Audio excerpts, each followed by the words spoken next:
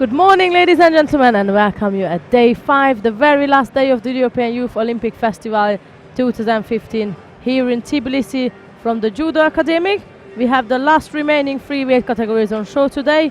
That will be the under 90 kilogram category and the over 90 kilogram category for the boys and the over 70 kilogram category for the girls. Let's see our draw sheets today. That's the under 90 kilogram category I will start with. 26 judokas on board today, with number 1 seeded being Simeon Katarina of the Netherlands, and he won a bronze medal at the Cadet European Championships in Sofia a couple of weeks ago. Number 2 seeded is Oleksiy Babenko of Ukraine, who finished 5th place. And on Pool D, also at the bottom side of the draw, we have the Georgian Oniz Saneblidze, who also claimed a bronze medal at the Cadet European Championships. So these are the names we will look out for, but as the previous day shown, we might have to come up with some other names by the end of the day. But these are the 3 names to start with for the beginning. Moving on to the over 90 kilogram categories, there are 21 judokas on board. We have Stefan Hagi of Austria as number 1 seeded. Number 2 seeded is Vladimir Kostic of Serbia.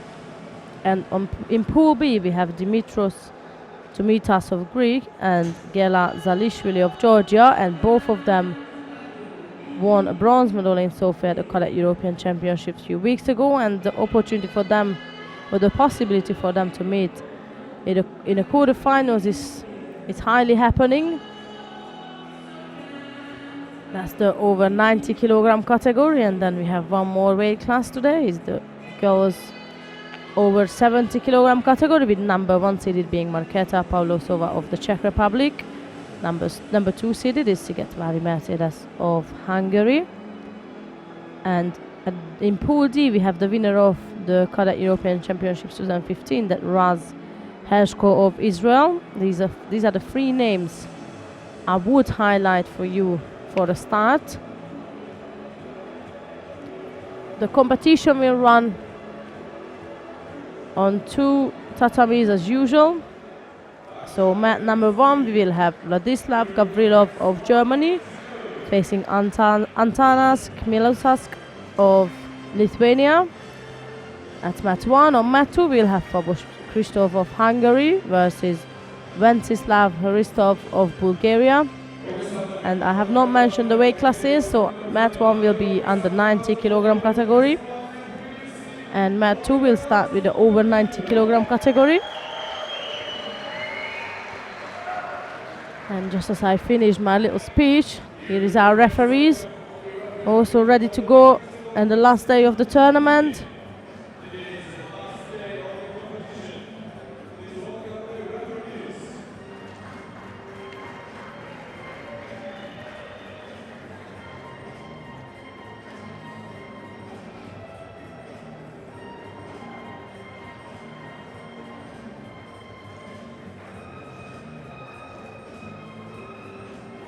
Just had a quick look at the draws, checking out the possibilities for Georgia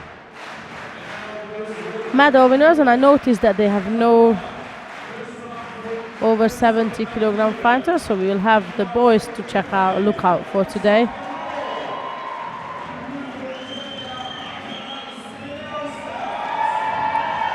Here are the players coming in first. On mat 1 is Gavrilov of Germany in white, and that will be Melis Suskas of Lithuania in blue. That is the Hungarian guy preparing to go on mat 2. That's Fabos in white. And behind him, there is Ristov of Bulgaria in blue. And we start on mat 2. So that's Fabos Christoph of Hungary in white and Ventsislav Hristov of Bulgaria in blue.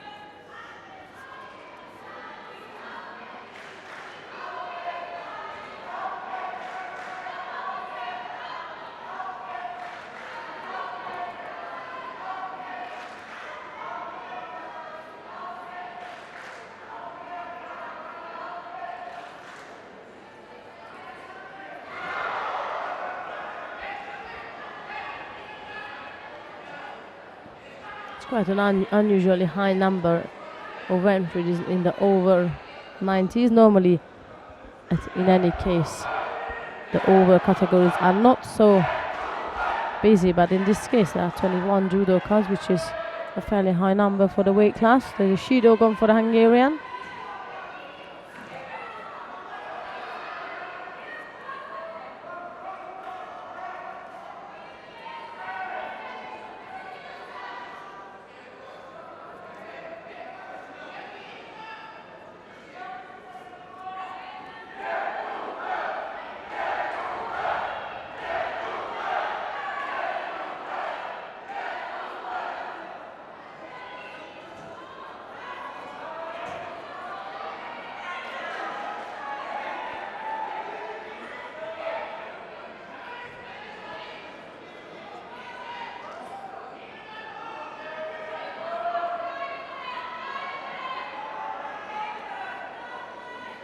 Risto is trying to pull the Hungarian in on the right side, and he's going first, aiming with a top grip, then settles around the waist, and then the Hungarian guy takes the grip off, and he's working in a waza now.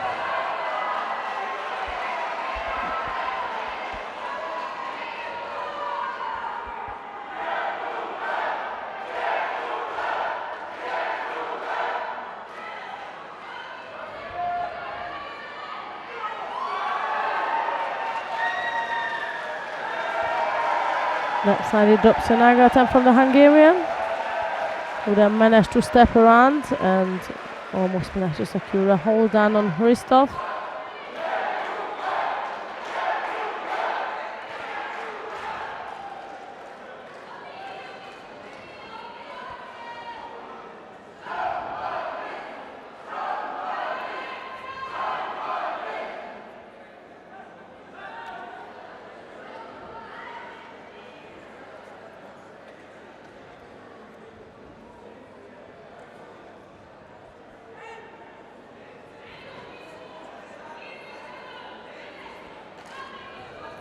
Two to one on penalties. That's in favor of the Bulgarian fighter. 20 seconds left to go now.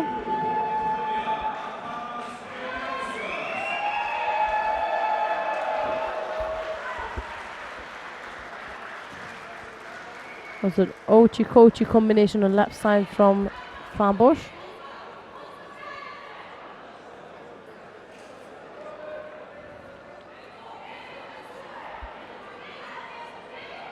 And there is the Hungarian again trying to work on the left side.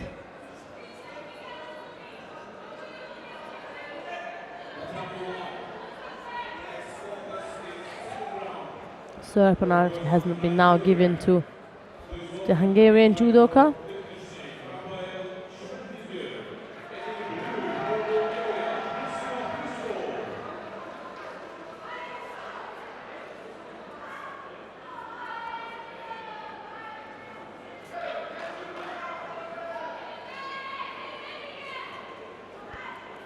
Left-sided Uchimata-Kochi combination. He steps out of it. That's Fabos.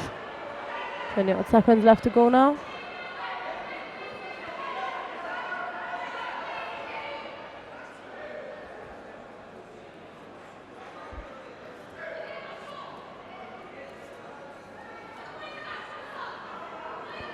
Ristov dropped down, and there is the Hungarian guy again aiming for a Shimewaza.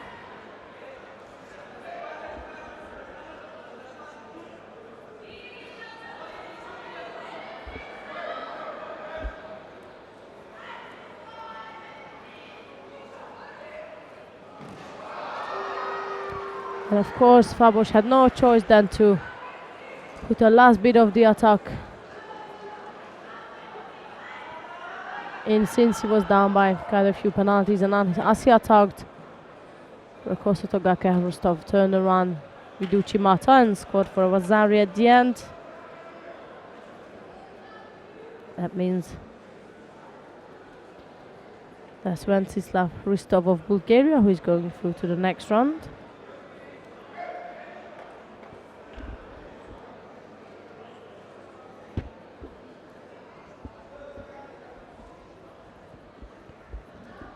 Coming up next on mat 2, that's Yahor Kukarenko of Belarus versus Dimitros Tomitas of Greece. That's still the over 90 kilogram category.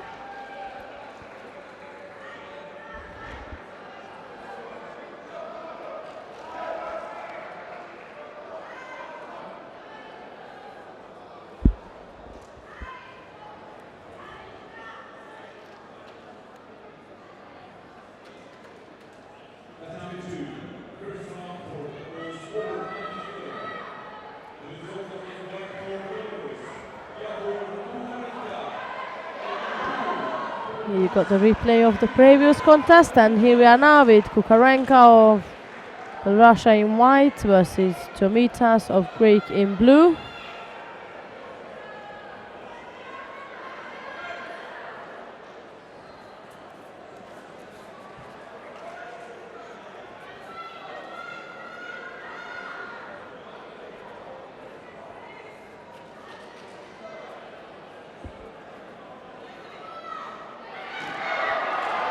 Great entry from Kukarenko, and not only a great entry but a great finish. Starting the finish very fast. Very fast first contest won by Yahor Kukarenko of Belarus, and even Tomitas cannot believe that. There's no way he was prepared to.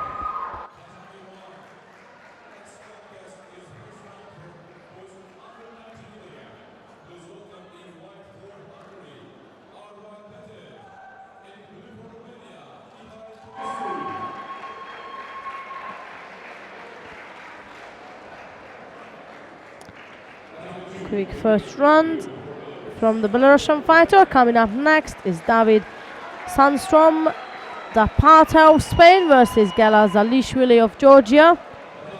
That will be Sandstrom Dapata in white and Zalishvili in blue.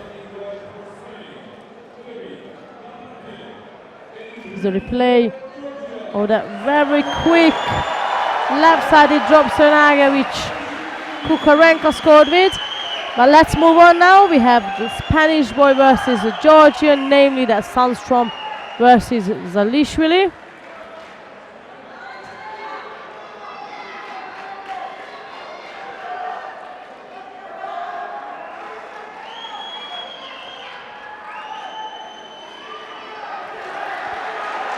Zalishvili also not wasting time.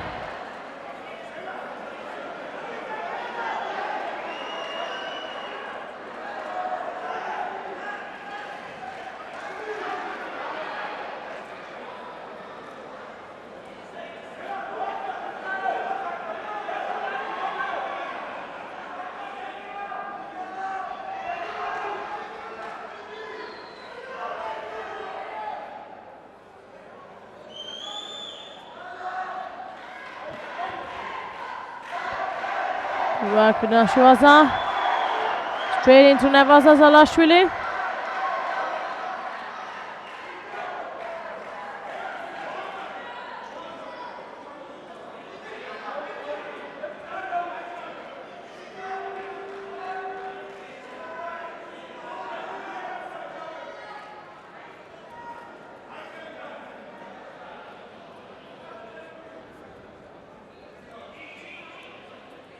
Settled on the right side, that's the Georgian, and the Spanish seeking to attack on the left side. The less effective attack, countered by Zalishvili for Wazari. And straight into Nevaza, heading down Sandstorm.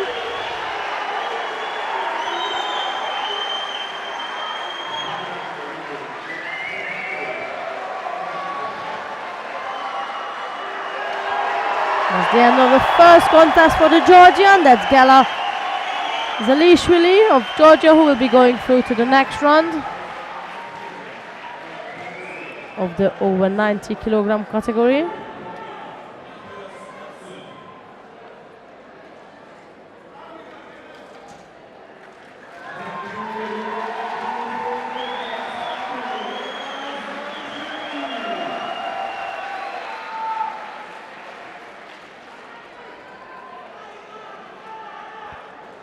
And as I mentioned this morning, Pool B of this weight category, we have the 2 bronze medalists from Sofia, and there will not be, as far as we're concerned, there will not be a quarterfinal in between us.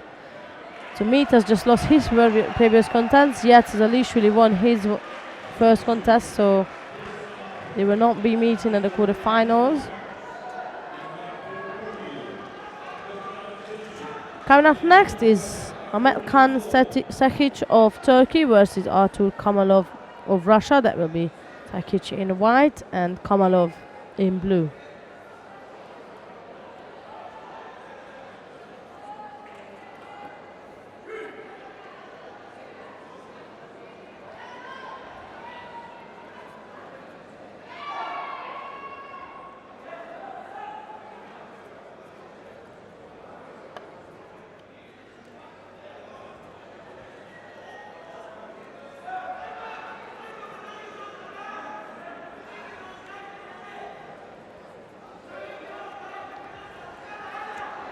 Right-handed Uchimata attempt, almost managed to get Sekic held on.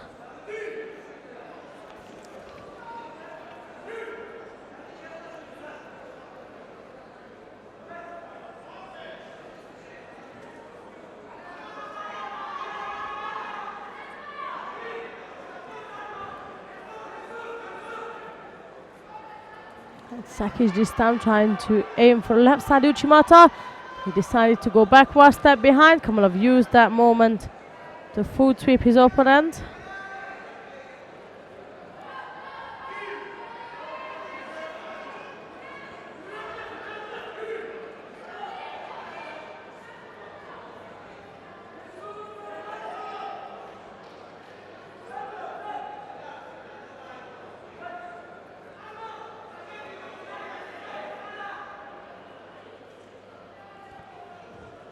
Looking a strong left-sided grip from the Turkish player. But Kamalov is trying to keep distance between. He's attacking on the right side, which got blocked off by Sekic.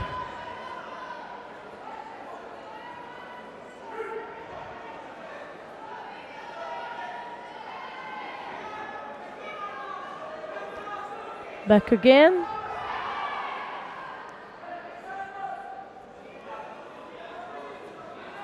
Left versus right position.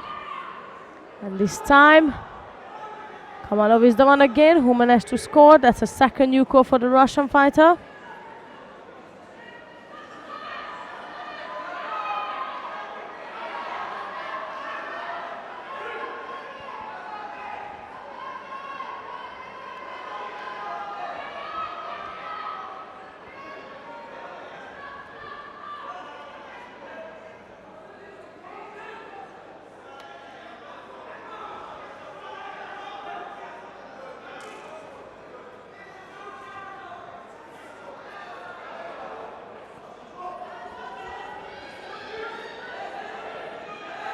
But again, a third Yuko for Kamalov.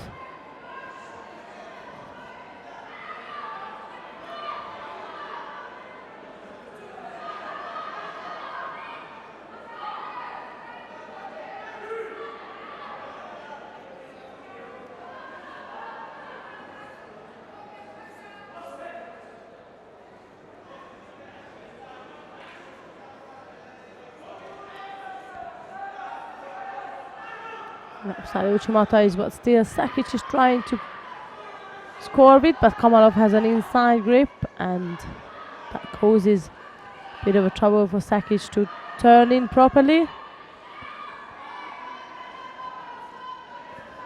Goes over the top now.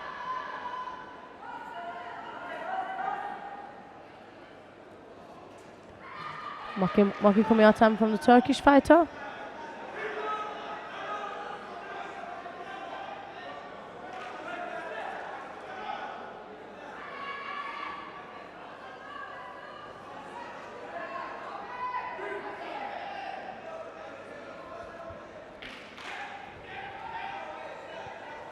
Under a minute now.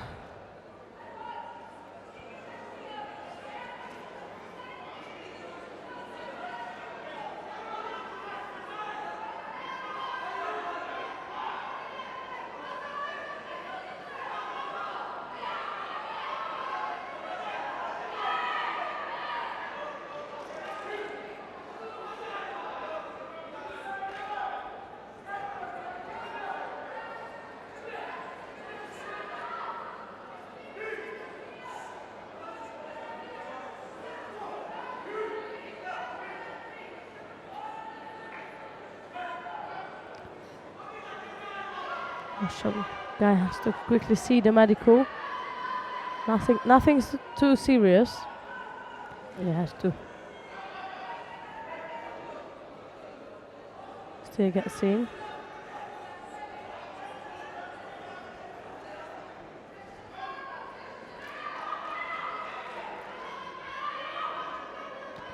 Here's the replay of one of the Yuko scores out of the 3. There is the second one. So there we have a nice run inside the Dogoshi.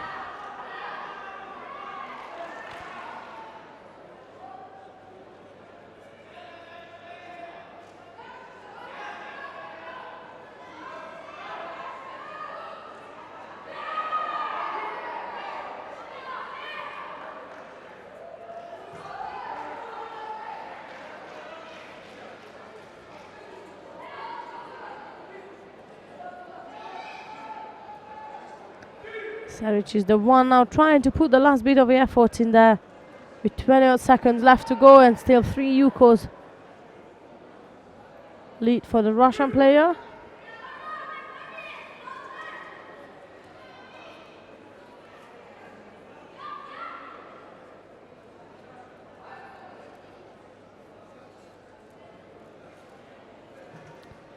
And it was Sakic again trying to score with left side Uchimata.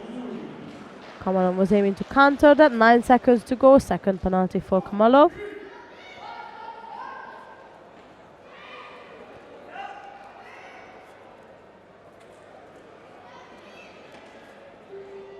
And that's the end of the first round for these two fighters, with R2 Kamalov of Russia going through to the second round.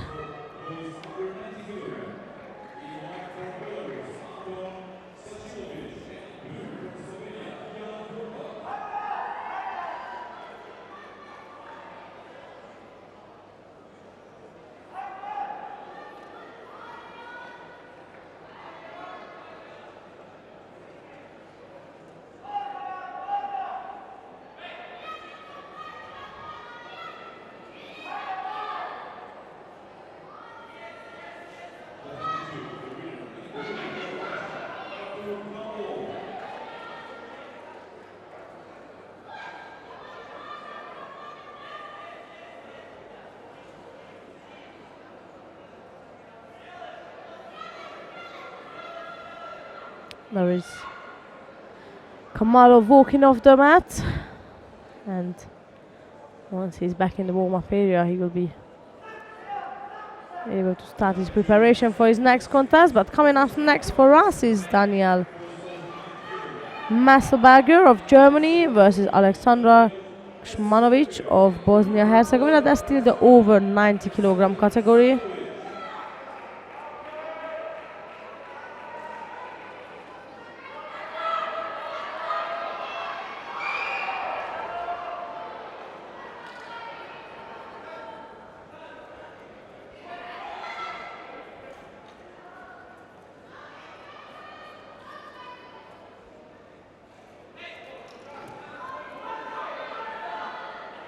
First attempt comes from Shmanovic.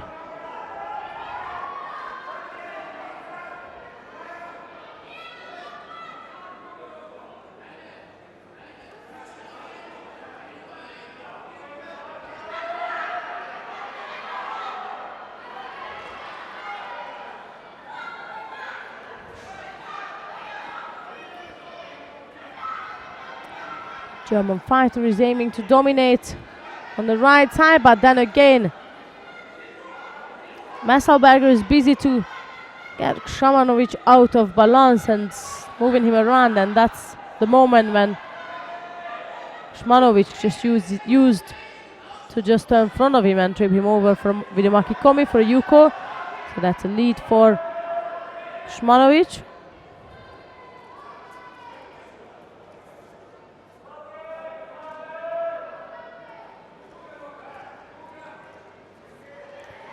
Uranaga attempt from the German fighter, and it was not only an attempt but a score for Yuko.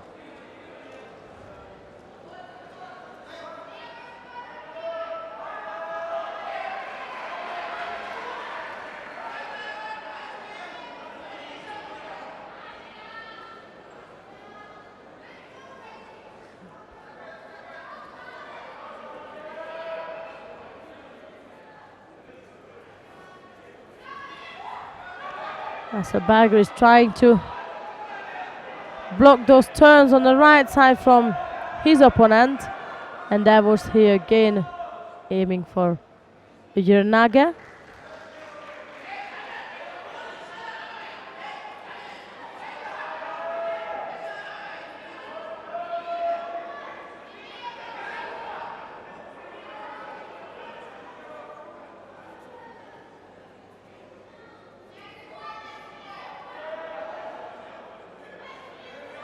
Right versus right again.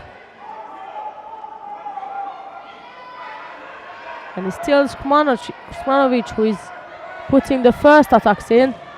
And Berger is aiming only to counter, and again he got caught. Another Yuko and the Nosai Komiwaza immediately.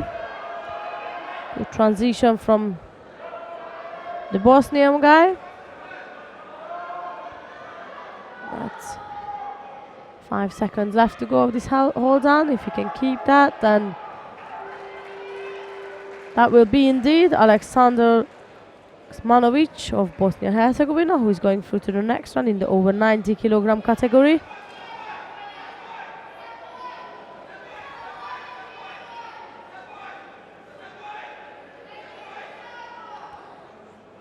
And that's all the first round of this weight class, as we are moving into the second round now.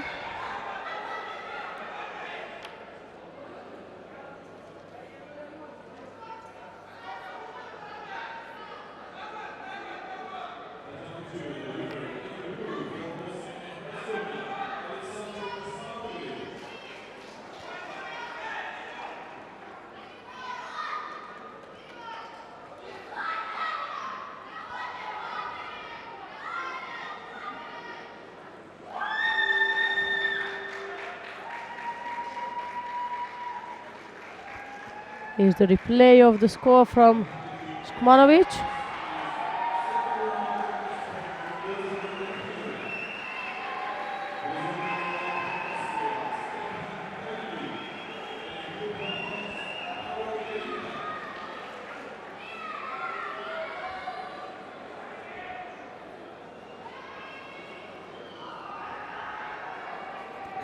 Here we are, the second round of the over 90 kilogram category. Stefan Hedjo, Austria in white, and Tano Keita of France in blue.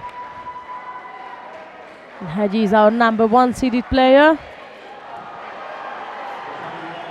Quick start. She was a counter for Yuko, and there is the hold down.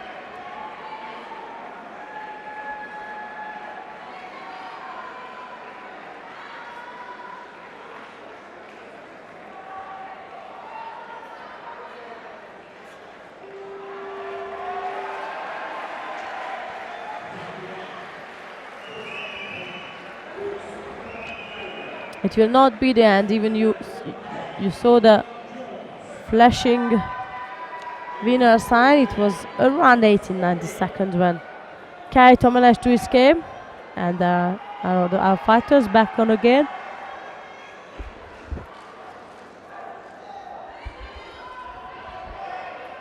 It's a 1-0 Yuko lead for the Austrian, who just countered again the French boy. And there he's heading him down again this time.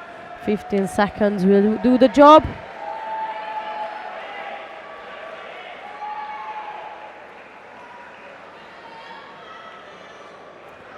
And this is it. That's a Bazaria Wazata Ipon for Hedji. Our number 1 seeded is through to the quarterfinals of the over 90 kilogram category. And he will face the winner of the next contest coming up.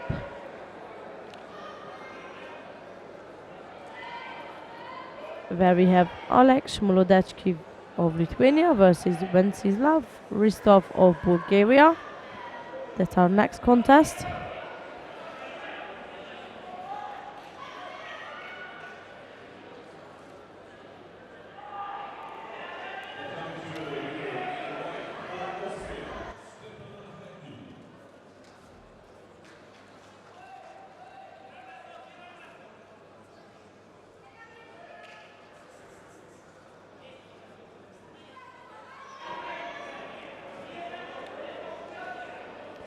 And he's one of the names to look out for today.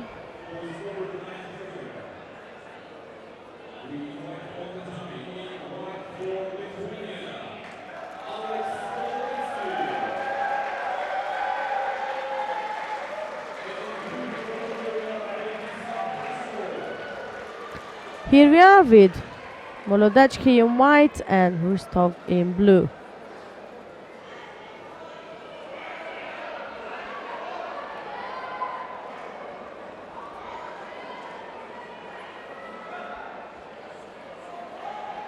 It's really nice to see that we got such an amount of parents in the venue. They come all the way from Lithuania, from the Netherlands. I've seen some from Belgium, Sweden. It's really nice that they also make the effort to come and visit the young ones fighting at the A-off.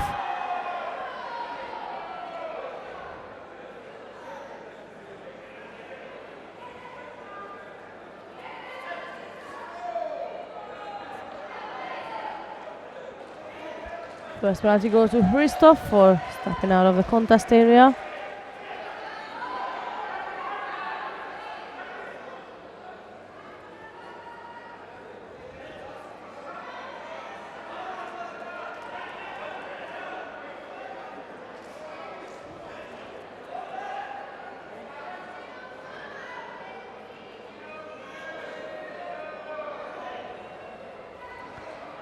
Stone was aiming to attack on the right side.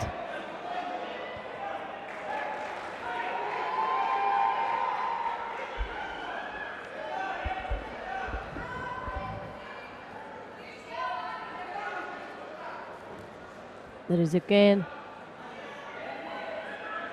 Ristop turning in on the right side, goes blocked off by Molodechki.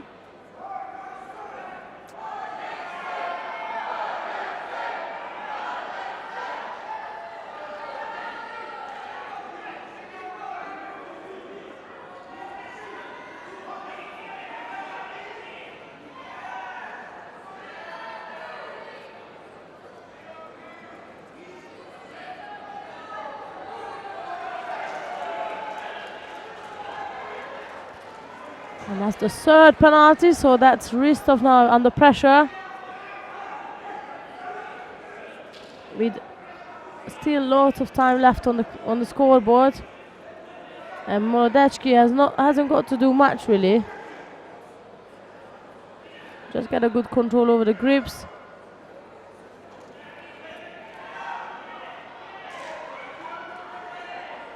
It's the first penalty for the Lithuanian.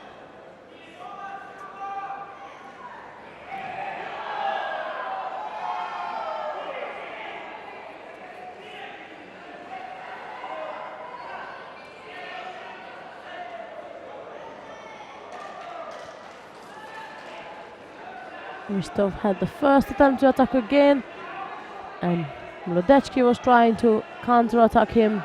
Under 2 minutes now.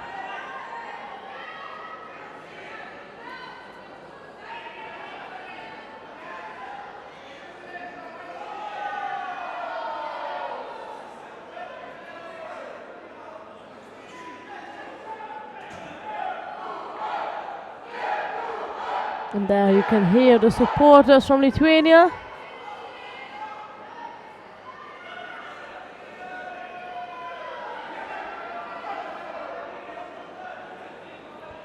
That's again Ristov to leave the contest area. Of course, Molodechki pressured him to do so.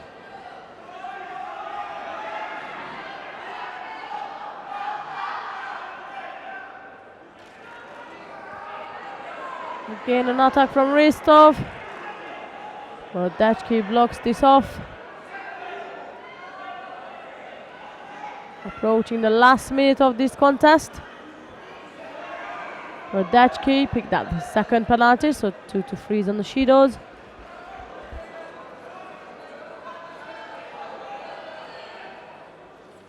And there it was again, Ristov attacking. Molodechki just got hold of him, pulled him close to, and counter-attacked him.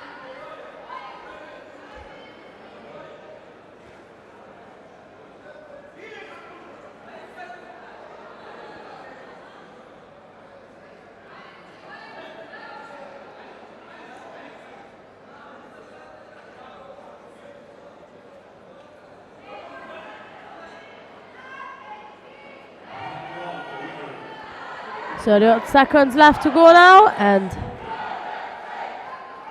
still Molodechki is the one who is leading. There we could see a Nuchimata attempt on the right side.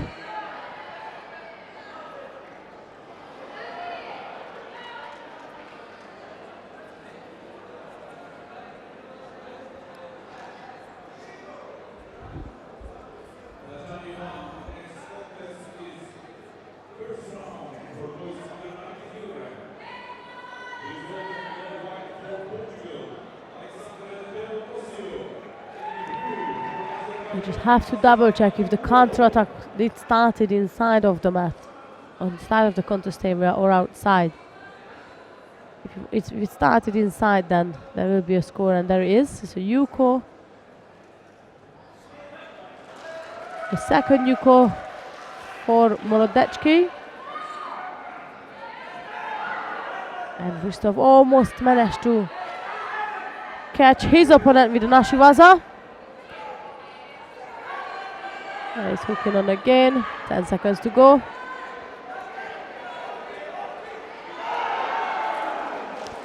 And that was another close attack at the end by Ristov. He tried to pull Molodechki over with a Koshigurum on the right side.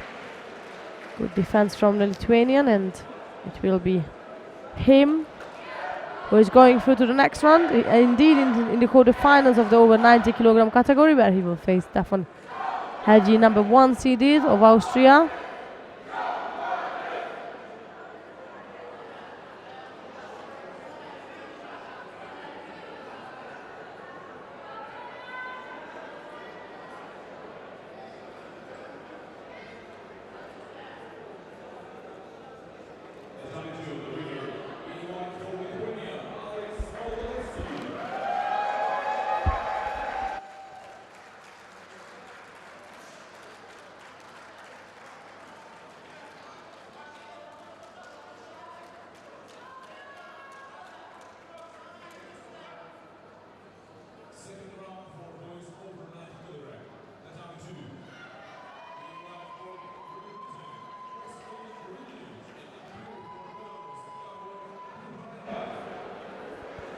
Coming up next on mat 2 is Vesely Grinic of Great Britain versus Yahor Kukarenko of Belarus. That's still the second round of the over 90 kilogram category.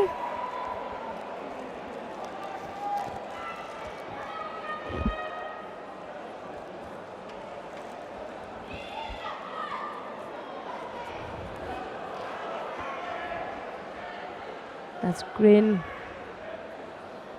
in white and Kukarenko in blue.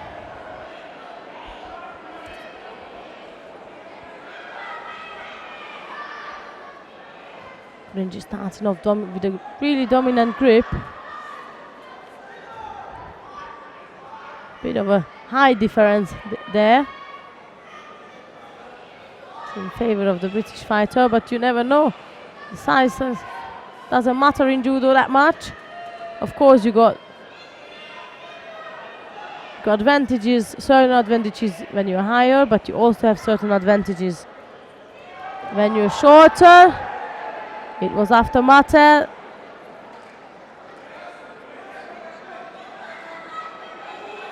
Just as an interesting fact, it was Vesely Grinic who carried the British flag at the opening ceremony of the 2015 AOF. It's been a week ago almost, so had to wait a round before he could fight.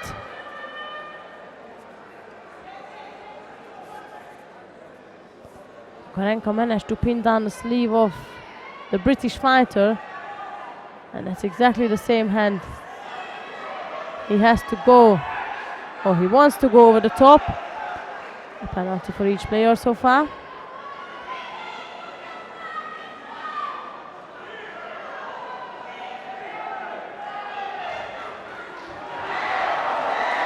Very fast entry from Kukarenko, and this is what I said, you got your advantages and disadvantages with the height, and you just have to use it in your favor.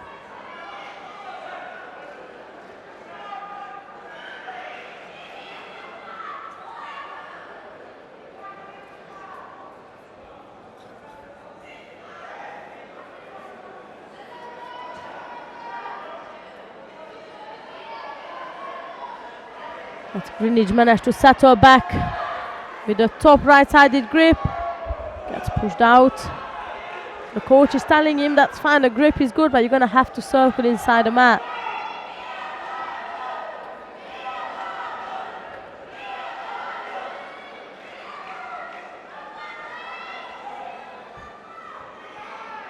Both players are very cautious on getting the grip. They're just waiting for each other. Are you going to start? Then I will follow you. There's another top right-sided grip from the British player.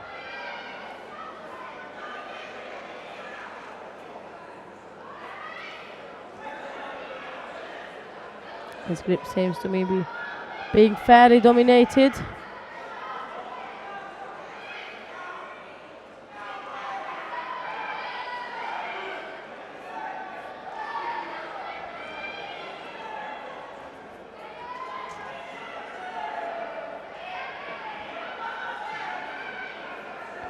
Neither of them is doing so much. But that's again Greenwich who ends up stepping out of the contest area.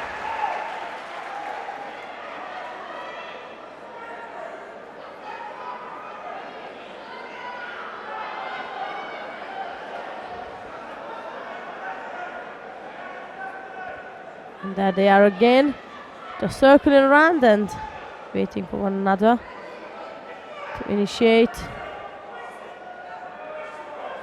And this time the British fighter is under pressure. That's 3-2 on the Shidos, and that's indeed not in favor of Greenwich. Drops an egg on the left side from Belarusian.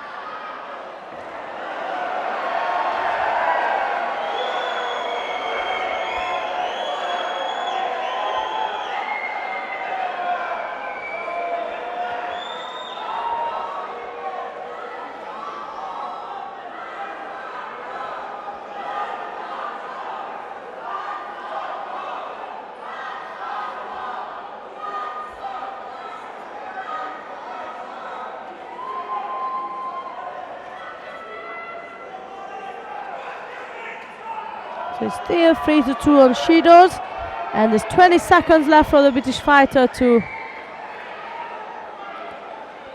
score or put Kukarenko under pressure. 10 seconds to go. And again Kukarenko managed to control the grip. That's all he needed.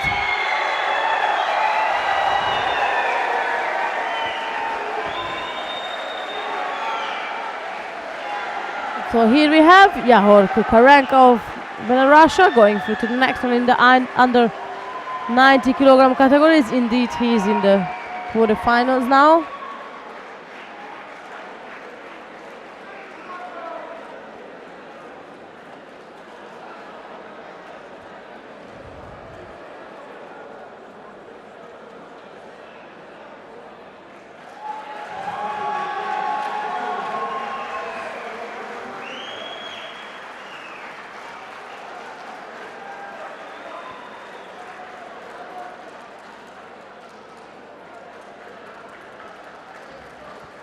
Right, coming up next is Gela Zalishvili of Georgia versus Ene Marinic of Slovenia.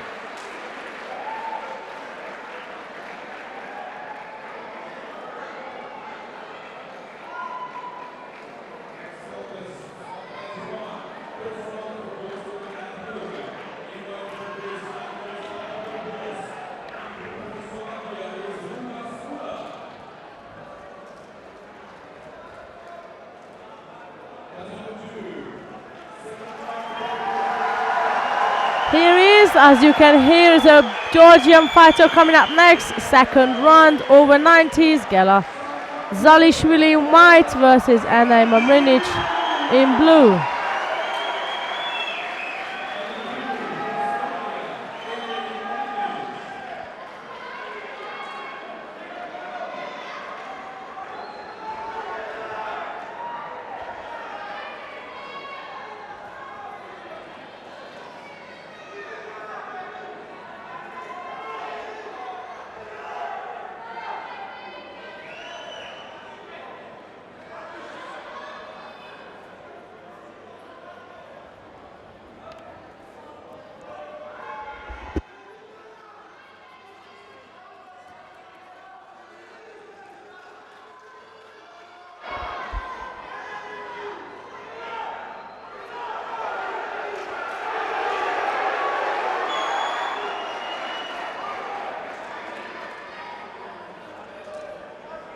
Zalishvili trying to counter-attack his opponent.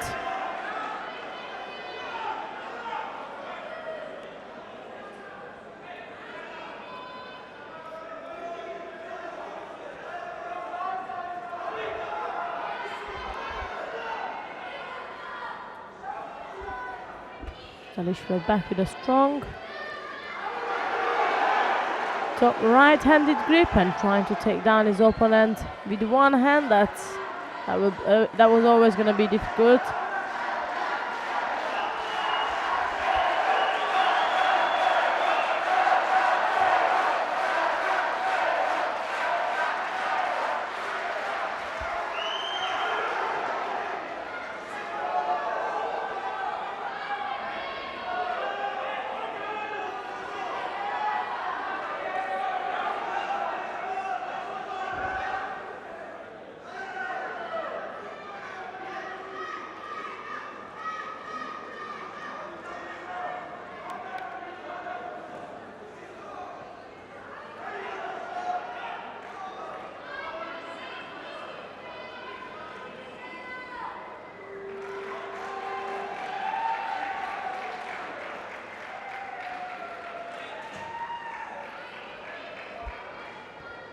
We are waiting for some decisions from a head referee.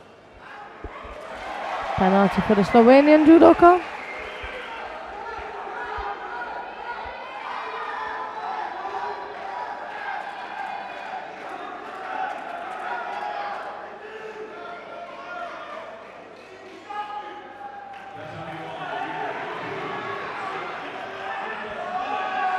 Marinic is pressuring Zalishvili at the edge of the mat. Physically he was pushing out his Georgian opponent, and there he's going for right-sided Mokikomi attempt.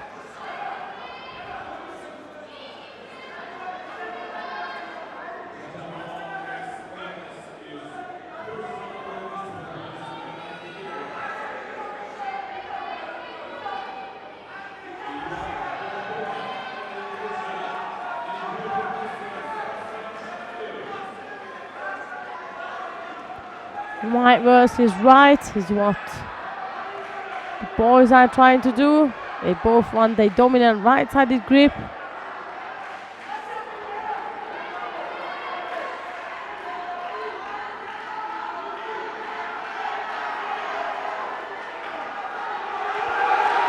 Also the Waka attempt from the Georgian.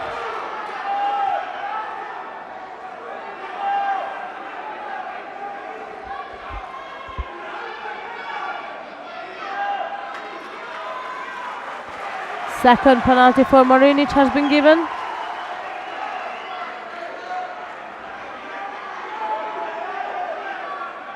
There is again Zalishvili. Strong right-sided grip. And Marinic decided to go on the left side, which was used by Zalishvili to finish off his Uchimata attempt. He couldn't get the sleeve pulled in enough to actually score with it. It was so far the most dangerous attack of the contest. And there is Marinic again, decided to go left. He was fighting right-sided at the beginning, and now the last previous two occasions he decided to go left, and he got into two dangerous situations, which of the second one ended up he got countered by Zalishvili. So we have the Georgian fighter into the quarterfinals.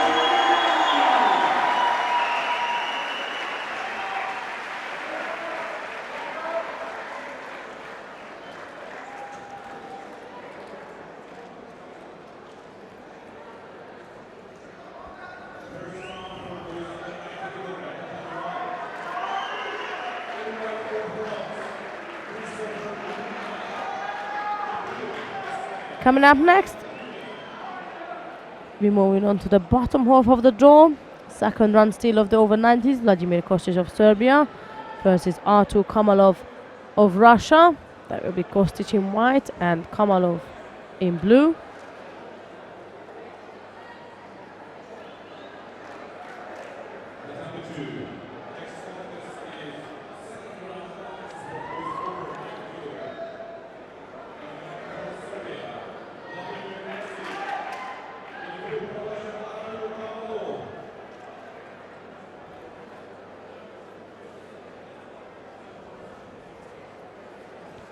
Here we are with Kostic in white, Kamalov in blue, and that's Kamalov, who had a contest already against the Turkish opponent. But for the Serbian fighter, this is his first contest of the day.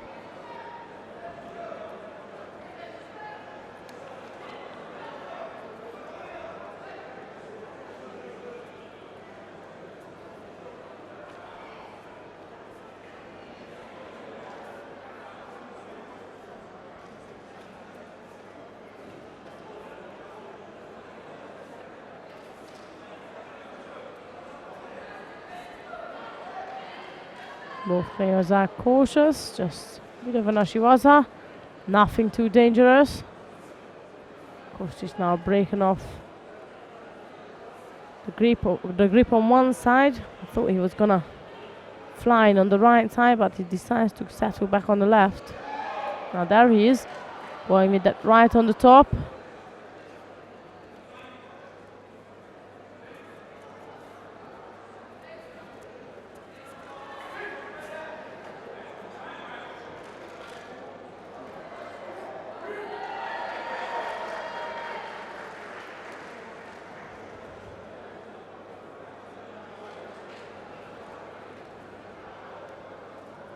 This time he's going on the left side, so that proves that Kostic is comfortable to go either right or left. Now he was going for left side.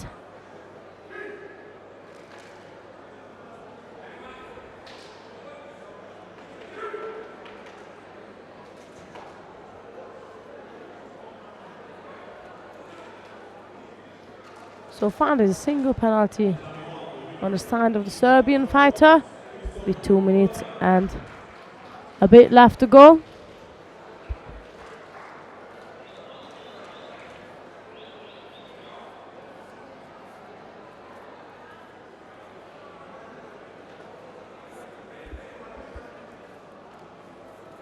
And there's a right side attack this time.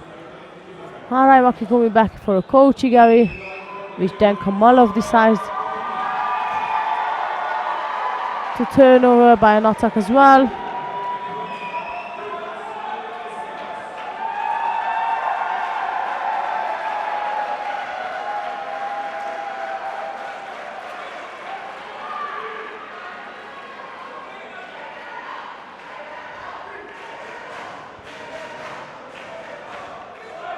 Now there's a penalty for Kamalov as well, so back to where we started off with 1:30 to go.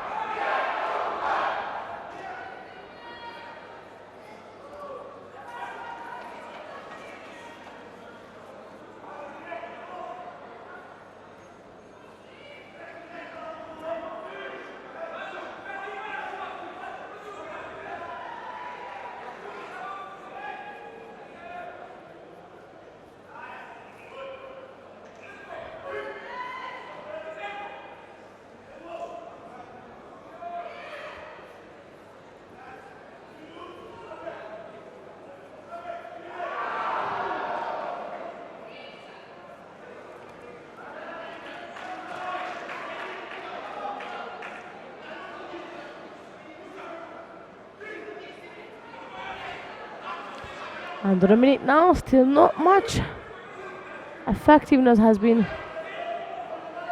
delivered by the two of them. There is Kostic, now decide to go again on the right. Strong right-sided grip, but every single attack Kostic makes, Kamalov managed to defend.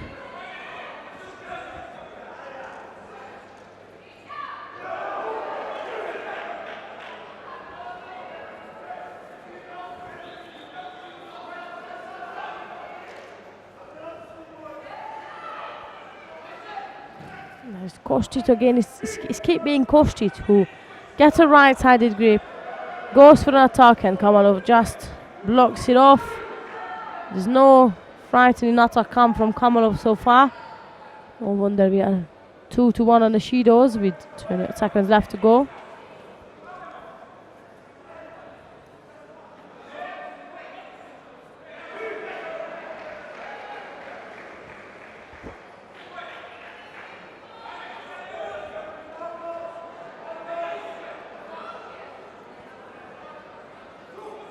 Third penalty to Kamalov with 13 seconds to go.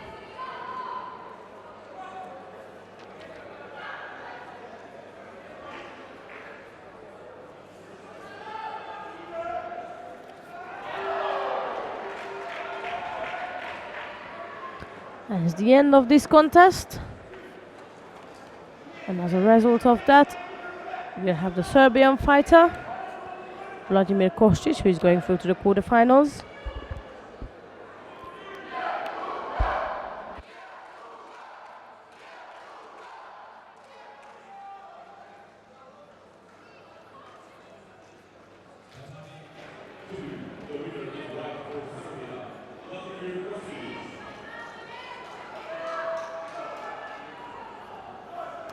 Coming up next, till the second round of the over 90 kilogram category, Rustam Kotiev of Azerbaijan will be facing Vladislav Bereska of Ukraine.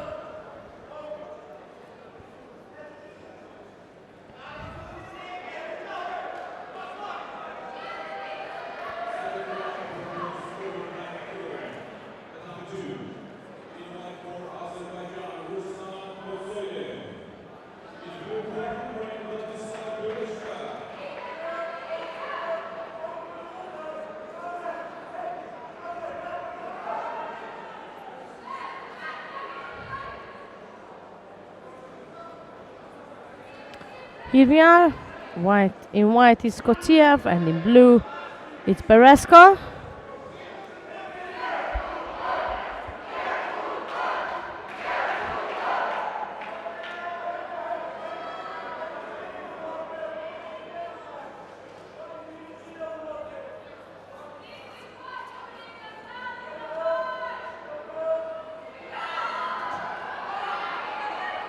Kotiev gone over the top. And as he was aiming for a Sumigashi attempt, he got stuck underneath of the Ukrainian opponent, and now the Ukrainian fighter is heading down. Kotiev.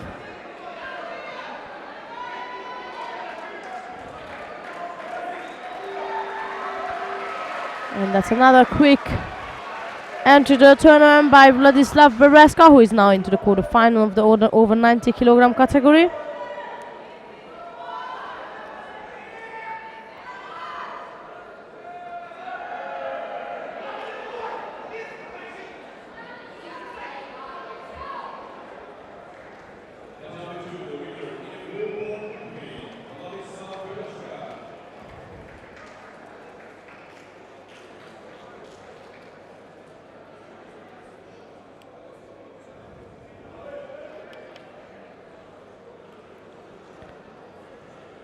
Coming up next, still the second round, Marco Truffaut of Italy versus Sergei Rumchantsov of Latvia.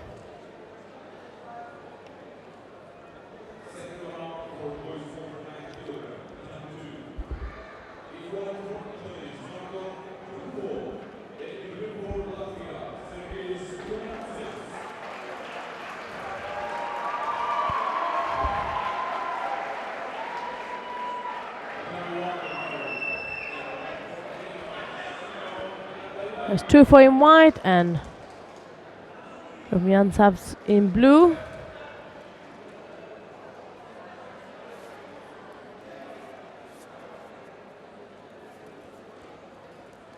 Salute Mata. Start from the Italian.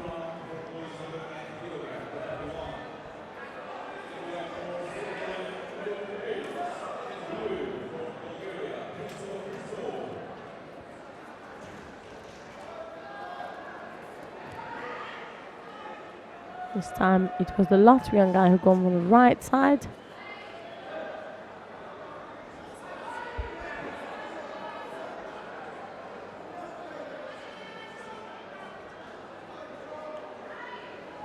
And this time we switch to mat number 1.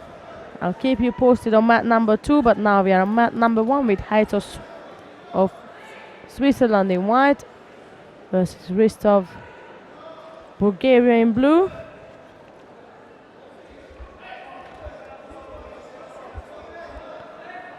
And noticing the surname, we have the brothers He had Ristov already in the over 90s, and this is the under 90s, so I'm pretty confident to say that they are brothers, but I will double check that later on for you. For now, that was a coachy attempt from the Bulgarian fighter. And a very quick finish by Hayes. Quick Shimewaza to end his contest.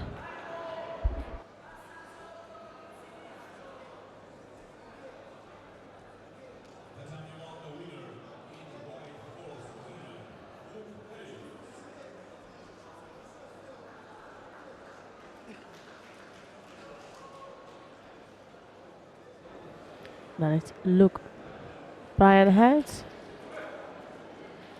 from Switzerland. That was the coachy Gary attempt, and Bulgarian fighter was not aware of the transition and has just caught it.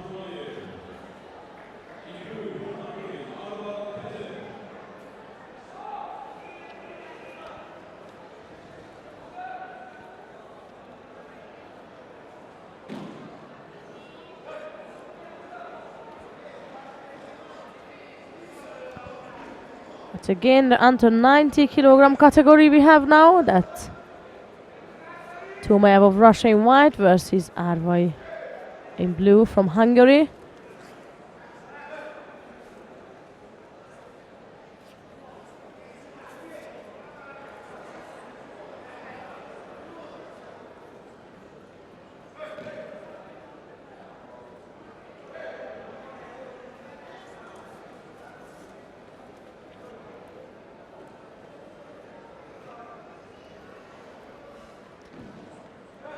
Start from the Russian fighter, his left side Uchimata. And there is a one again. Very effortlessly. He stunned his Hungarian opponent for Ippon by a left side Uchimata.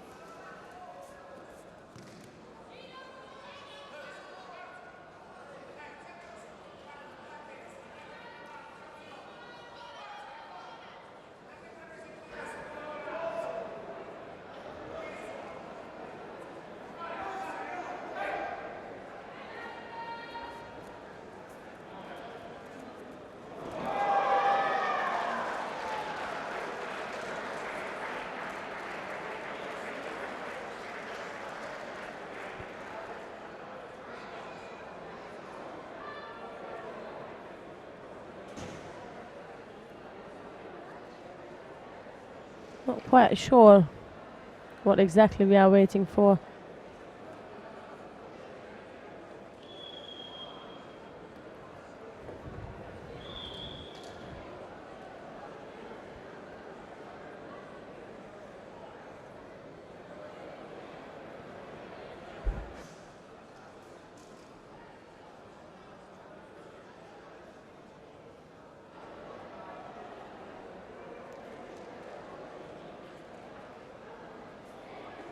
And I promise you to update from that too. It was the Latvian boy, Rumjanic, who won the contest.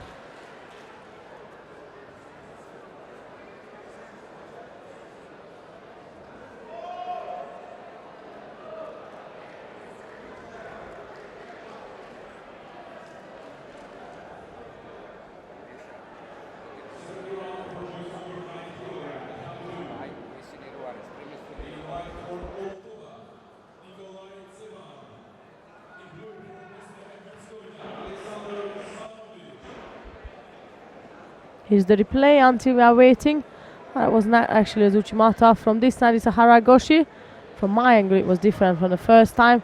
But regardless, it was a really nice throw from the Russian player. There is Tomayev bowing off after winning the first contest. And indeed taking his spot to the quarterfinals.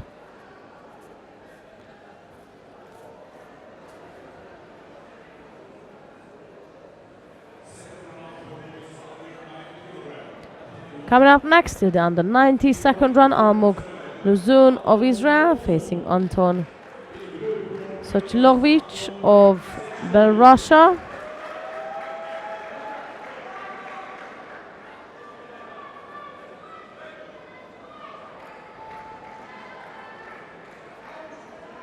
So there we have Luzun in white and Sochilovic in blue.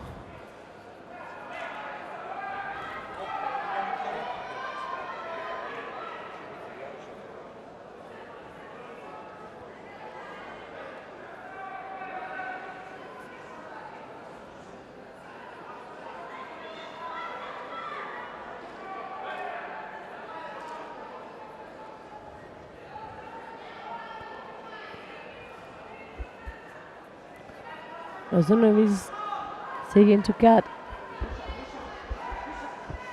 a comfortable left-sided grip.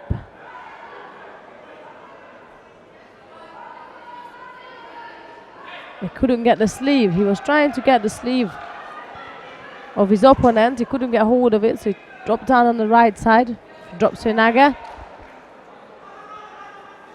And Sochilovic picks up the penalty.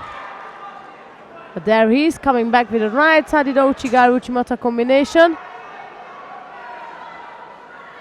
And Luzun again goes for a drop to Naga, but this time on the right side. There is the Ouchigari again, moving back for Uchimata. And there is the Sumigashi to finish off his attacks.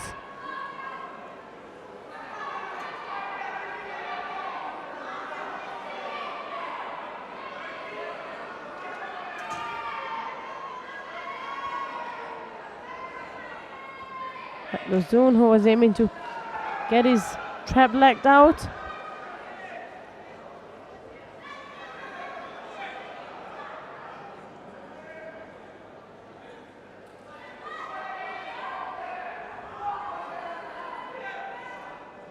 There is again the Belarusian going for the Ouchigari.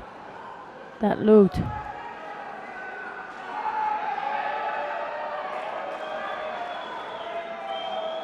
good until he got his top feet.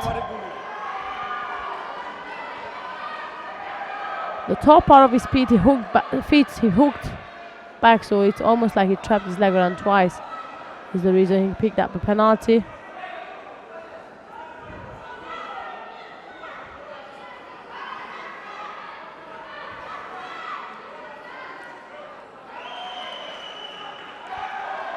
It's another right-sided drop to Nagatan from Luzun.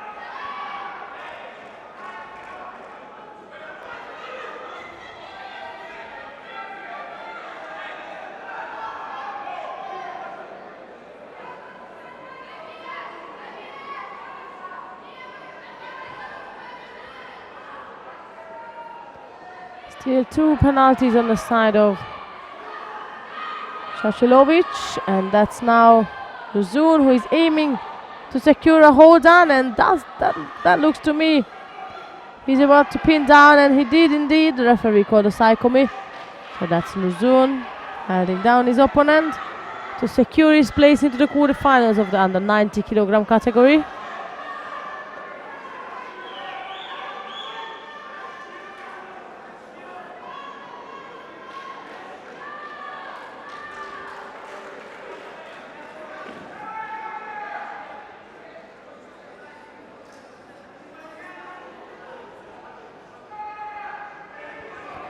And he indeed managed to hold down Sochilovic, so Mogluzon of Israel is also through to the quarterfinals of the under 90 kilogram category.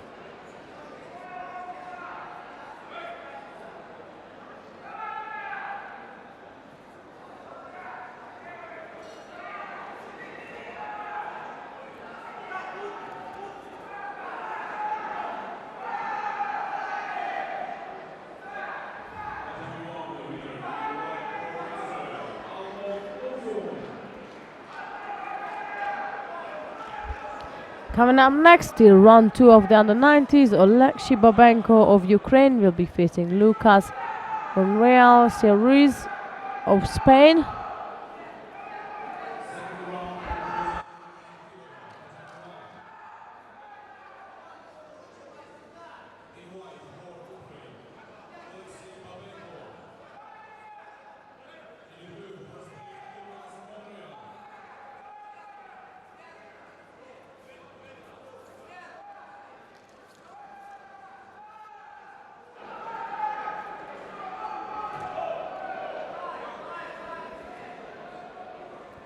Here's Babenko in white and Monreal in blue.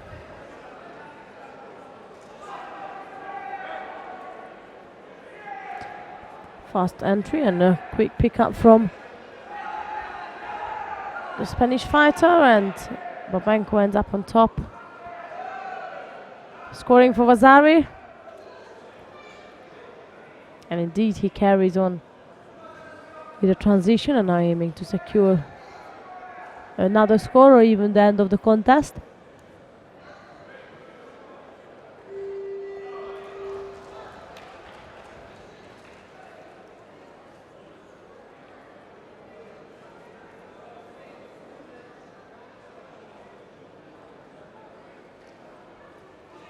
Nice Uchimata from Monreal, countered by Babenko. Vasiliev has a tape on. Quick first fight from Oleksiy Babenko of Ukraine, who is now also through to the quarterfinals of the under-90s. And he'll be facing the winner of the upcoming contest, which will be Alexander Teodosio of Portugal. And he will face Lukas Kurak of Slovakia.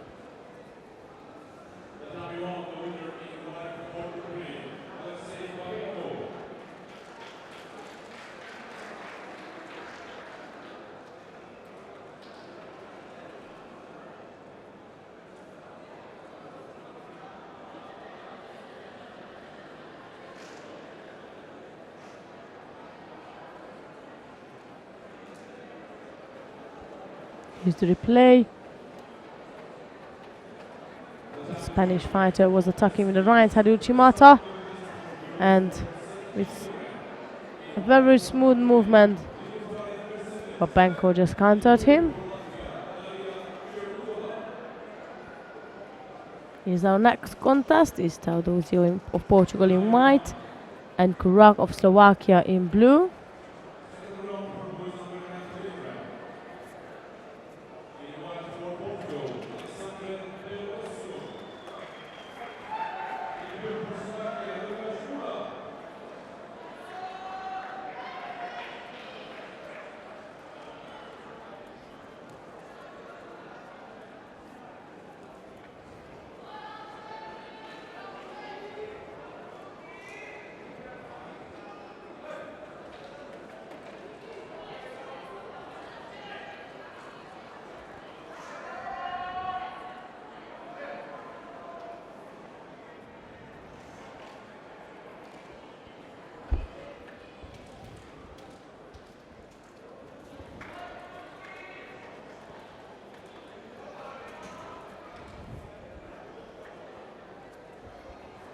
That was the first attack from Kurak, going for left-sided Makikomi and got caught up in Nevaza, and that's now the Portuguese who is aiming to end the contest with the Shimevaza.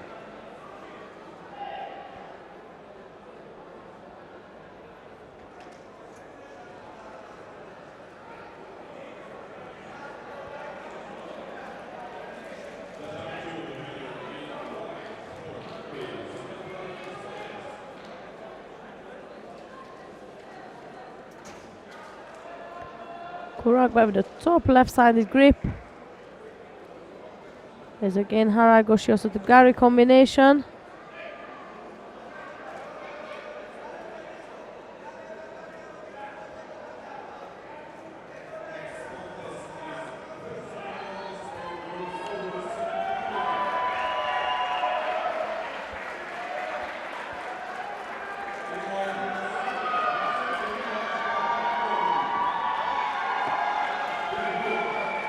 time Carlino was initiating the attacks, and there he's straight into Nevada.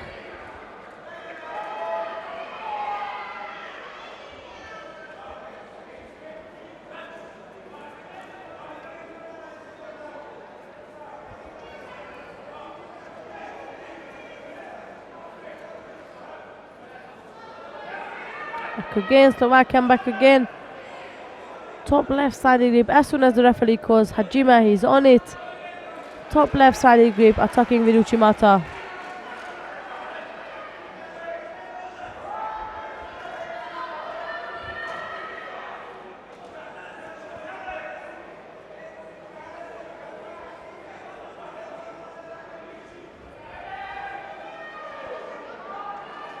In the meantime, that's Teodosio who picked up the first penalty.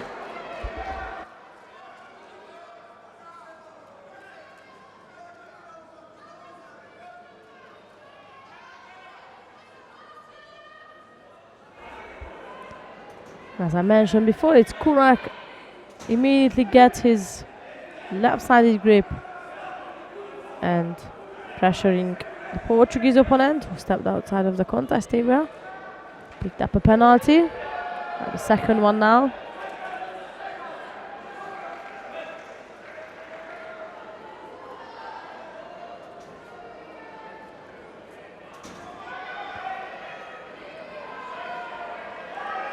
Carrillo was trying to go on the right side with Uchimata, but Kurak has a strong top left arm glued on the top of his upper body and around his neck almost, which makes it really difficult for Carrillo to turn him properly.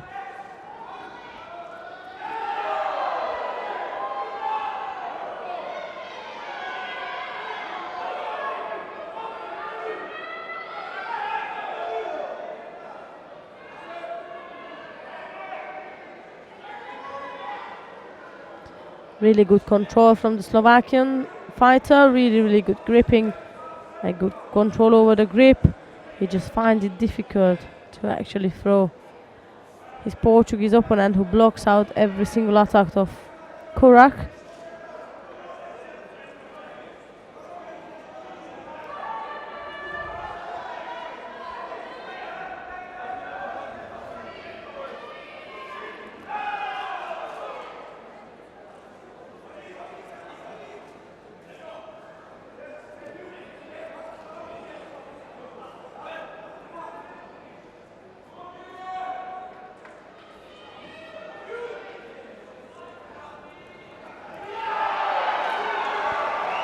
This time it's Kurak who is decided to work in Nevada.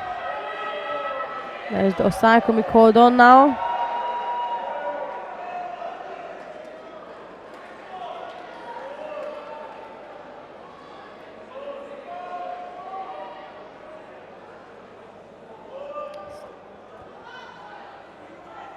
Teodosio decided not to try even so hard. He felt the strong pressure of Kurak.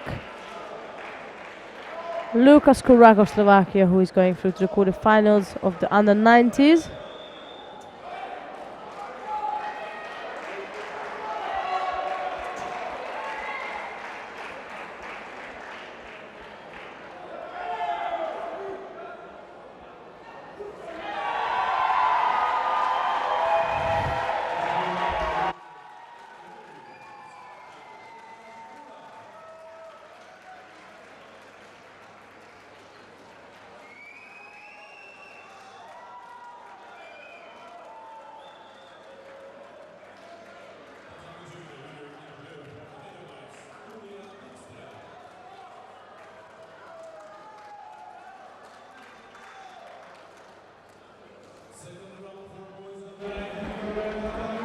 Coming up next is favorite of the home crowd, Onis Sanablida of Georgia. He will be up against Eric Riciak of Poland. So that will be Sanablida in white and Riciak in blue. That's still the second round of the under-90s.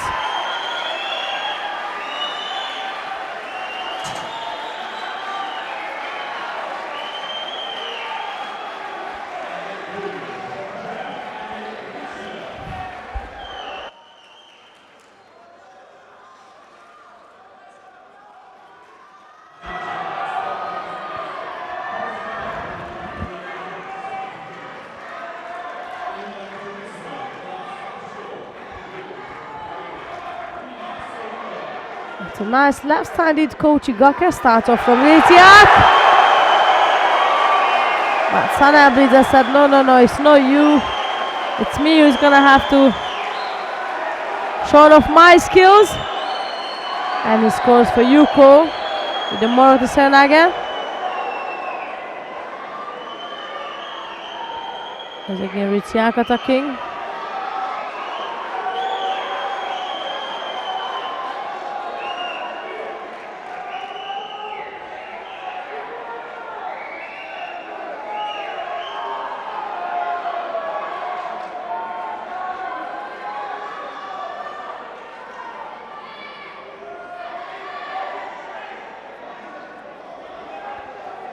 Sanabliza picks up a penalty for pulling his arm away from his opponent. So that's basically that he didn't want to engage with the gripping. Is what the referee was indicating. Another Kochigari attempt.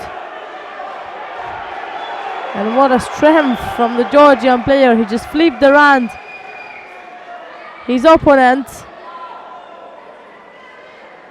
Tried to secure a hold on.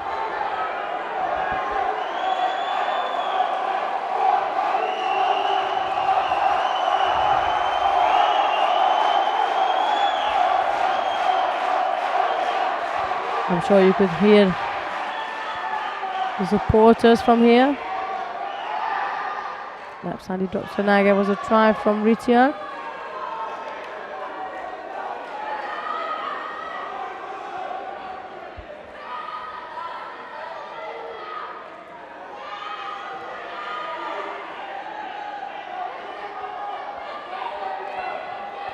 Repechage is back with the top right-sided grip and then tries to go underneath for Tomoenaga. Sanabliza seems to be really strong. Anytime Repechage turns in, it's like he turns into a brick wall.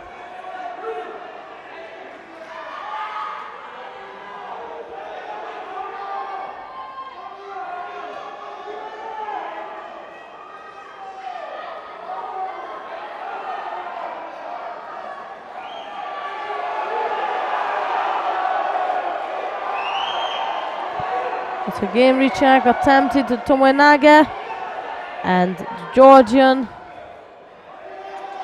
just stood there.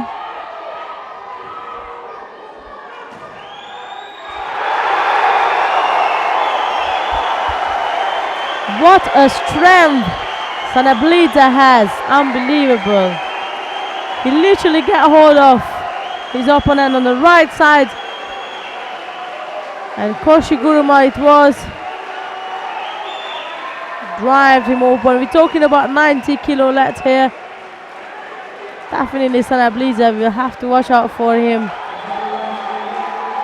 for the rest of the day.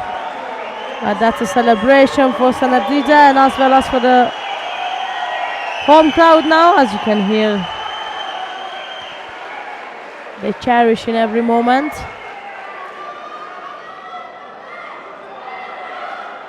Here it is. Look at the angle he's able to. It's almost unbelievable what angle he pulled through Repechage from. There it is.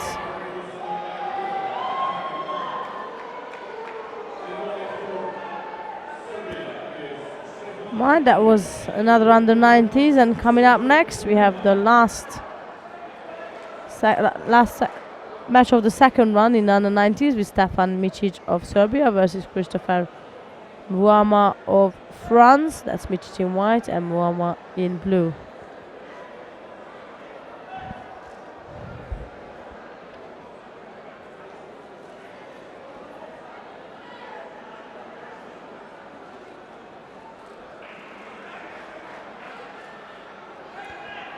Beautiful left side Uchimata attempt from the Serbian.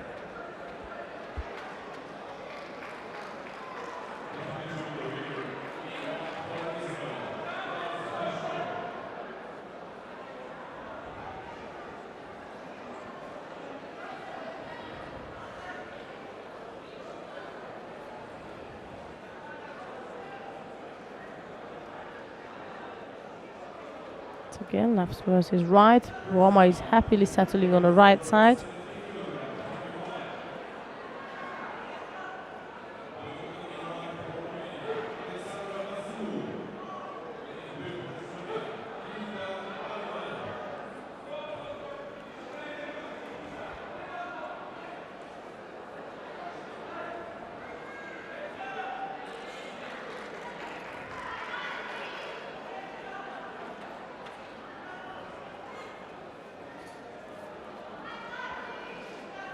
This time the French guy managed to get an inside grip, which might make it a bit more interesting now for him.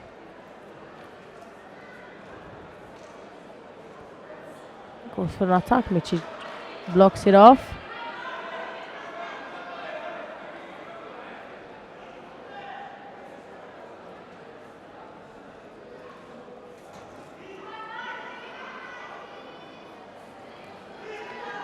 Top right from the French guy, and this time he opens up slightly more. Moves around a bit more as well. But Mitch is frozen his left side Uchimata and managed to catch Mvuama for Yuko.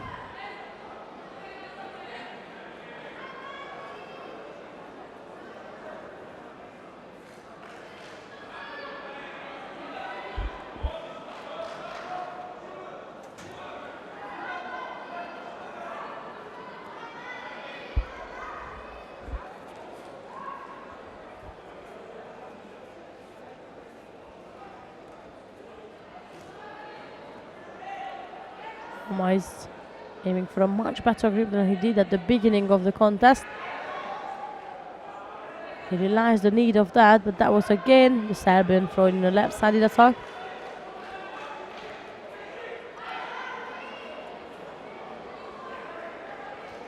Penalty for the French fighter.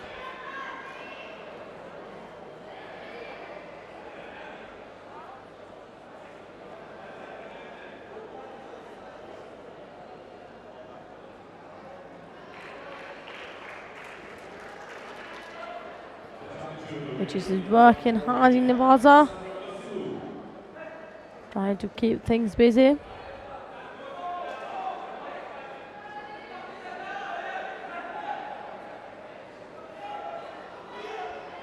This time Move going over the top on the right. That can be dangerous if Michi throws his hips again across on the left side. For now, the Serbian is trying to keep a distance rather than throwing in his attacks. That's a penalty for Micic. That's again Muama. This time he managed to step out of Micic's attack. He knew it was gonna come. If he goes over the top, he knew that was gonna come. And there it was. And Muama managed to step off.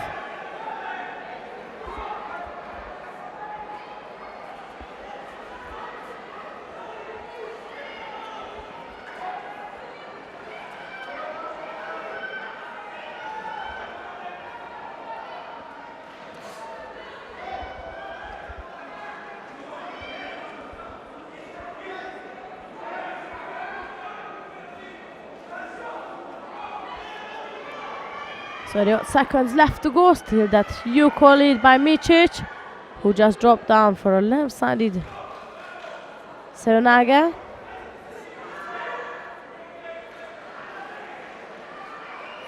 Move up back on the top with the right. Also Togari. A famous French action.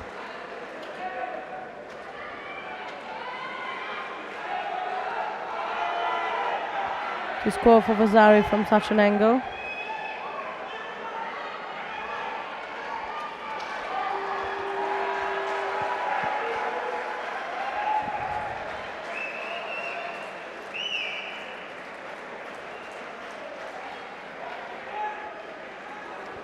Eight seconds left to be exact. Second penalty for Micic. And there's a last bit of an attack. Left side he drops a Naga to get that 8 seconds to go as fast as and as safe as possible.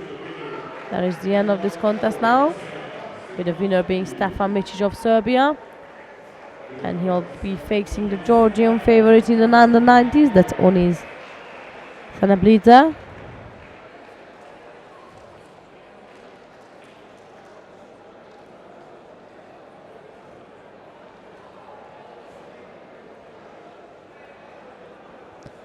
I believe we are going to change mat as there's a Georgian fighter coming up on mat 1.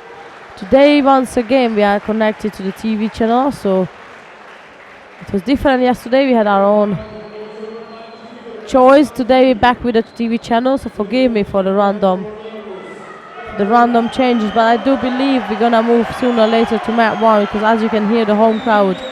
There is Gela Zalishvili is coming up in the over 90s. And here we are, Kukarenko in white and Zalishvili in blue. And this contest is into the semi-finals, a very important contest for both players. And very intense.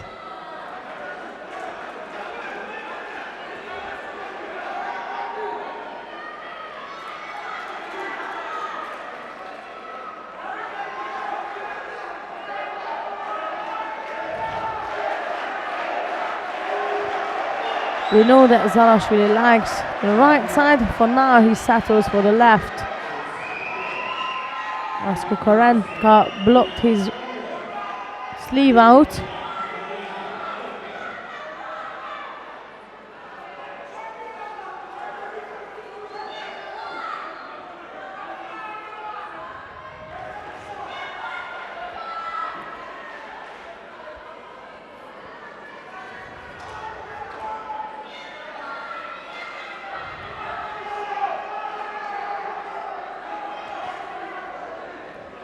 More of a strength for there.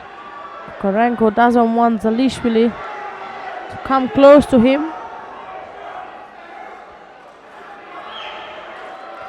Penalty for the Georgian and as well as for the Belarusian, so both getting the penalties for not being so active and not engaging much. Zalishvili would love to engage, but on the right side, which Kukarenko makes it difficult, as he is the one blocking his side out. Quite a few attacks there, and now we are into Nevaza.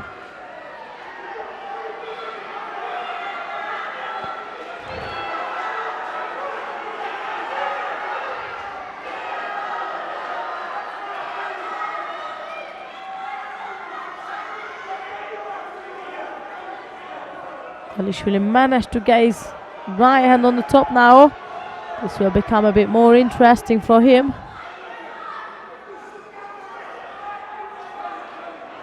This is his real dominant side.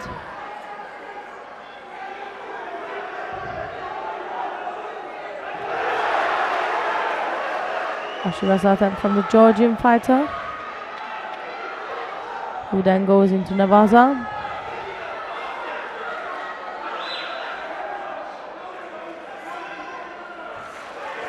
The second penalty has been received by Kukarenko.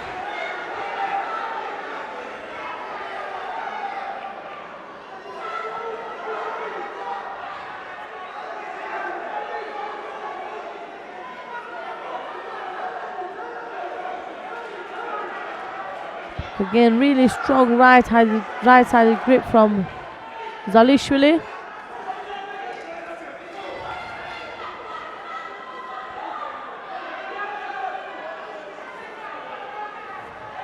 He's again top right, danger for the Belarusian.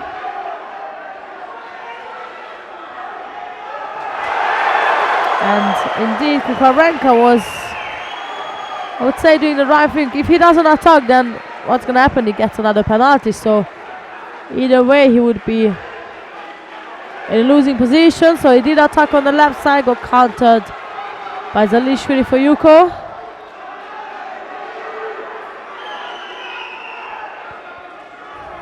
Here we are again. Strong top right from the Georgian.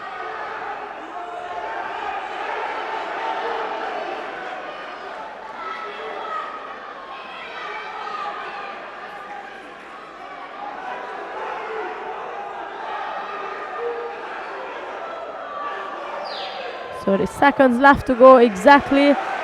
Serve penalty for Kukarenko. With that top right hand, Zalishvili makes it really impossible for Kukarenko to do almost anything.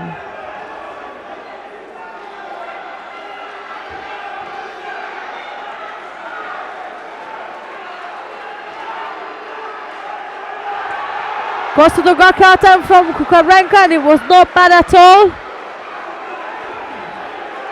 Zalishvili was gonna go for an Uchimata, but Kukarenko was well hooked in.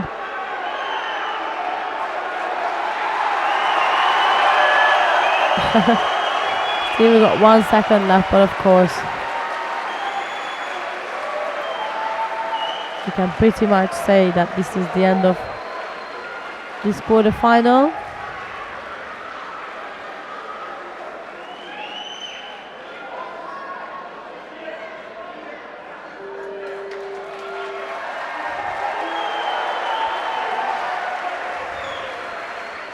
So here we got the first semi-finalist for Georgia. That's namely Gela Zalishvili in the over 90 kilogram category.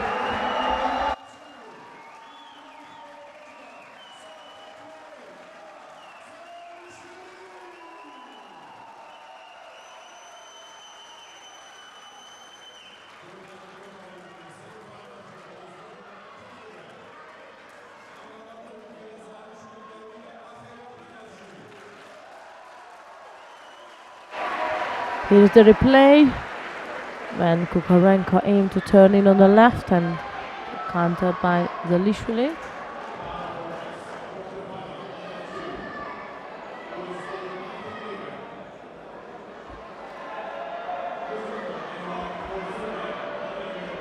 And a celebration of the home crowd. Right, we staying on mat 2. We got Kostic of Serbia in white and Berezka of Ukraine in blue.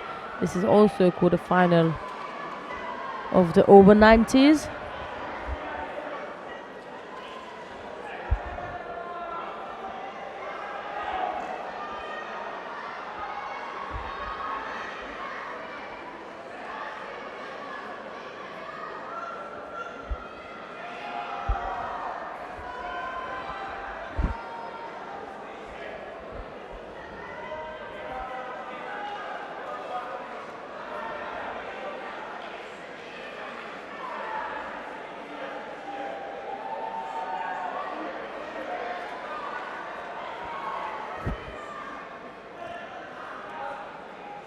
Berezka was aiming to disturb Kostic with some sort of Ashiwaza attempt. Then Kostic decided to turn on the left.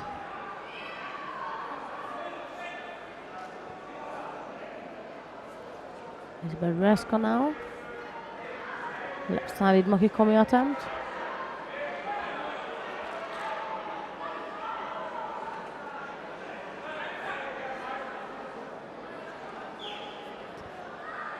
Penalty has been received by Kostic.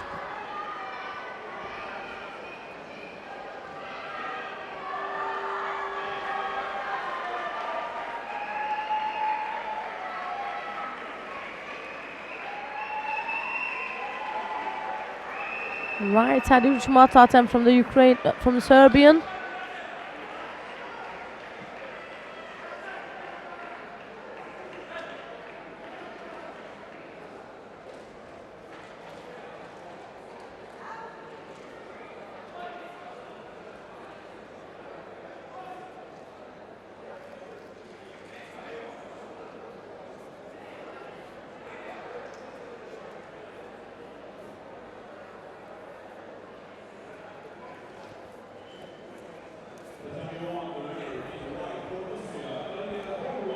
Kostic has a left-sided grip, then he turns right and left. So that means he's confident to be able to score on both sides.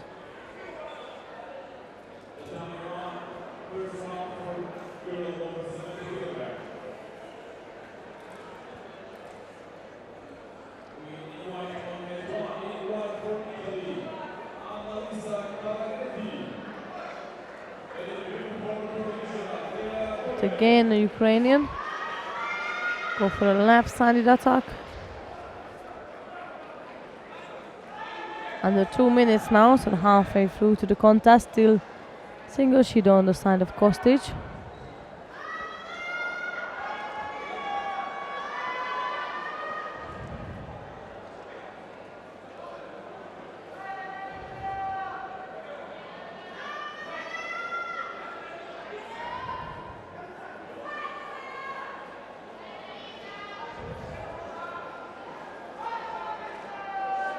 Right-handed Uchimata attempt from Kostic, and he got countered by Bereska for Vasari.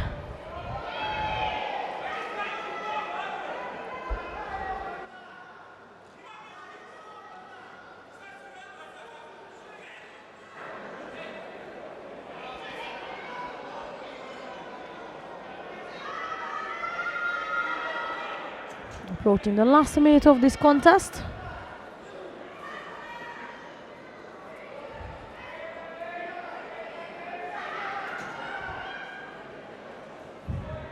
Bereska aims to finish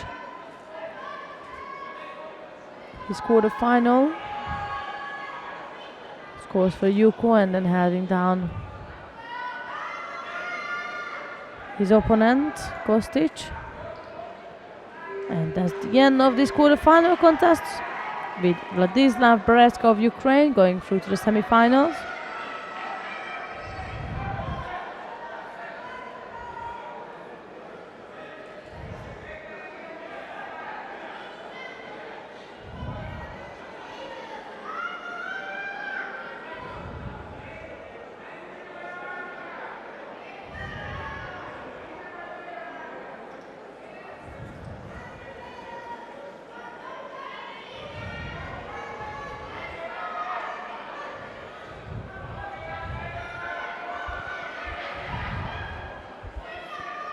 Here is Bereska discussing the details with his coach. Coming up next is the last quarterfinals of the over 90 kilogram category, with Sergej Rumyantevs of Latvia versus Alexander Shkmanovic of Bosnia-Herzegovina.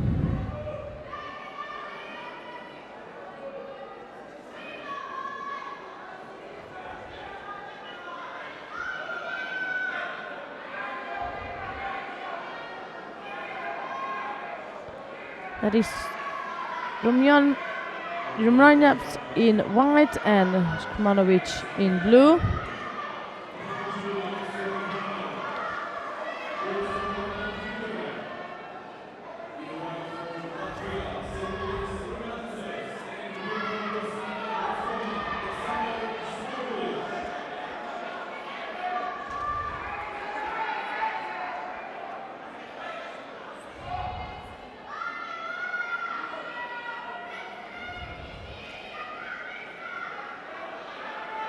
Slight problem with the back patch. The sewing must have not been tight enough, or if it was, the warm-up must have been too hard, so that the back patch of the Bosnian guys had to be taken off.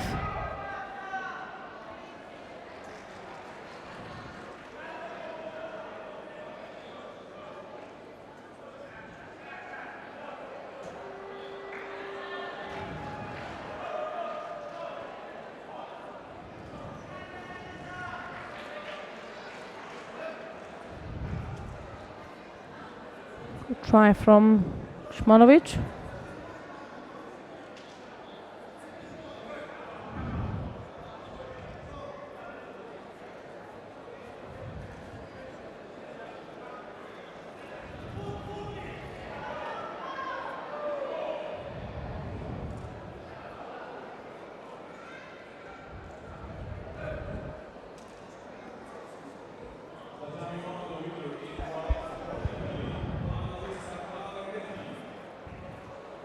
Yuko lead for the Bosnian guy, and that's already just by passing the first minute.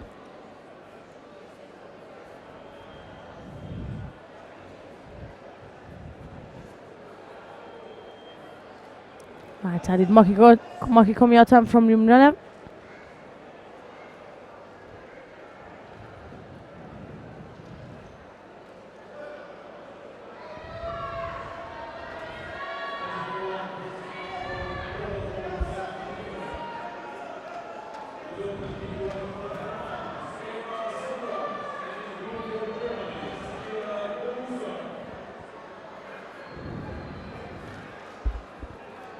It's again Rumyantevs who is trying to attack on the right side.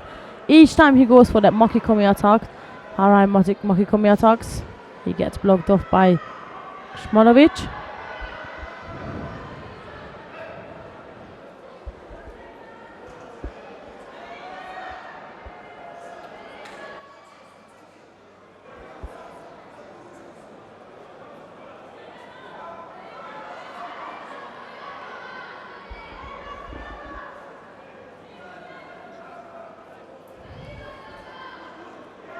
This time it was Shmanovic going for a right-sided Makikomi attempt. Only halfway through to the contest. Well, in 6 seconds we will be halfway through to the contest, and there's still a Yuko lead on the side of Shmanovic.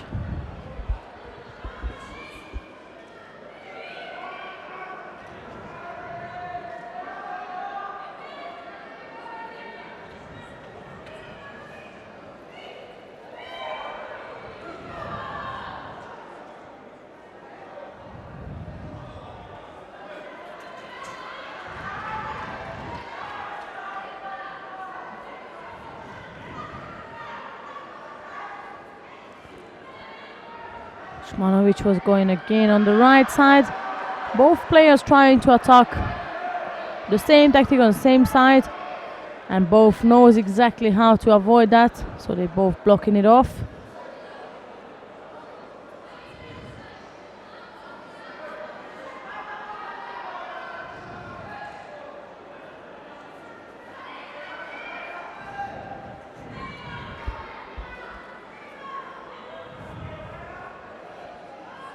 Rumyantsev tried to counter-attack Shmanovic, and as he was stepping on the side to counter-attack him, he got stuck in, and Shmanovic managed to finally drive it through for the second Yuko. He likes a bit of a strangle, doesn't he? Every time they get down on ground, he goes immediately for a strangle.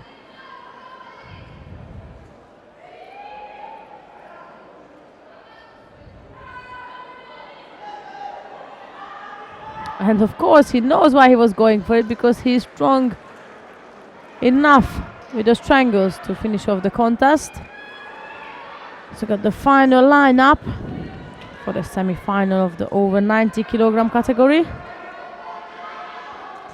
On the top half of the draw it will be Stefan Hedj of Austria versus Gela Zalishvili of Georgia. Bottom half we'll see Vladislav Bereska of Ukraine facing Alexander Shmanovic of Bosnia-Herzegovina.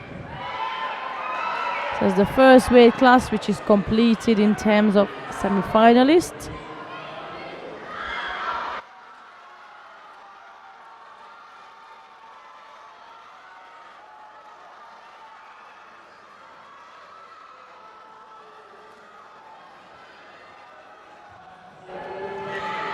And soon here will be the other one with the over 70 kilogram categories girls coming up.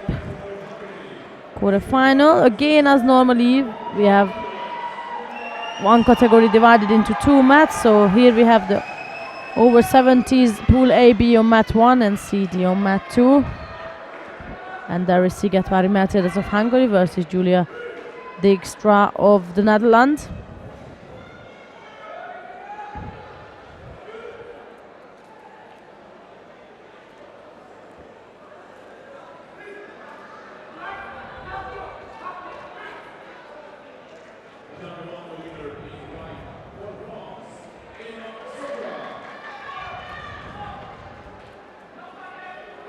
The Hungarian is going for left-sided Uchimata. Got lost control of the grip.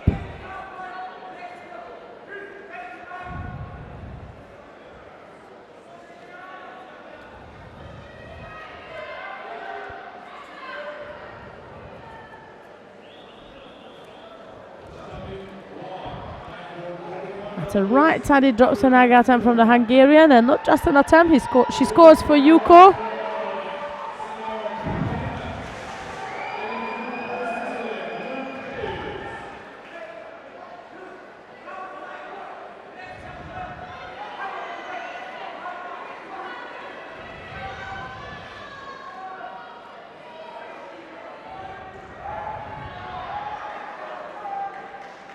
Dijkstra is trying on the left still. Again, a Hungarian girl is on the front. Uchimata Haragoshi combination. No score.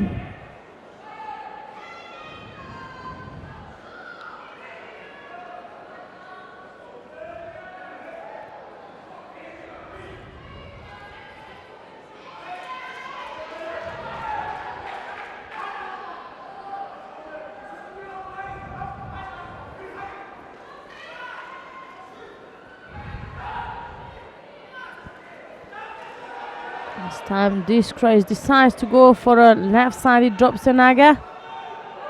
She did indeed got the Hungarian out of balance, who then gone on the top in Navaza and aiming to finish it with an arm lock. The question whether she can get the arm or not.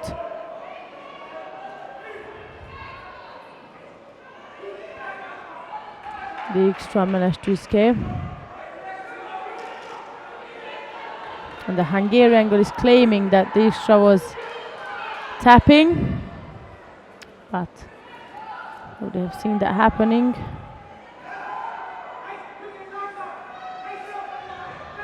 Penalty for the dodge goal.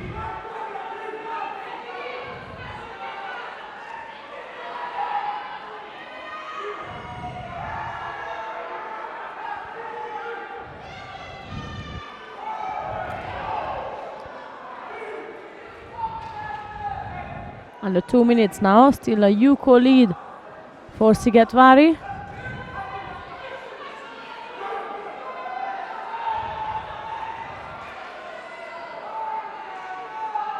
There she's again, left side Uchimata is what she's aiming to score with.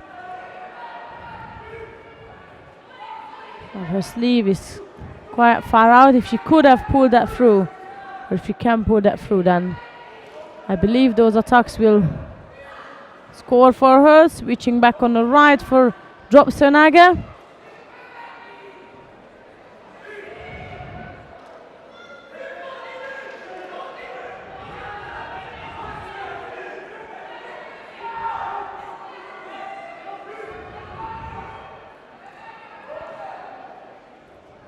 Less than a minute and a half to go now.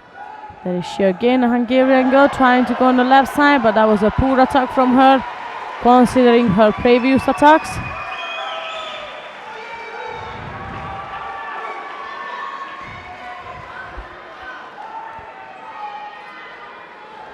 She switched to the right side.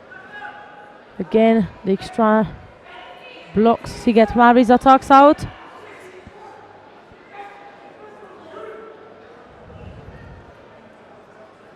We need 10 to go now. And almost, the Hungarian almost got caught by the dodge goal. Of course it will be Dijkstra putting on the extra work now. Sigetvari is leading by Yuko. She wouldn't want to do anything she doesn't need to. Another right-sided drop Senaga from the Hungarian.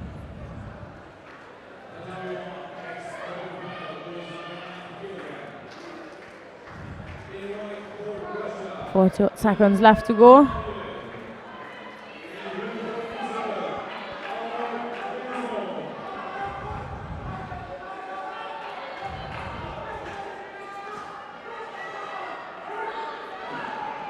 And Dijkstra is keep going forward, drilling and drilling. Another not so reasonable attack from Sigetvari. There she going again across on the left side.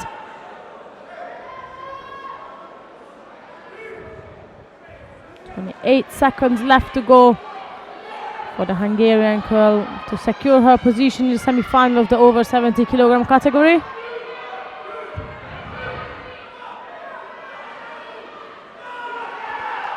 That was Dijkstra dropping on the left for a Senaga attempt.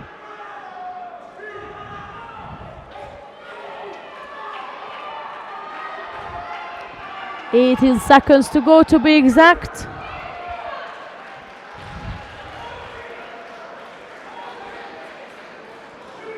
Here's again Sigetvari falling Down on the left side, 12 seconds to go for her. She sees her first penalty. She even has the chance to get 2 more. Wouldn't make a difference for her. She just needs to survive for this last couple of seconds. And at the end she almost got countered, but almost means she did not. So that will be Sigetvari Mercedes, who is taking a spot in the semi-final of the over 70 kilogram category for the girls, and she'll be facing the winner of the next contest coming up. That will be Raz Hershko of Israel facing Alexandra Mazilo of Romania. Hershko is the current cadet European champion for Israel.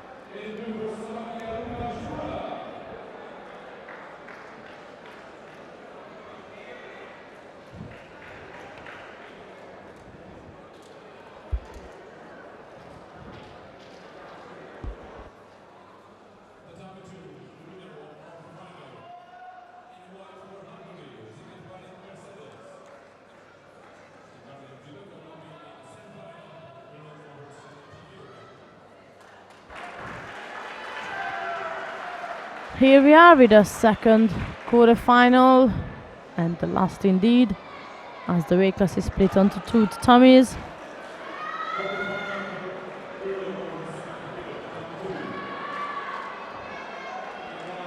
So there she is, Raz Hershko of Israel in white versus Alexandra Mazilou of Romania in blue. That's mat 2, and we're switching to mat 1 because the Georgian fighter is coming up next. That's in the under 90s. So we switch with the TV, but I keep you posted on Hershko and Mazilou. Let's focus on her knees. Sana Blida of Georgia will be facing Stefan Micic of Serbia. That's the replay of the previous contest. Quick win from the Ukrainian in the contest before. He quickly arm-locked his opponent, but there he is now. That's more important, is Sana Blida of Georgia in white versus Micic of Serbia in blue.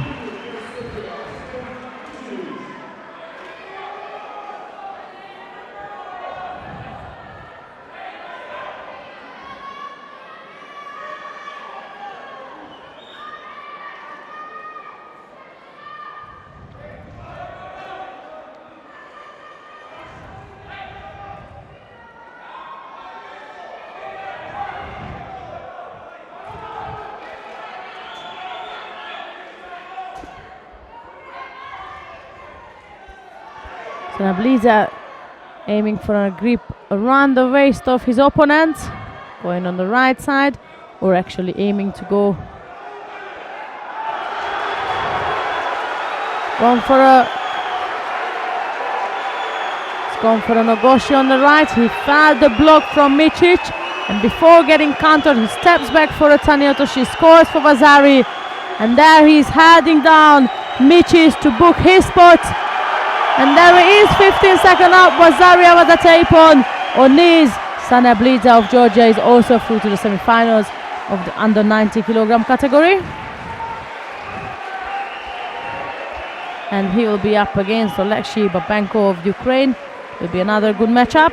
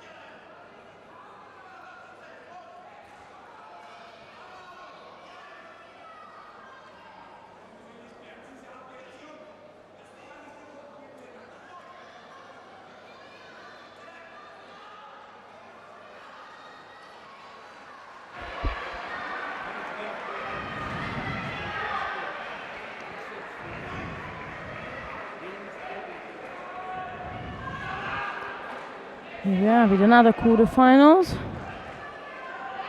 But also of the over 70 kilogram category. We follow that pool C and D, and now we're following up pool A and B. That's pool A, that's Paulozova of the Czech Republic and Horvath of Austria, as you can see.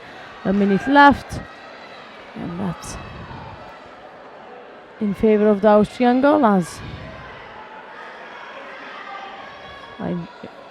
pardon me, in favor of the Czech Republic girl, as Horvath picked up a penalty.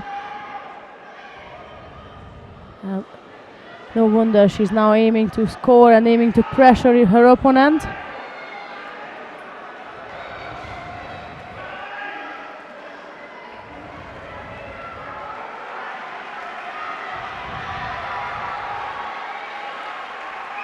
Forty-odd seconds left to go.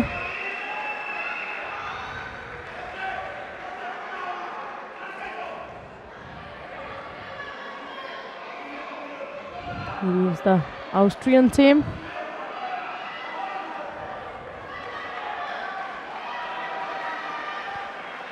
Cheering for Horvath.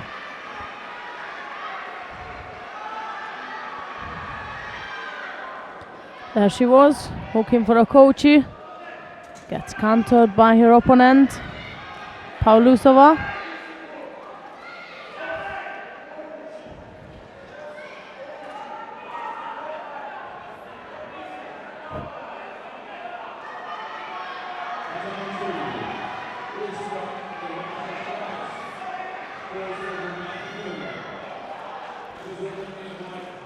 And here is Pauluzova, puts the end of it and to this contest. And there is she through to the semi-finals of the over 70 kilogram category. She left it to the end, I have to say. 12 seconds is what was remaining on the scoreboard.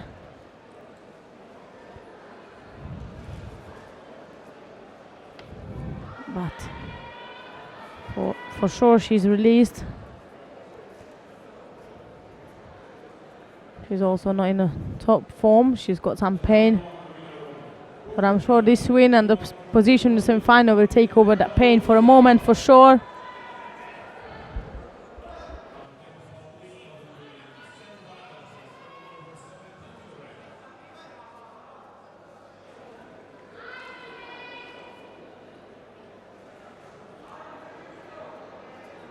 Here is the replay.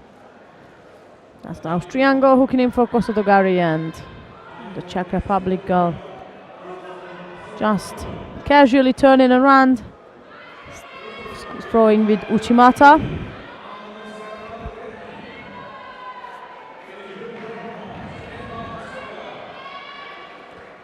Coming up next, second quarterfinal.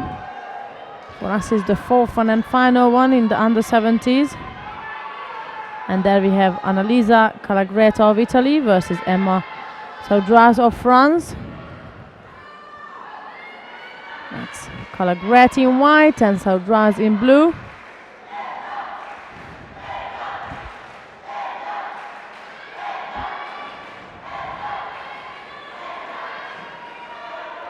First attack from the French girl. At the right-handed drops her naga.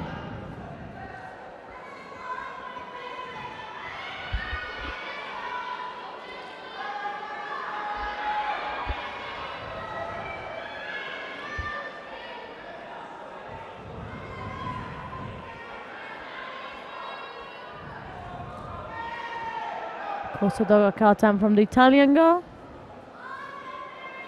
Saudras managed to turn out of it.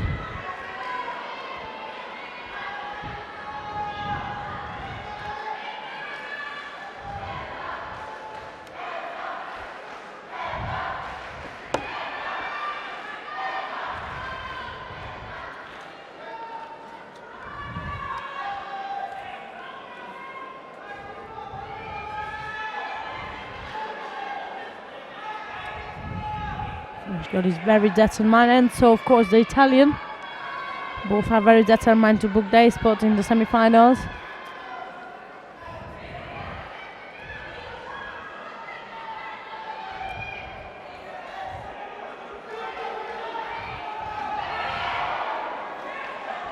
Right-sided Morta-Serenaga. Drop Morta-Serenaga is what Saudra's aim for again.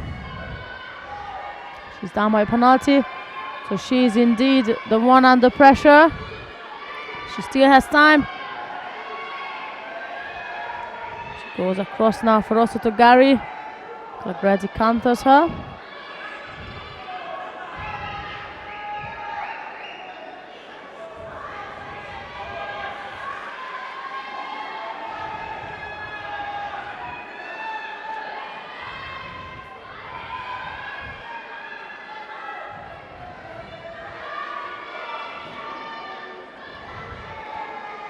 And there is now Calagreti decides to actually attack on the right side. Right-sided Makikomi. Following that, she works in Navaza, trying to pull her opponent's sleeve across enough so that she's forced to turn into an Osaikomi.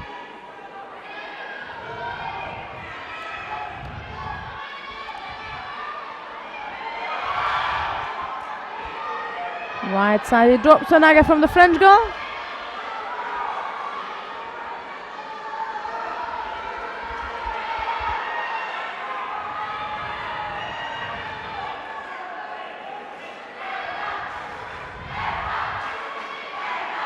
Half is gone now. Again, Italian is going across. And this time, she's not only going across on the right side, but she scores for Ripon with a Makikomi. So here we are.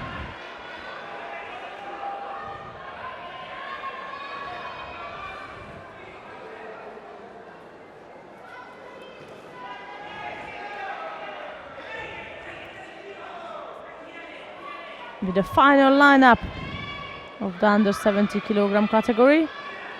Final lineup as in for the semi-finals.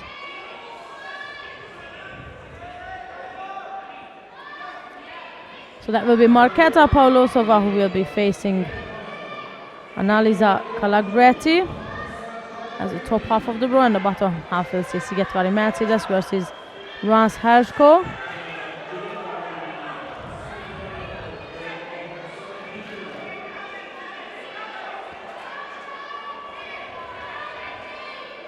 Here is the replay of the Harai Makikomi. She's had a strong grip. She pulled the sleeve enough. She has not stopped and has not left her grip. Didn't lose the control of that. And there she's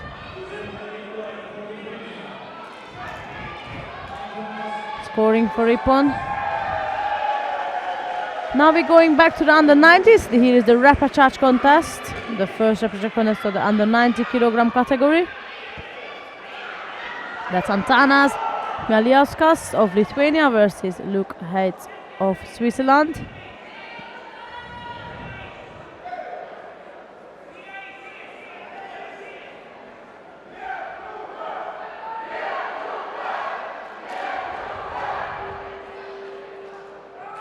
Right versus right, as you can see that. Both players are pretty active.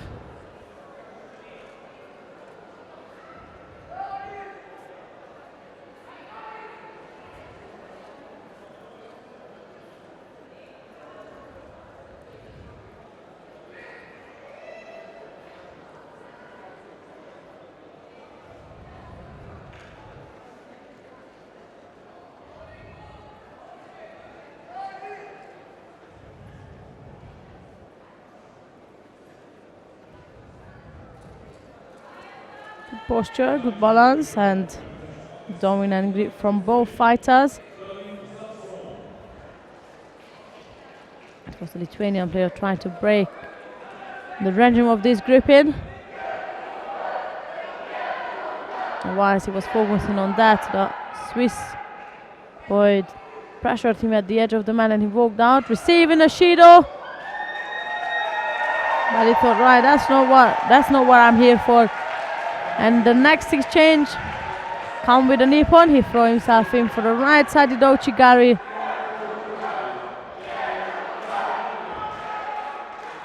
And there is our Lithuanian supporters.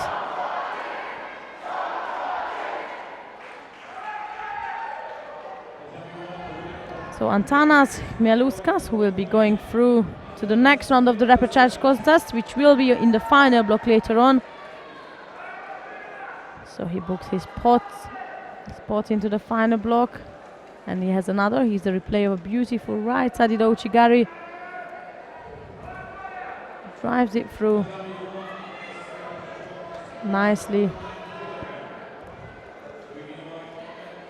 Great throw. Right, coming up next is Arvai Peter of Hungary versus Almog Luzon of Israel. That will be Arvai in white and Luzon in blue. Also a repechage contest of the under-90s.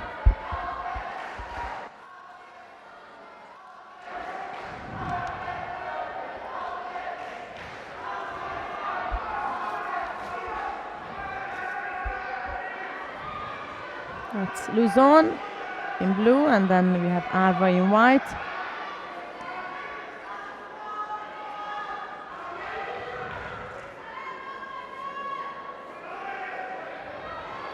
Luzon starts off with the Sodatsuri Kumigoshi attack on the right side.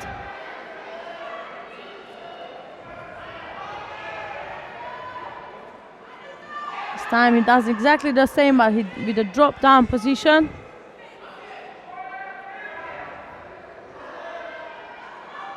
And there's the Hungarian guy who was aiming to work in the Vaza after that.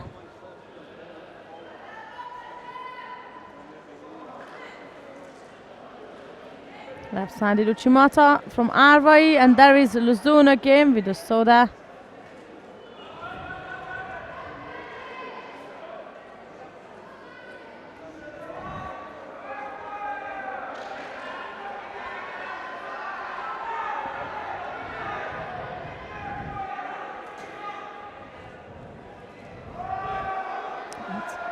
This time the Hungarian switch, it was after Mata, but it was a good switch. He kept on going left. Now he switched on the right with the Uchimata. He did get Luzon up in the air for a second, but it was already Mata, so it was not gonna be a score either way. There's still left versus right now.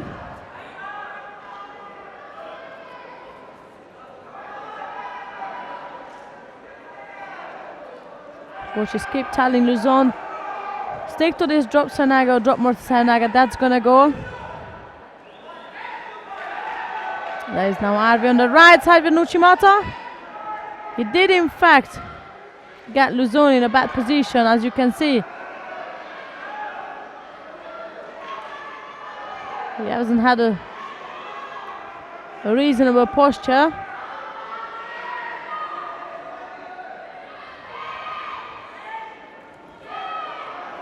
So Arvai was going right and left with Uchimata, Luzon was going right and left with drop Marotas, and at the end Luzon counters the Hungarian guy for Yuko.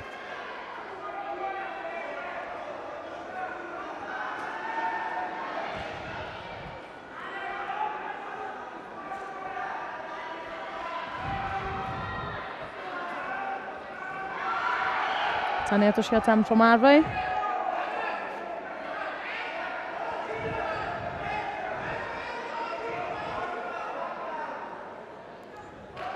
And there is another drop Senaga attempt, drop Soda actually. He had both sleeves.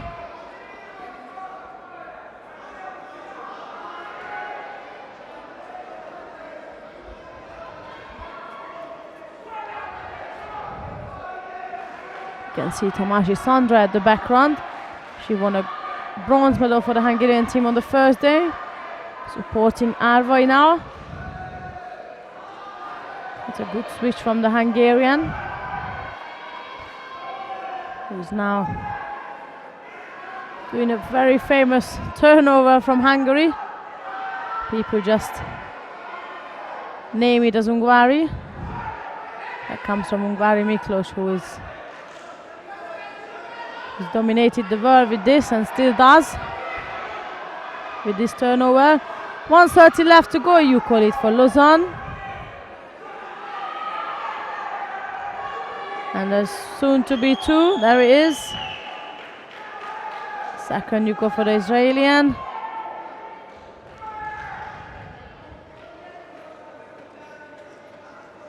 Hungarian guy is going to have to avoid the soda attempts from Luzon.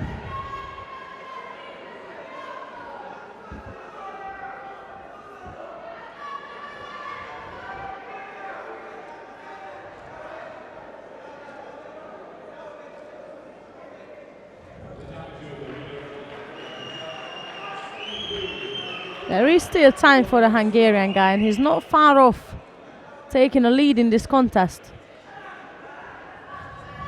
They're both getting tired, which of course is understandable, but I still believe Avery can change this contest. Pressure on the right side again.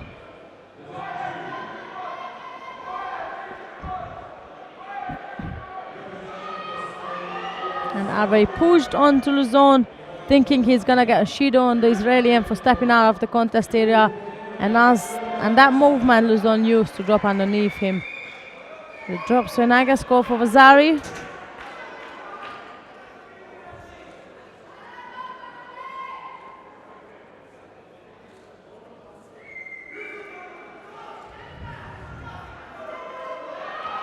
And here is another drop Morota. Seonaga attempt. Luzon scores the third Yuko with it. So that's a Vasari and 3 Yuko lead.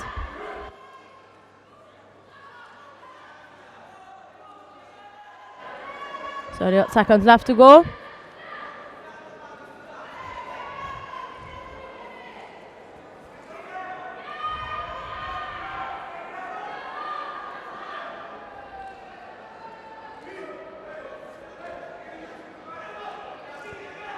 Avery picks up a penalty to top it up.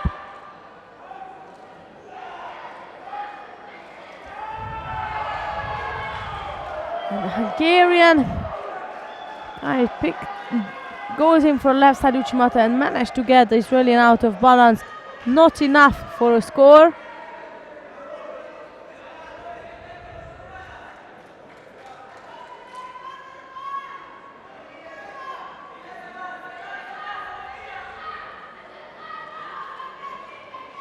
And now Luzon put his arm in. Strong, still firm left, which meant he can keep a good distance from the Hungarian, not to get into any sort of danger before the time runs out. 1 second left to go. It does not look like it's going to go for anything. Of course, in a second, all you can do is step forward. So that's the end of this repechage contest with Almog Luzon of Israel taking a step to the final block.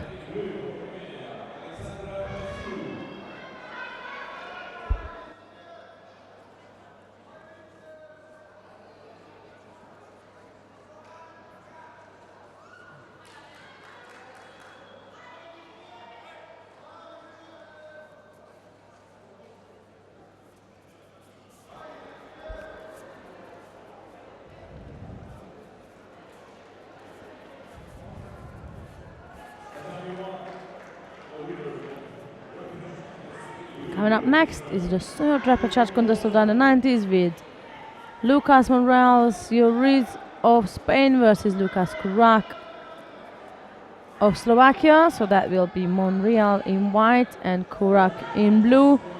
Still at the under-90s.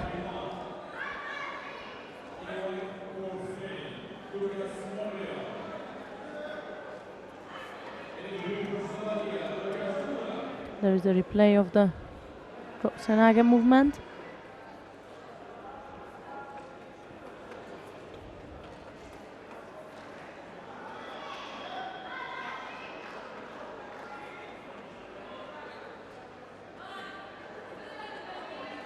It's Monreal in white and Kurak in blue.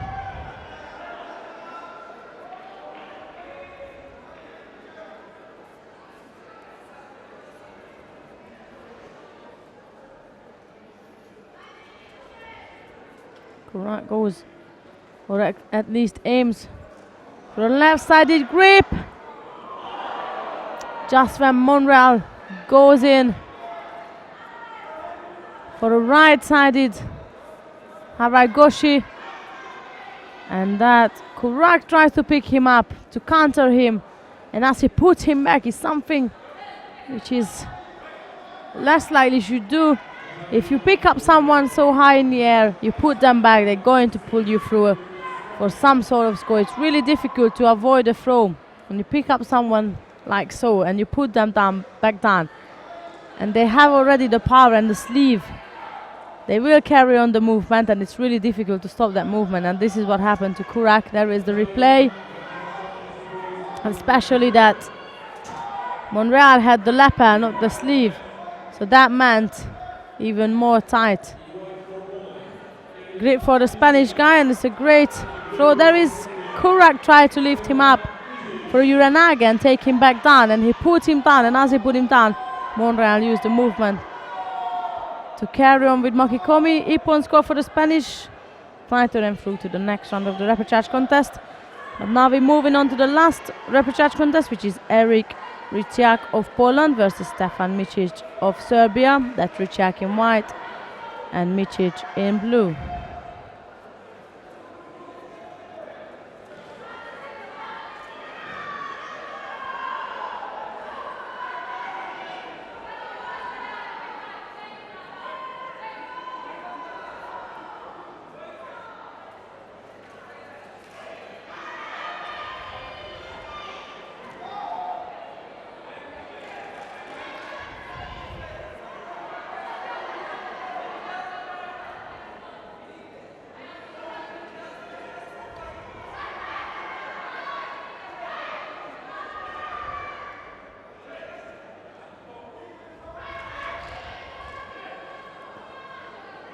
Quick lead by Riciak, Yuko, and a great entry for a coach Igake, and not only a great entry, but a Wazari score.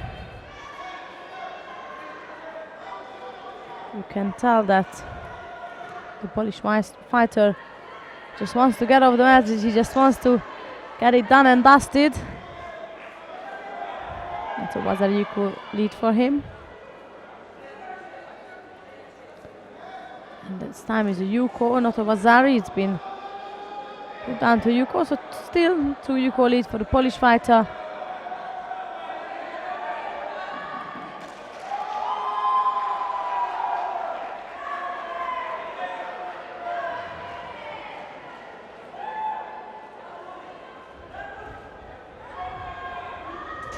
Got to Menaga attempt from Riciak now.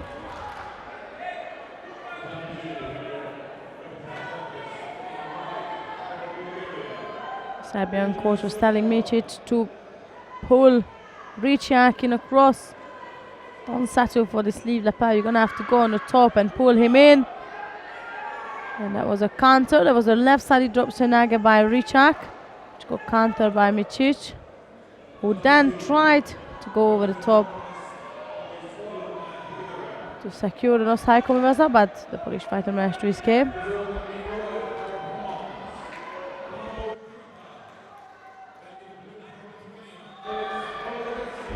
Riciak goes for a right-sided Makikomi, Harai Makikomi, I would say. Third Yuko for the Polish fighter. He's now right on the top.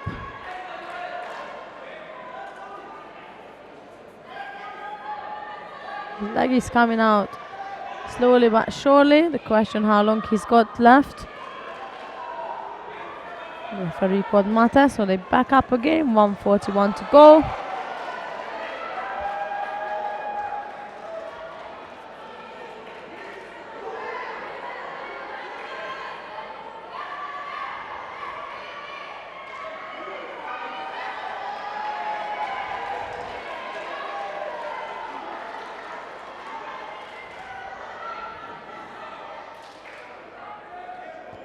That was Micic on the left side. Tried to go for an Uchimata.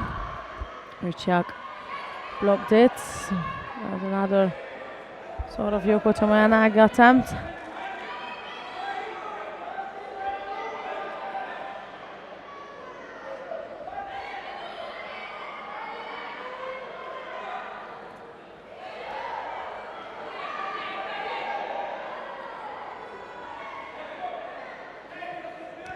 That will be a shido because that's forbidden to break grip like so, the way Repechage did. So 2 penalties for the Polish fighter. But he's still leading by a shido. 40 seconds. 3 Yukos and 40 seconds to go.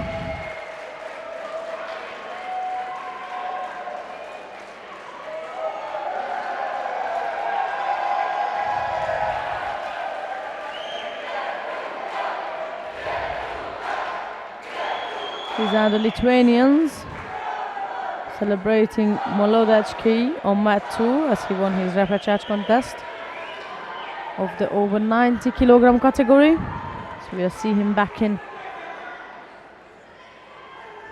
later on at the final block.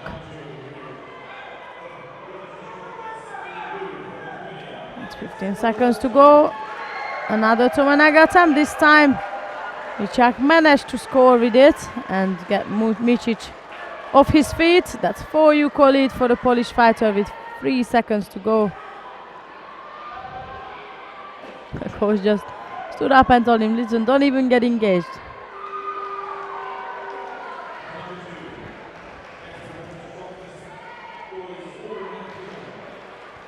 So there it is, Repechage of Poland.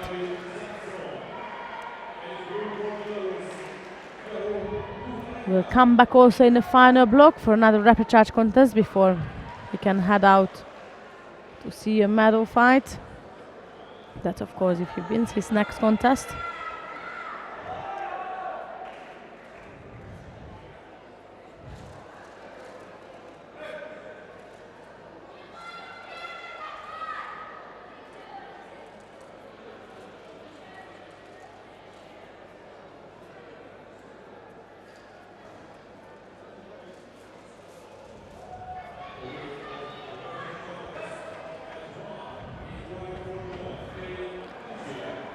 Coming up next, Repechage contest of the over 70 kilogram category. Lee Gobach of Croatia will be facing Emma Saudraz of France. That will be Gobach in white and Saudraz in blue. There's some of the replays for you from the previous contest until our athletes arrive in.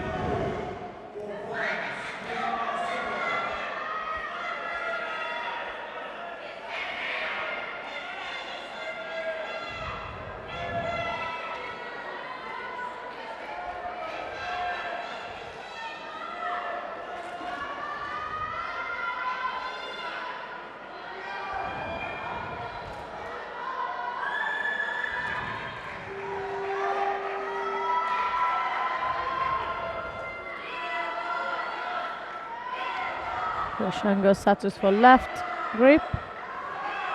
She was the one initiating the grip first. The French girl is happy to stay on the right side.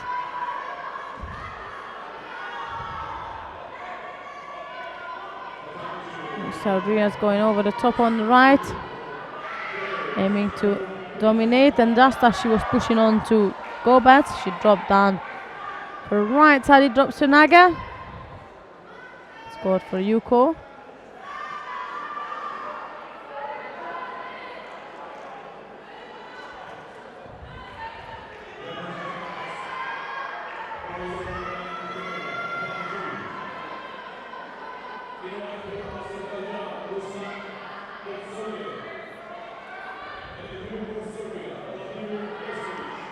That is again Saudraz who is pressuring the top right side grip, and she was just waiting for the right moment to do a great Taniotoshi and score for Vasari, taking the lead of this contest.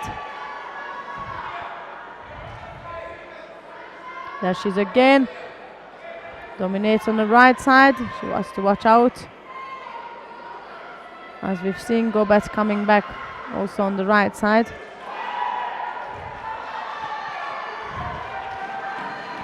And that's Vasari was at Ipon, and a big celebration from Saudraz.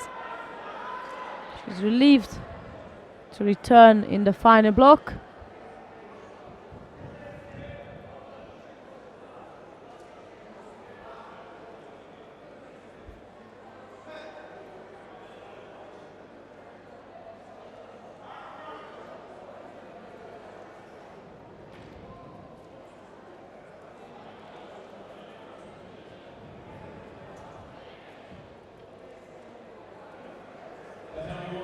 Here it is. French fighter Saudris. We'll see her back later on. That was our last contest on mat 1 for the preliminaries of day 5. Our last day, sadly, but we still have some action left on mat 2. I'm sure we will switch there. Here's a replay.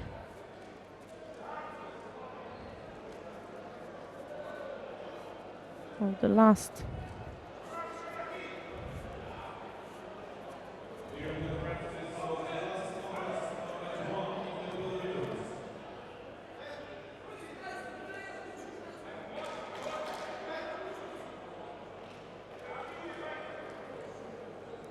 Of the last action.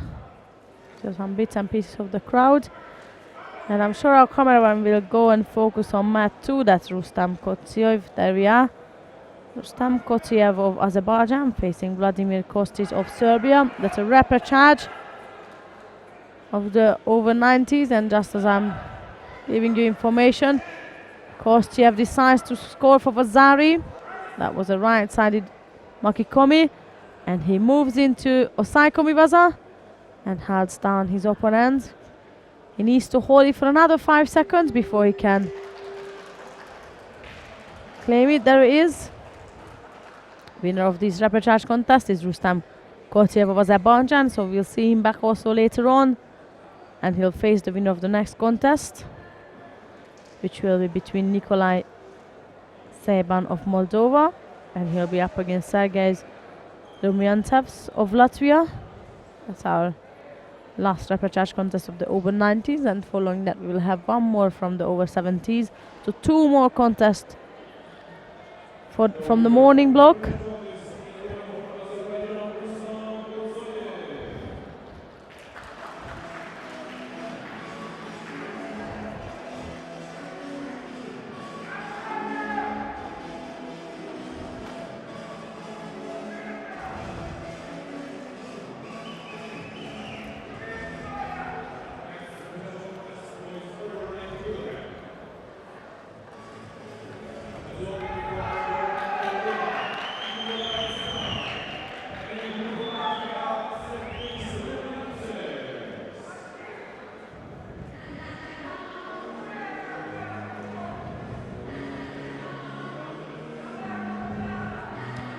There we are, last repechage contest of the over 90s.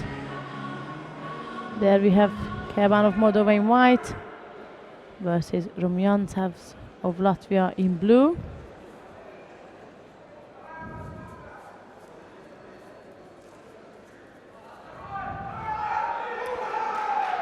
That was Rumyantsev, tried to go on the right across. And just as he wanted to turn back, Seban decided to step behind, counter his opponent for opponent to make sure he is coming back later on for another round of the repechage contest of the over 90 kilogram category.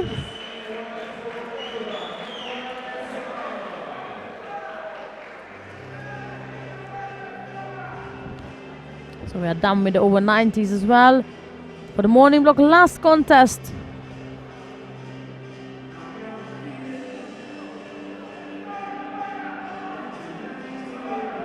has already been taking place, which means we are done for today indeed with our morning block, with our preliminaries.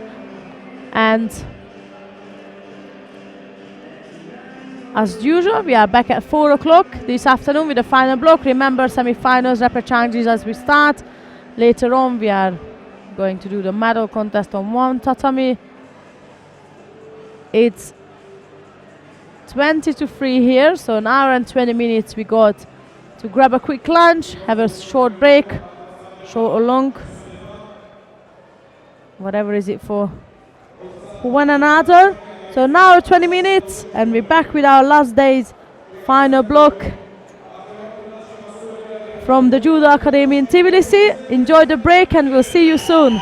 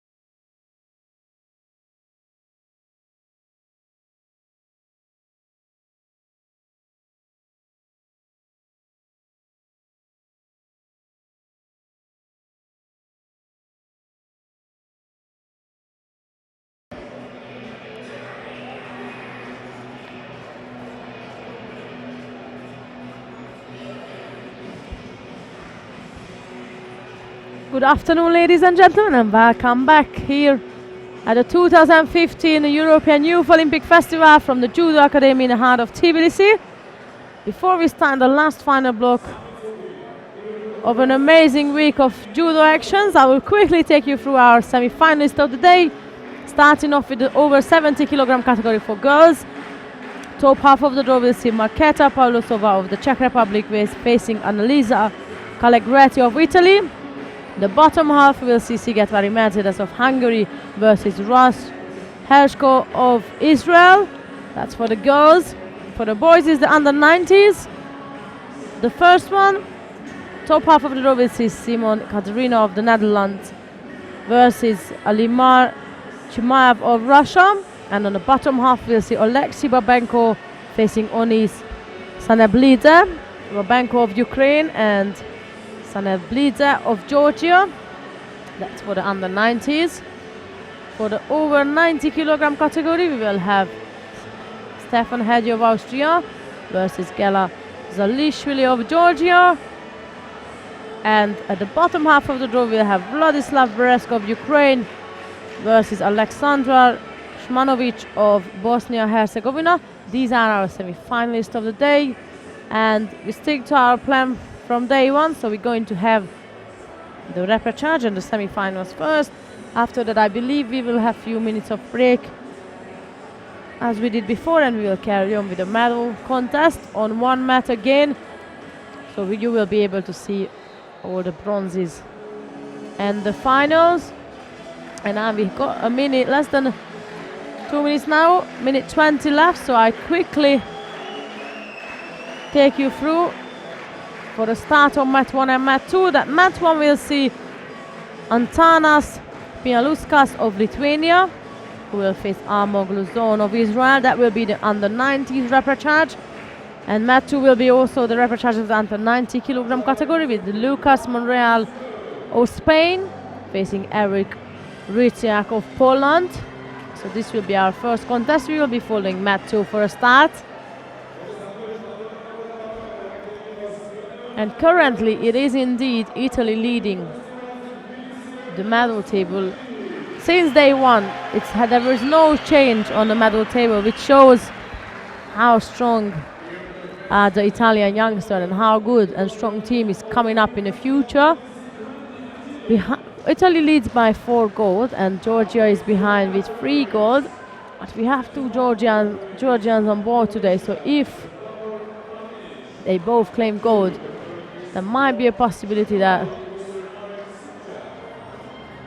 they can indeed overtake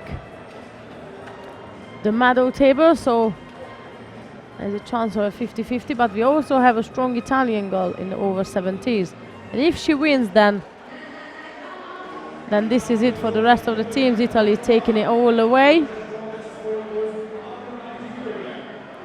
But let's wait and see how the medal table will end up. Now let's focus on mat 2.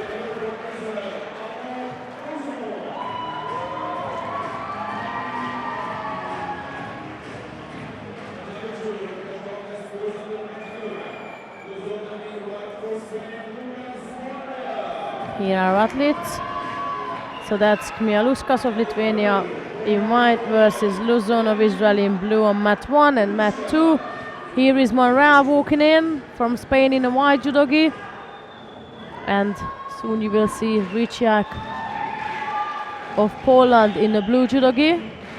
There he is, jogging into the middle, ready to take it away.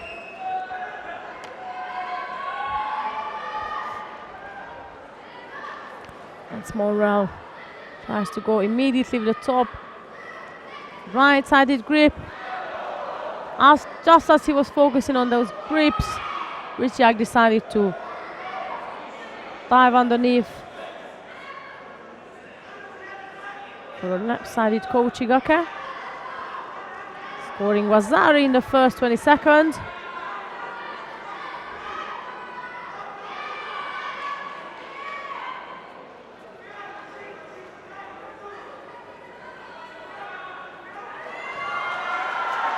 This time Monreal also managed to score for Vazari. very soon. In 40 seconds within the fight, we got already 2 Wazaris. You can see these boys are not messing around here. They're desperate to go through to the bronze medal contest.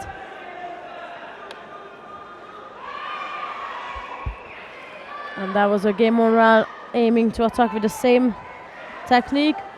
That was a right-sided Makikomi.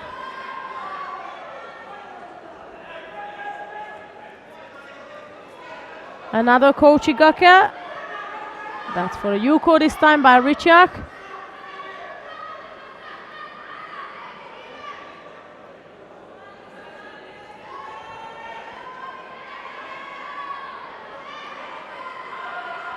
The score is for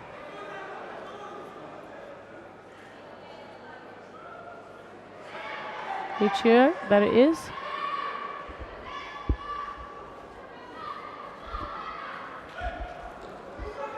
And Morea tried once more, but he should have felt it. The first time it's gone for Wazari, second time Repechage blocked it. So time, of course, he's going to aim for a counter attack, and he did so.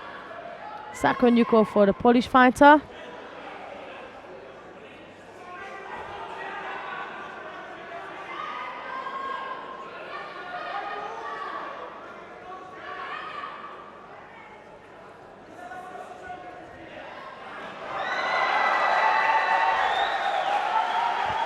Meanwhile, Lithuanian player Mialuskas won his Repechage contest on match 1, so he will see him back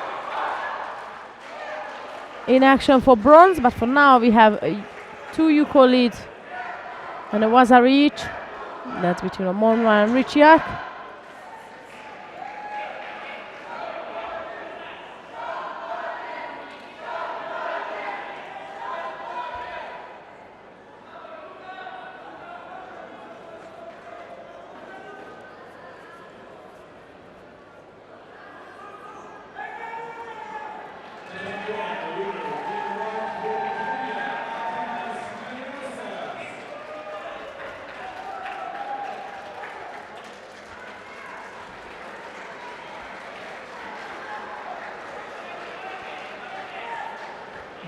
Minute 40 seconds left to go.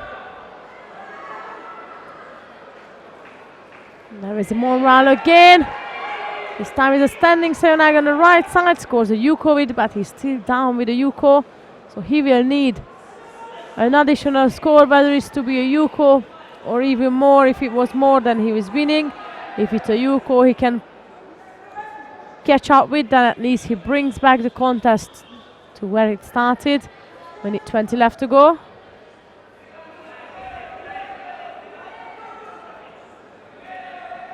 And that's Repechage who dives in for a left-sided drop murder Sayonara. And he should really come back on the mat. Of course, the celebration and the emotions got carried away when you win a contest, and you not just win a contest, but by that you allow yourself to have a chance to fight for a medal. That was Repechage celebrating with his coach. But here he is. We'll see him back. Eric Repechage of Poland. We'll see him back in the bronze medal contest of the under 90 kilogram category.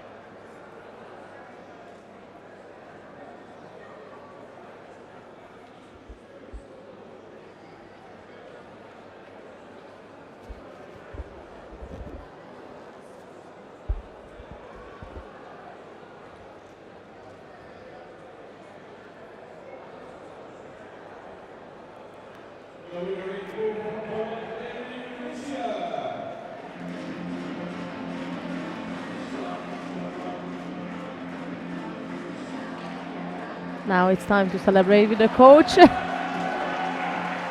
not such a big celebration, as he's got another contest coming up soon. And who is he gonna face? We'll see. Next up, match 1 is the semi-final of the under 90 kilogram category with Simon Katerina of the Netherlands in white. He will face Alimar Tumaev of Russia in blue. That's match 1. We're going to follow the actions on match 2 with Oleksiy Babenko of Ukraine facing Onis Sanablidze of Georgia.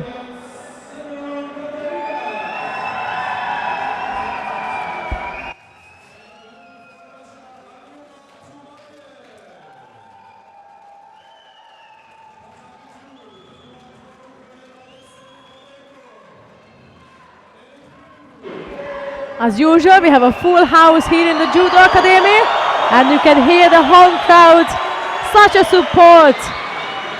It's really amazing to see that at such a level as cadets, you got an amazing support from your country, and a full house here in Tbilisi at the Judo Academy. But for now, it's Babenko in white and Sanablidze in blue. Quick start from the Georgian, got stuck underneath Babenko, who then jumped onto an arm lock. The coach is telling him to calm down.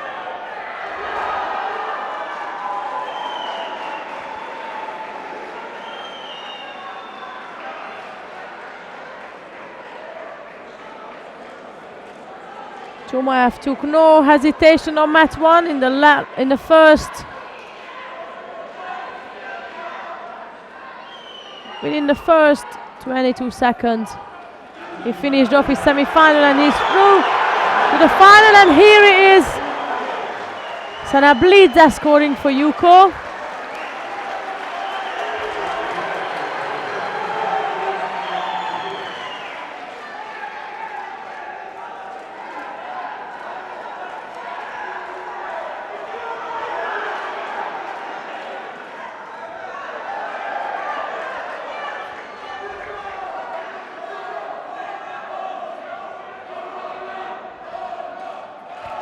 As the first minute now gone,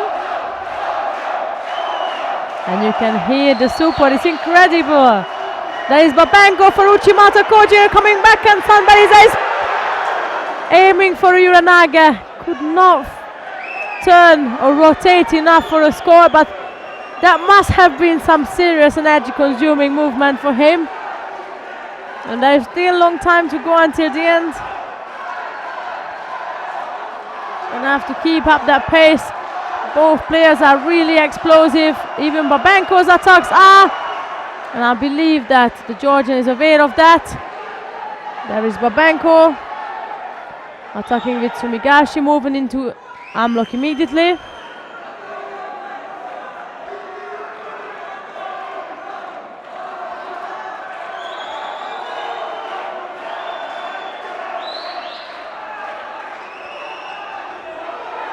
And there is the Uranage again, but Babenko had his leg stuck in, and normally when you have someone sticking a foot for a kouchi, it's really, really hard to turn back. But Sanablidze managed to rotate enough, even with Babenko's leg inside. So that is scored for a Vasari, and that's the end of the semi-final contest with a Vasari Avazate Ippon. Babenko run onto Sanablidze. He tried with a Kosotogake. We've seen many times this movement from the cadets this week. They run onto for a Kosotogake. The other person, all he needs to do, turn around casually, lift up his leg for Uchimata. And here we go, Vasari Avazate Ippon. And the Georgian final, or a finalist from Georgia. That would be more correct to say. Here is Sanablidze. So after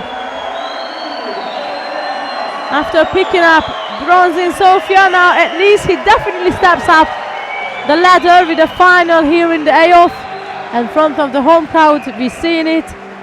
Anything can happen, especially with the amount of support. Similar to Baboshvili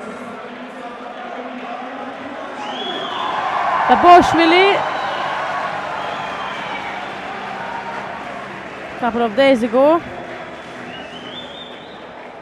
Sanablidze also keeps focused. He doesn't stop for the crowd as yet. There is the replay.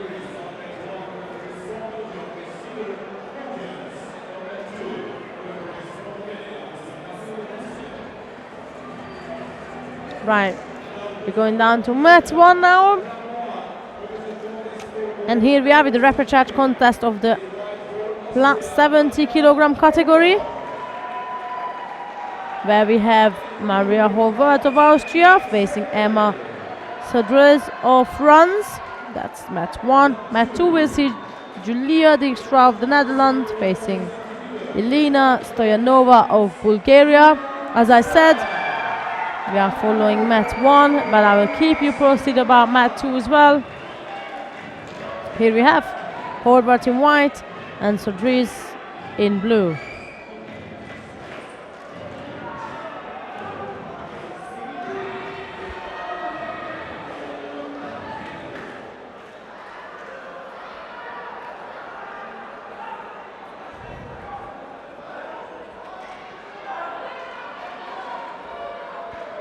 Horvath taking a right-sided grip.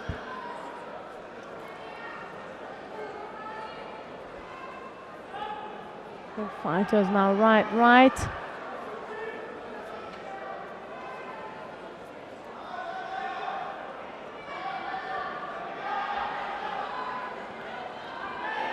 That's a greatly executed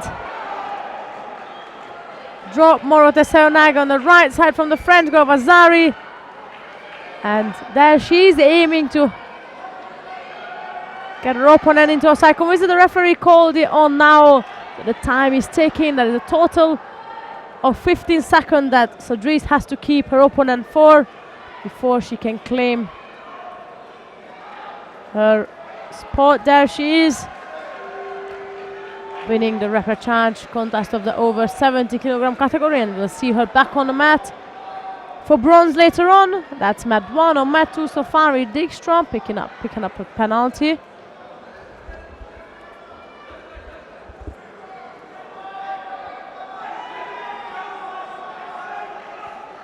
The second penalty for Dijkstra now. I know you cannot see us yet, and I'm not sure if our cameraman is going to switch there,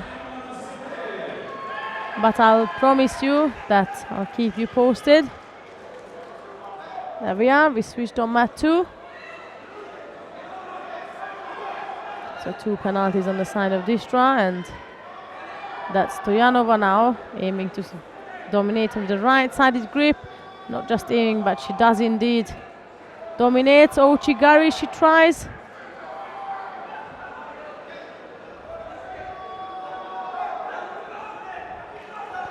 And the third Shido for Dijkstra now. Stoyanova's left-sided grip looks extremely dominated. Little foot sweep there. Got Stoyanova out of balance.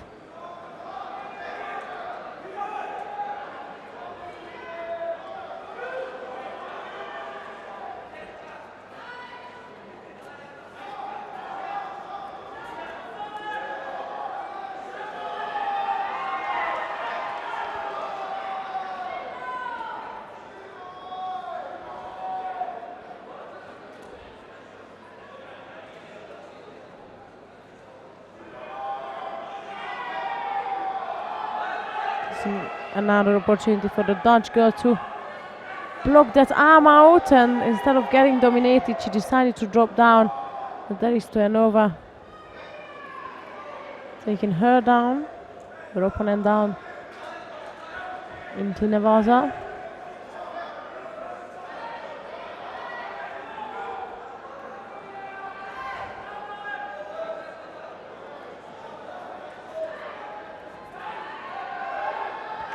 Stoyanova is back on game with a top right-sided grip.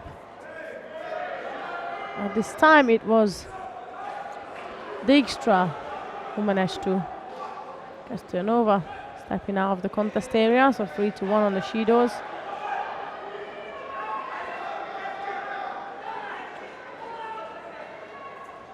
We're approaching the last minute of this contest. There is Dijkstra. Aim for an Osotogari, and Stoyanova was trying to counter her.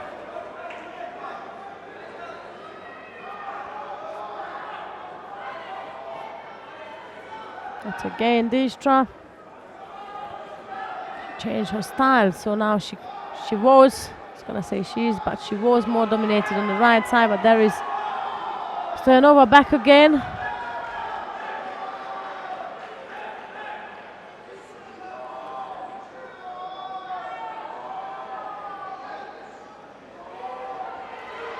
Dijkstra's got another go.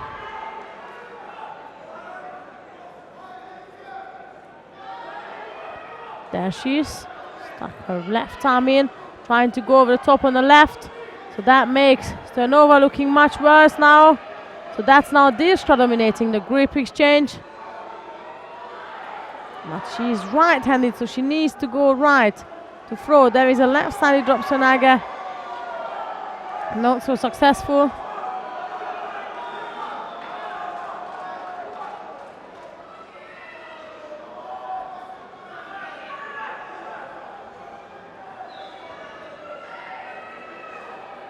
We literally entered the last 10 seconds of this contest.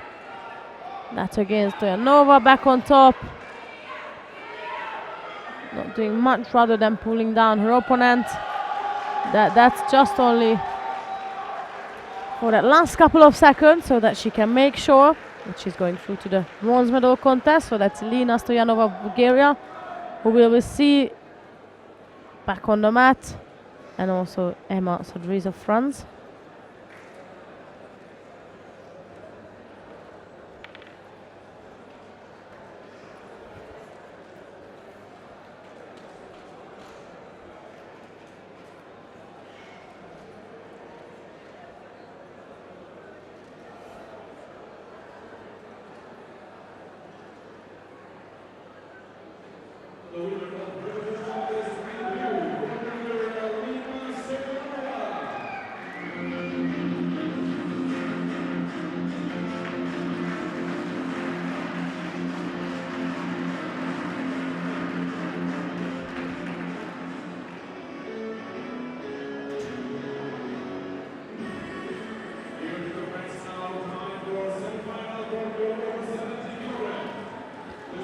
Coming up next, the semi-final of the over 70 kilogram category. Match 1, we'll see Marketa Palozova of the Czech Republic. She'll face Annalisa Calagretti of Italy. Match 2, we'll see Siget Varimercedes of Hungary facing Raz Hershko of Israel. We are going to follow match 1. And the reason for that being is because the Georgian fighter will come up there soon, and as I mentioned before, this time it's out of our hand on which match we are. We are connected indeed to the Georgian television. So here we are with Palozova in white and Calagretti in blue.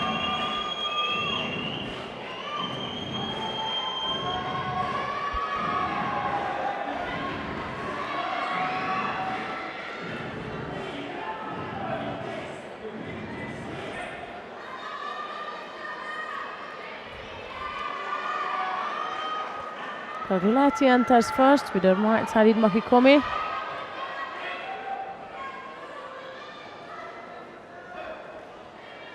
And she's again seeking some sort of grips across on the right side.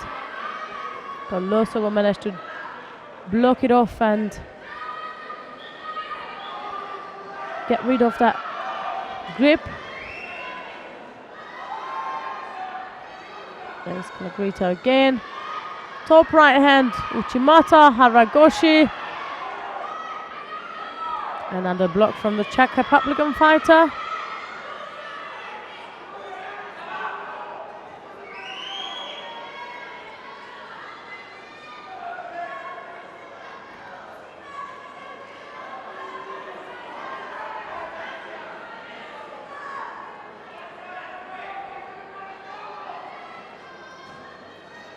That's again Calagretti back on the right. Uchimata.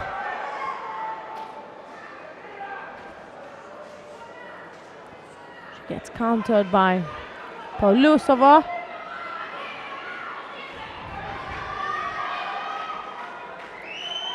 Shido for the Czech Republic goal. There's Calagretti. Urenage stuns her over and for Ripon. Another Italian finalist. This is, I lost counting by today. There have been so many. I lost counting. But there is another medalist for Italy, which will be delivered by Annalisa Calagretti in the over 70 kilogram category. That's match 1. On match 2 so far, no score. Siget wearing white and Hershko in blue. We will soon switch there, as I promised. There we are. So that's Hershko in blue, who is the current cadet European champion. She won the Europeans a couple of weeks ago in Sofia, and there she is, attacking with an Osotogari on the right side. Scores for Yuko. And into Nevaza.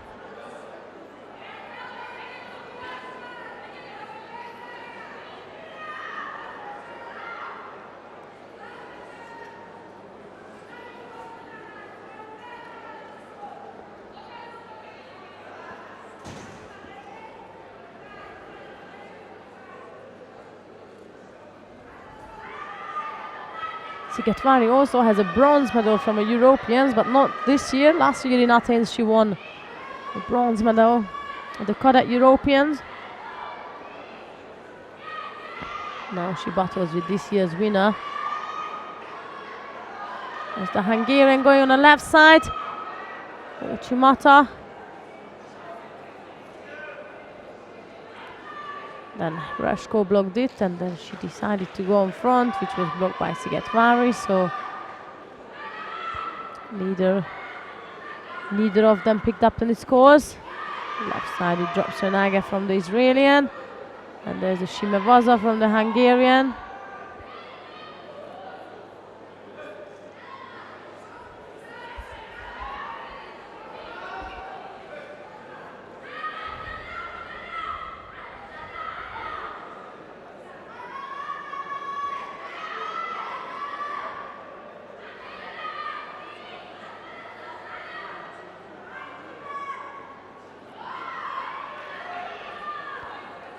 About 25 to go, still a Yuko in the favor of the Israelian. That was the Hungarian girl trying to go on the left side again for Uchimata, but Hershko noticed it fast enough to step on front.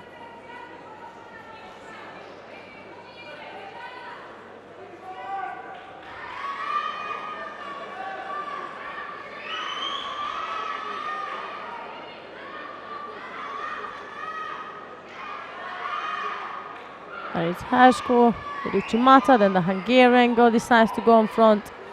Lost control over the grip. Under a minute now.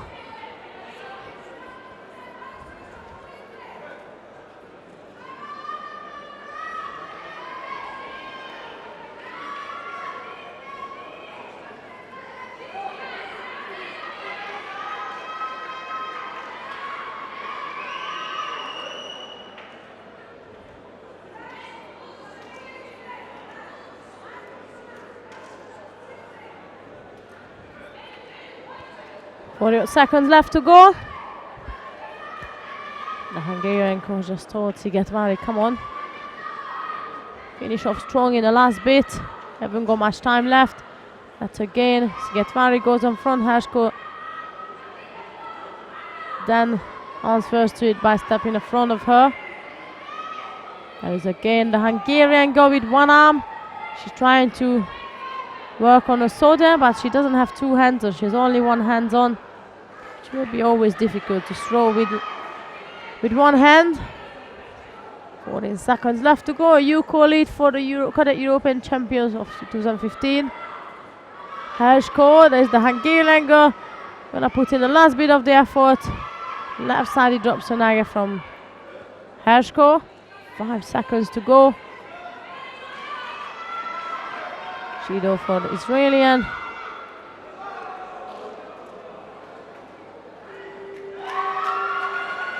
Here is the finalist of another finalist of the over 70 kilogram category. That's Ras Hershko of Israel, who will face Annalisa Calagretti of Italy in the final of the over 70 kilogram category.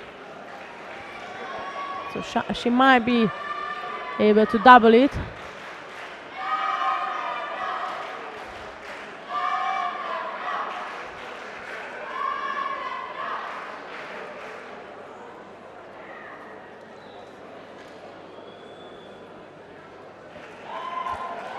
We are going to move back.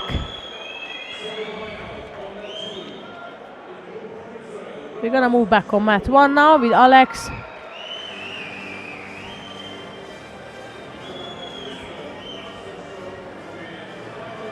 We will have the over 90 kilogram category repechage with Alex Molodechki of Lithuania facing Yahor Kukarenko of Belarus.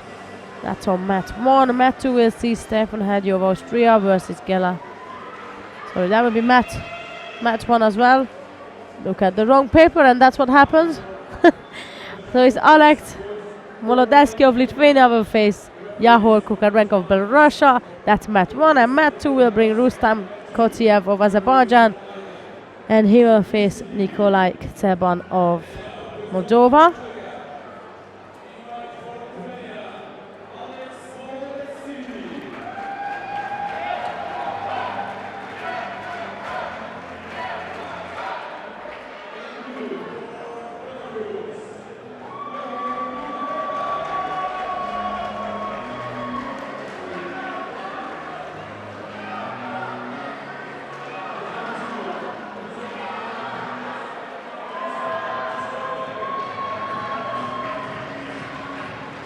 So there we have Molodetsky of Lithuania in white and Kukarenko of Belarus in blue.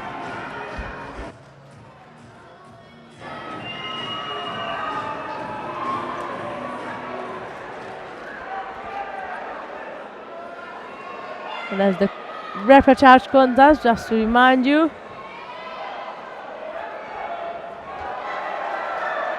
Quick entry from Kukarenko, and there is Molodetsky on the top.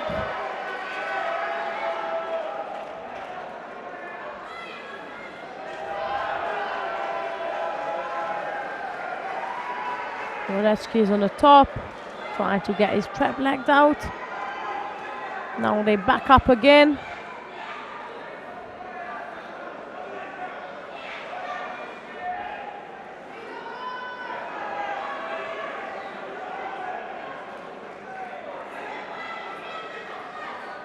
Right side it drops Senage from the Belarusian. That's Molodetsky now. Has this really strong grip over the top on the right side and try to attack also.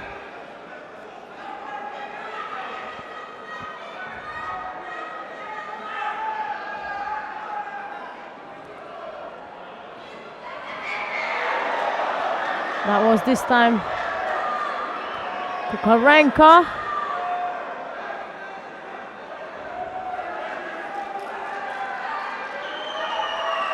First penalty goes to Molodetsky.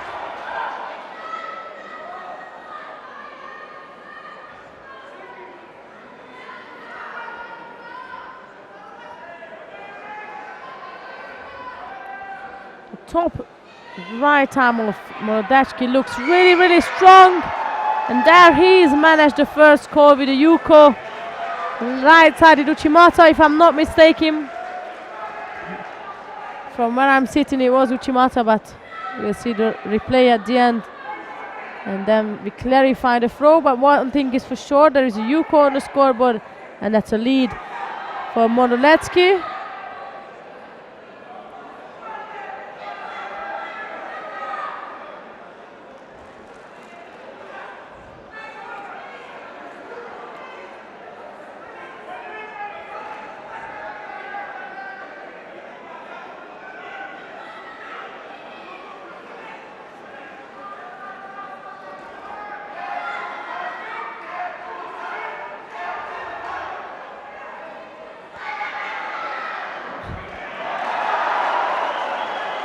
So that was it.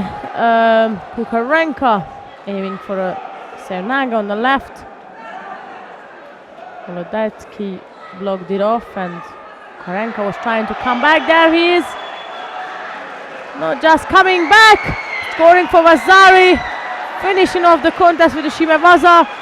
So there he is, Yahor Kukarenko of Belarus, who will be coming back for bronze later on in the over 90 kilogram category.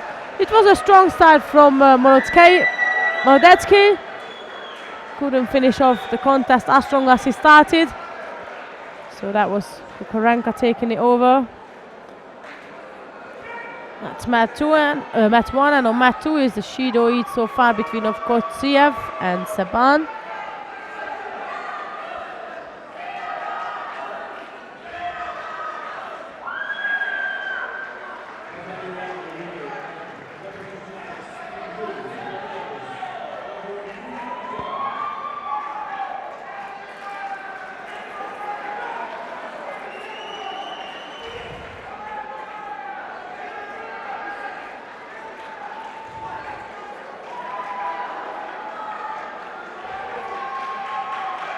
Kotiev to pick up the second penalty, then it's a lead for 7.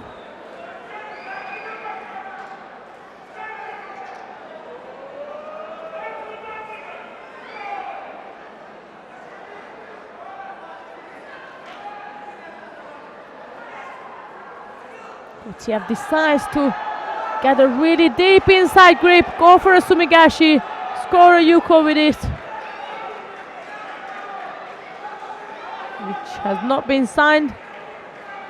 But however, one thing is for sure, he's holding down his opponent with 5 seconds to go before he can secure a bronze medal contest for himself.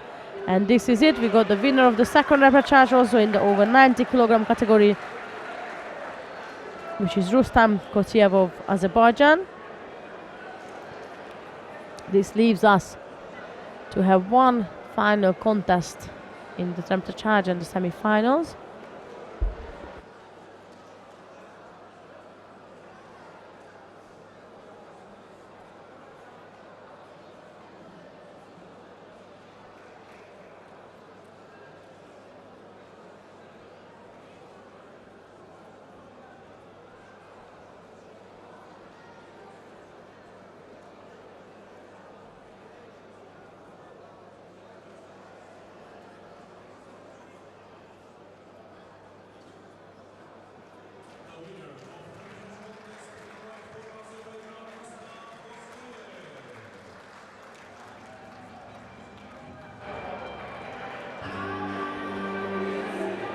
That is Rustam Kotiev.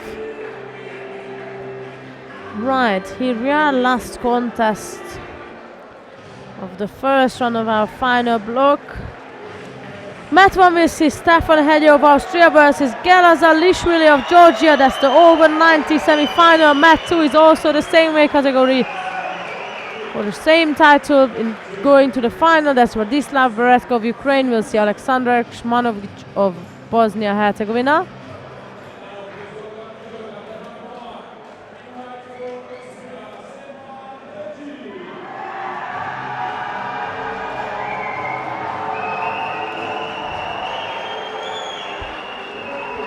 I don't see any need of this.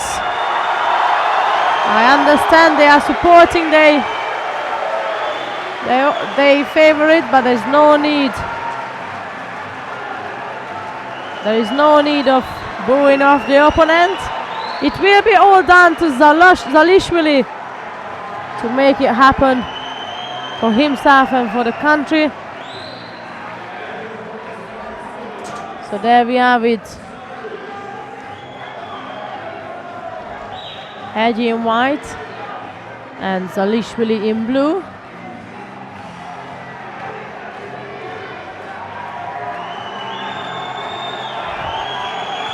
Looks like Zalishvili is fully charged and ready to rumble. Let's see what is he got for us. Right side for a start for Zalishvili. Lap from Hegyi.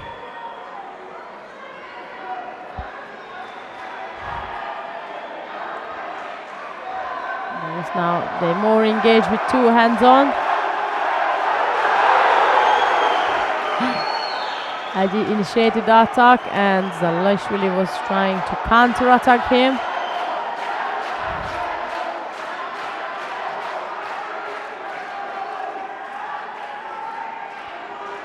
Looks to me that Hegyi's got a strong grip. But let's not underestimate Zalishvili. And let's not underestimate our audience. Hegyi was going for also the Gary. Zalishvili was aiming to counter him and Hegyi turned back on him.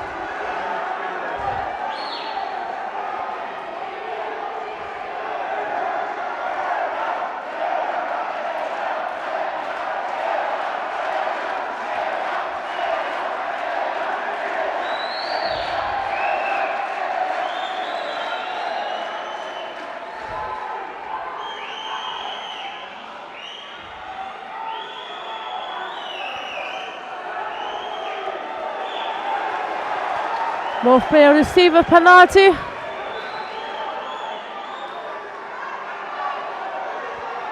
And what a score on mat 2. Well, let's stick to mat 1. And after I tell you what happened on mat 2, just caught my eyes what Bereska did to Krsmanovic. And we're approaching halfway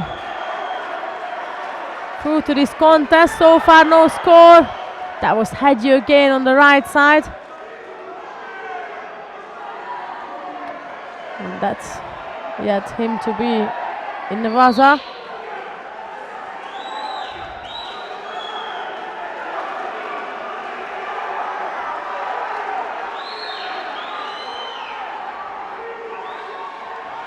Back again, one arm on, right versus left. Seeking for a good position for the second hand to be installed. There they are. Again, Hegyi goes right on the top. Under the left, keeps Dalishvili busy.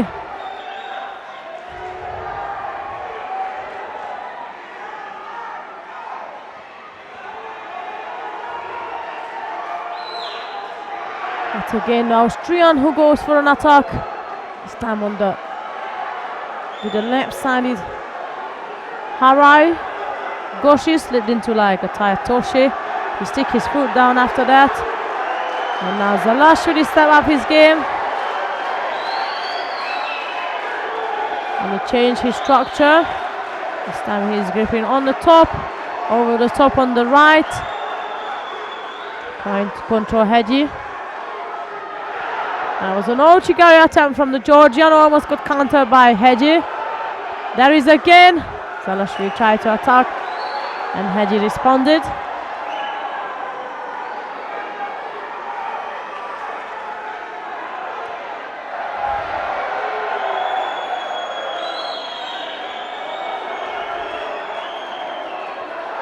Second penalty for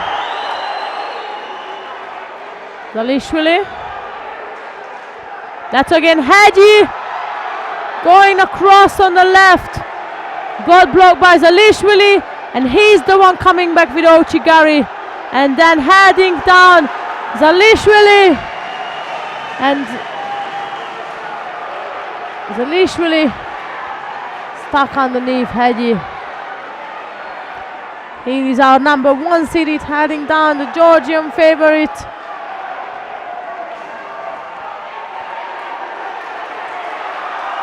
Who is gonna then have to settle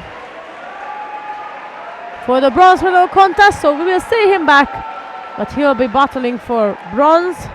For now is Stefan Hegyi of Austria, who will be facing, I'll tell you who, Vladislav Bereska of Ukraine. And I promise you, I tell you how he won his semi-final. He did a Sodatsuri Komigoshi on Krsmanovic, and he stunned him for Vazari, and then he held him down for Ippon. So then the final will be Bereska versus Hegyi.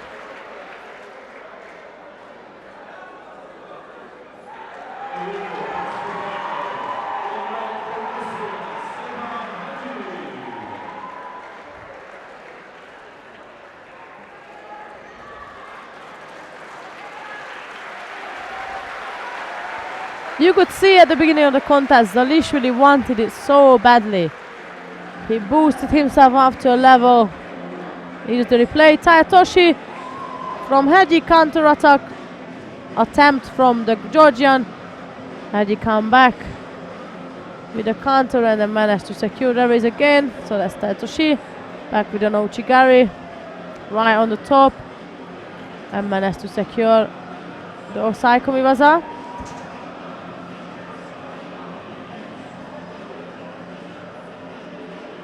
And some seconds before the end, Dalishvili decides to escape, but he couldn't, that was too short.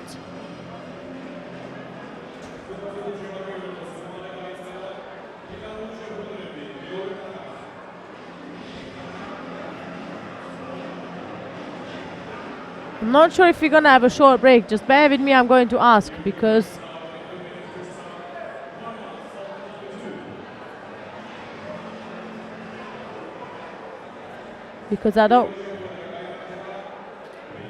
I don't want to give you wrong information.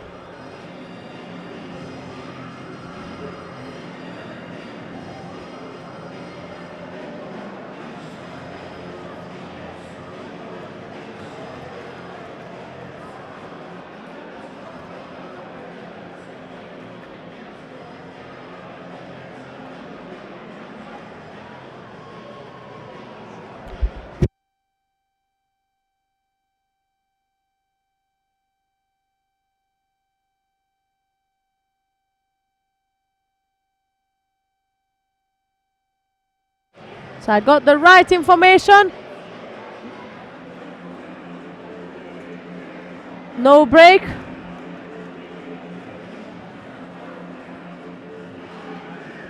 We got 1 minute to go, so if you want to grab a quick drink or a quick tea or coffee or something, there is Beboshvili on the screen for you. Winner of the 52 kilogram category. Right, so if you want to grab a quick drink, you got exactly 47 seconds to go before our athlete going to enter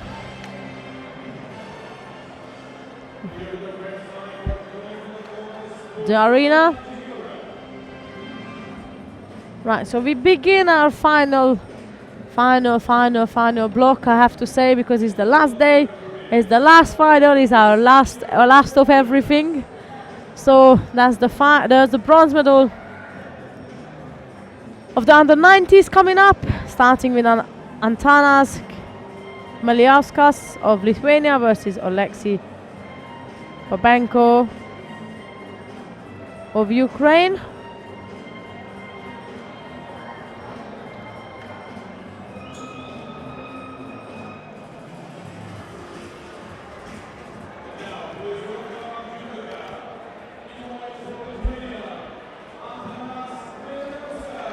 So here we are ready to go.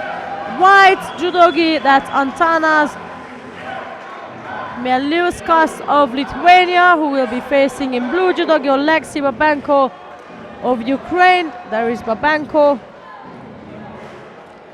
So that's for bronze in the under 90s.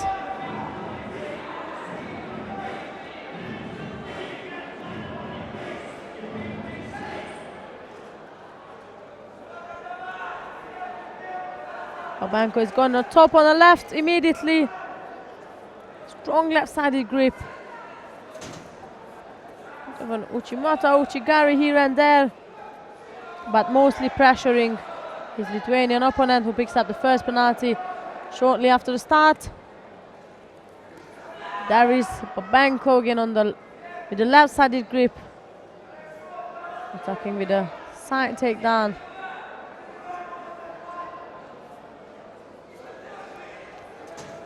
Nagatam from the Ukrainian.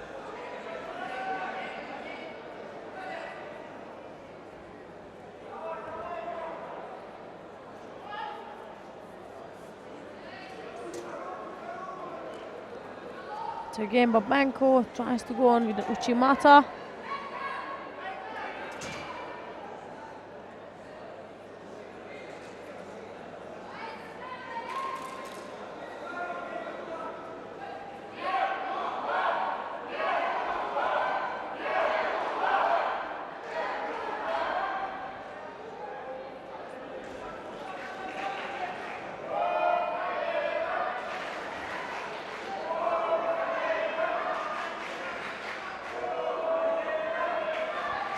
Second penalty for Lithuanian now. That's again Babenko installing the left-sided grip, just as he was installing his grip. Maliauskas decided to go in front, which then got countered by Babenko. Was a release for the Ukrainian boy.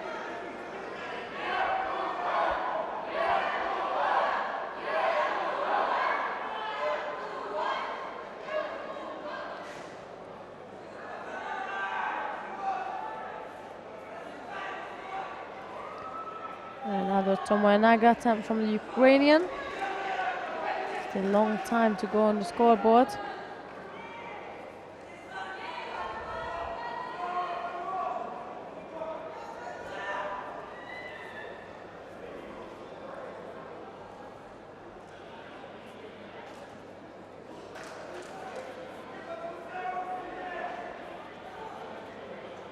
There's again Babenko. Throw his arm on the top on the left. Goes in for a Sumigashi.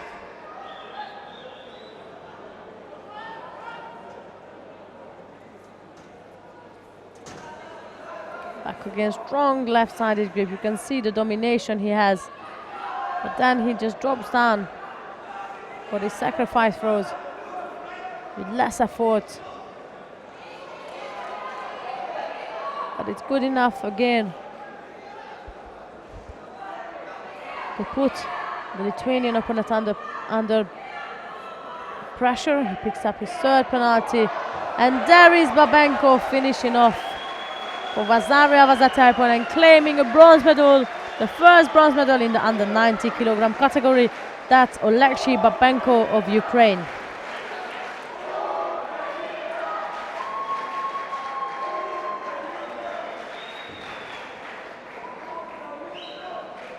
Here are the teammates.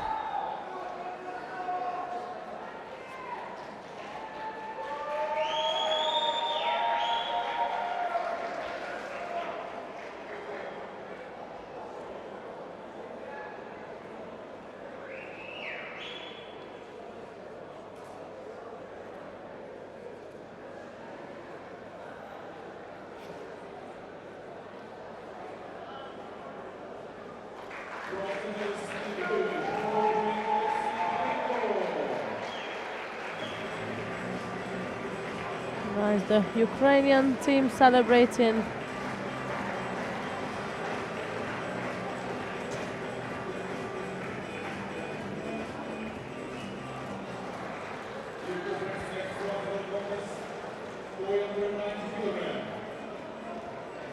Here's the replay. That was the Vasari on the first time when Lithuanian attacked on the right side and Babenko counter-attacked him. There it is, that's Uchimata attempt from Lithuanian, countered by Babenko. But for now, let's focus on the next one. That's the end of the contest. Right, next one coming up, it's Repechage of Poland versus Simon Katarina of the Netherlands. Here we have Repechage in white and Katarina in blue.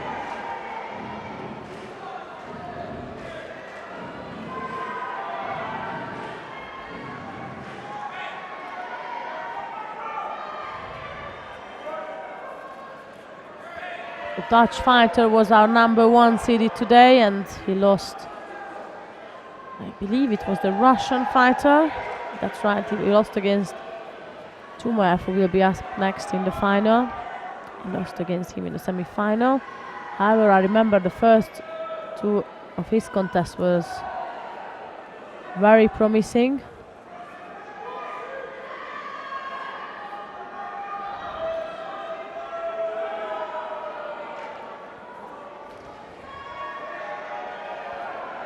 Repechage decides to attack.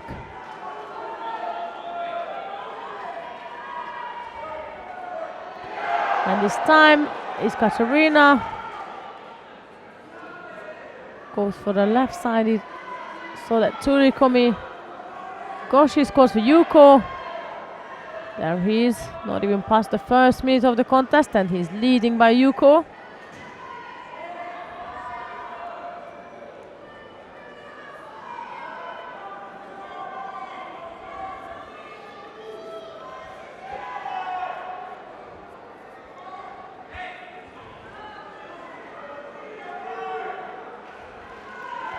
Penalty for the Dutch fighter.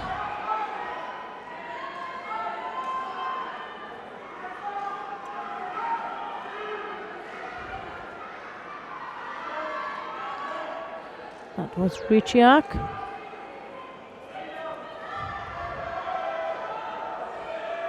First, and then Katarina going on the right-sided Kochikari. actually more of a goke as he hooked on the leg of his opponent.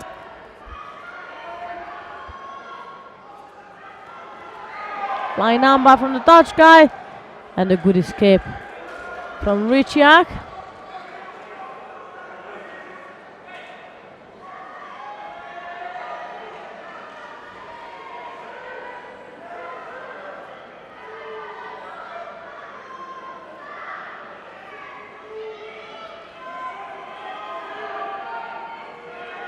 Another attack from the Polish guy. Oh, Katarina is not giving in at all. Penalty for Repechage.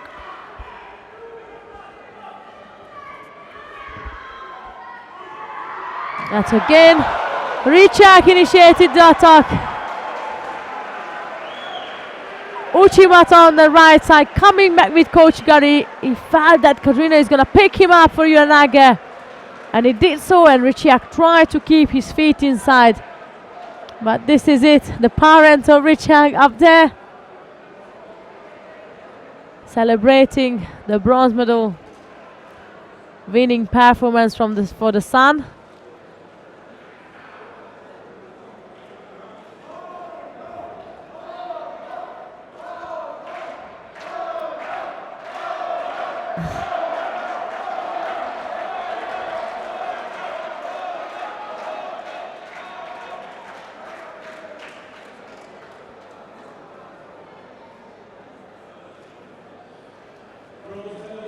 That's Simone Katarina of the Netherlands, who claims the second bronze medal of the under 90 kilogram category here at the AOF.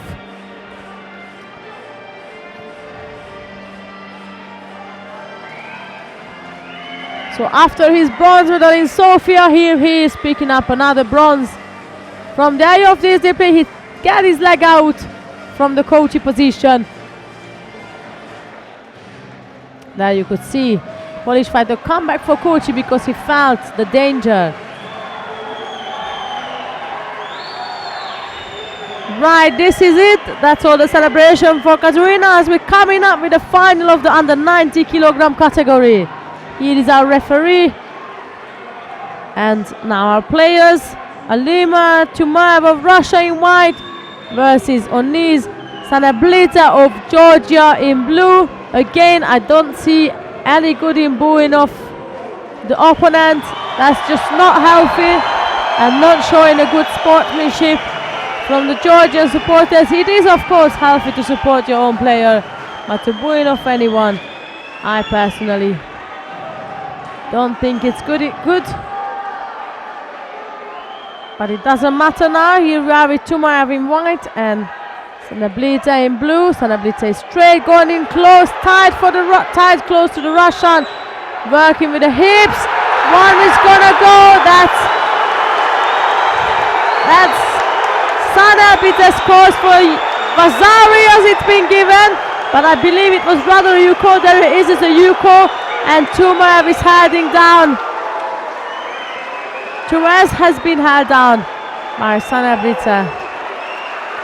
Up to the point when the Russian escaped. 2 Yuko lead for the Georgian.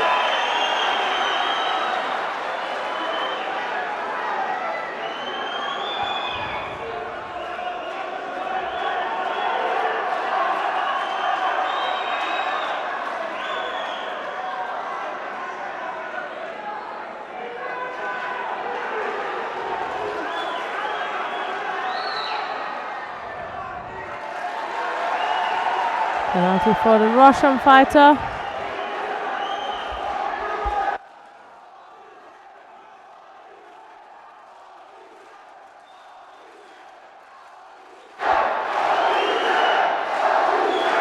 You can hear they say Oniz. That's the first name of Sanablita.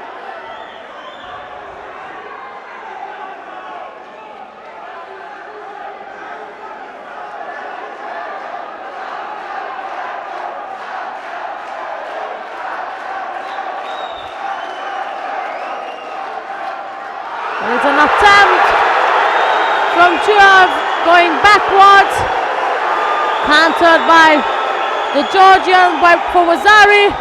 And again, that was he working in the Vaza.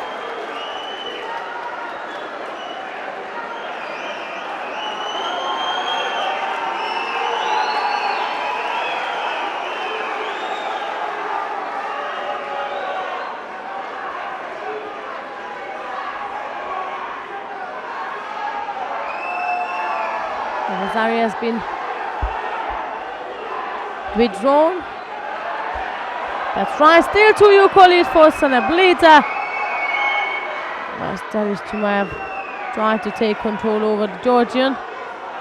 There's always going to be a big job to do.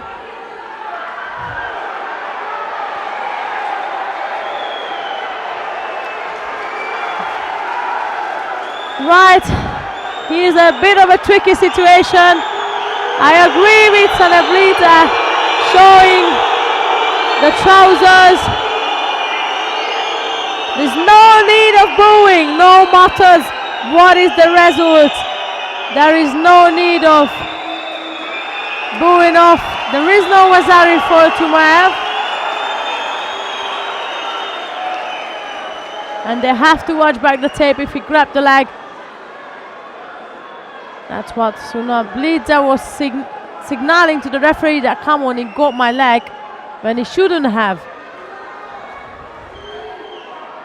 There is the, yes, it is tricky. They were yet to be standing. The rule says that if one is on the floor, then the leg can be touched, but this was in the movement, so we have to wait and see.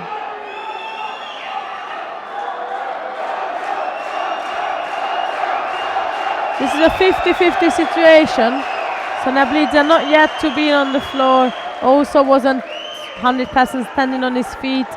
So let's just wait for our head referees to decide the correct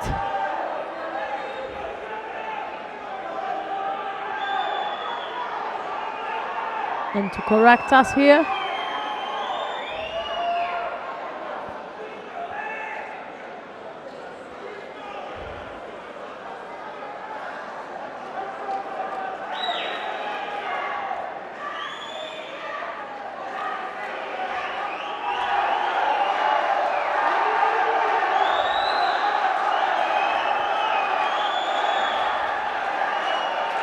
So this is it. It was more in the movement, but still 2 Euclid for Sanablita. And a minute 54 seconds to go.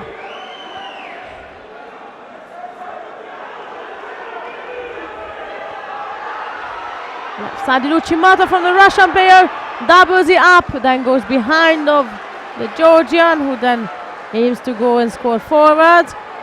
Many nervous faces around, I have to say that to you.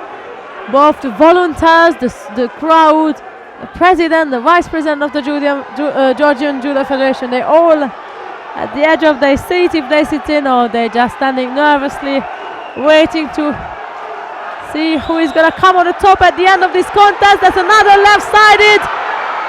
That's another left-sided Uchimata from Chimaev. Where Sanablita was aiming to take him backwards.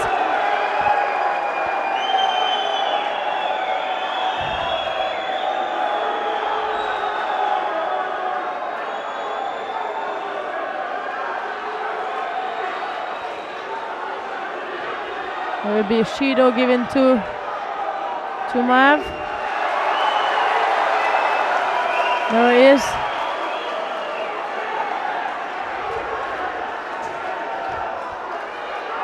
So 1 minute to go. 1-2 to be exact. Another dangerous left-sided Uchimata.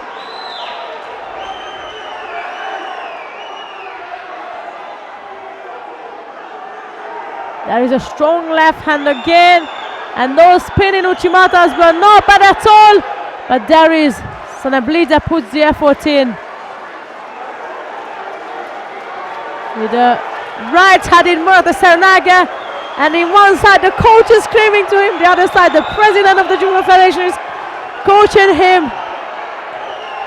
And Sanablita is just looking around what to do, and here is the counter attack from the Georgian for Ripon. But I'm really grateful to see Sanablita to being Such a, I was gonna say, such a sportman. He was gonna help Tumev up.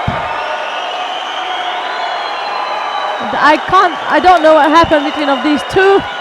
They must have said something to each other or so, but then nevertheless it's not important. What important now, it's another Georgian gold delivered by Onis Sanablidze in the under 90 kilogram category.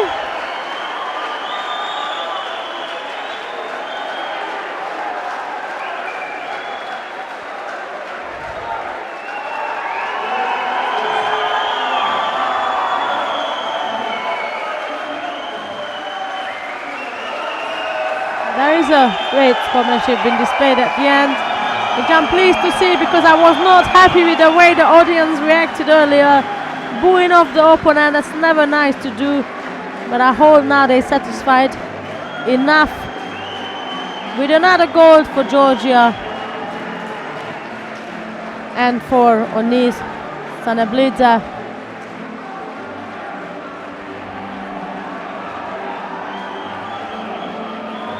Here is the final score.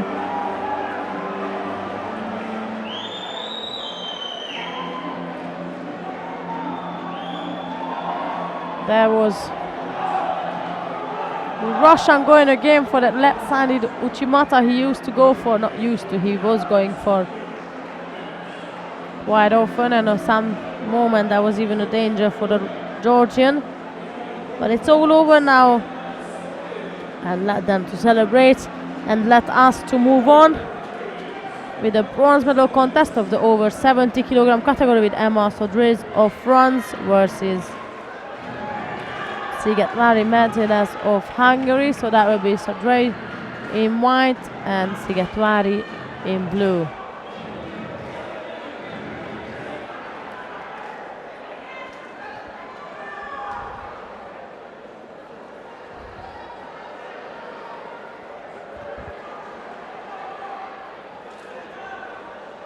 Hungarian girl starts off with an attack on the left side, which, yes, that's right, the Yuko scored for the Hungarian.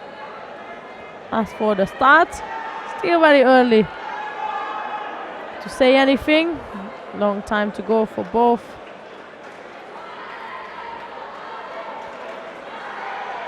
Same attack from the Hungarian girl, this time Sodriz managed to block it off.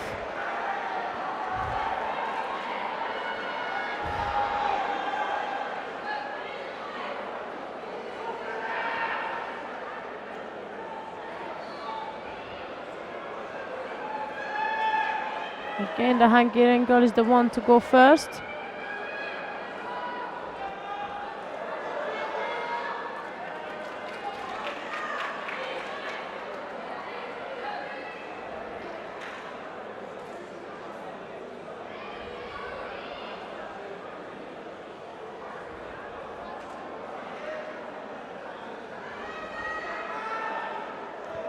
This time she decides to go right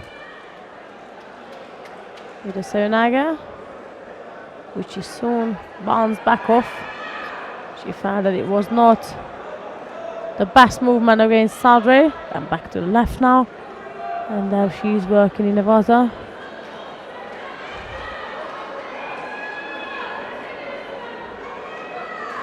To Shido for Sodriz.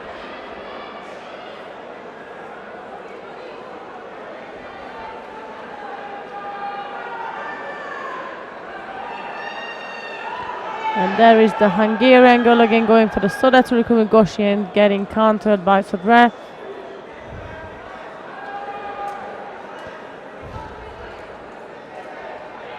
And not even halfway through to the contest, and these two put in, especially the Hungarian girl, she put quite a few attacks in already. They might not have been the most astonishing ones, but they do try.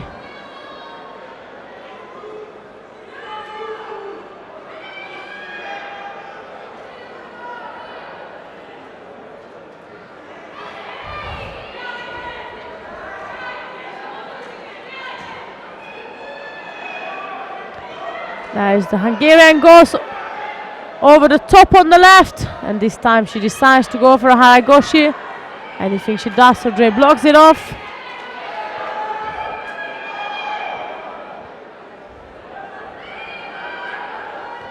There is she again. It's always the Hungarian girl going for the attacks. They're not so effective as I said before. They were at the beginning, not so much now.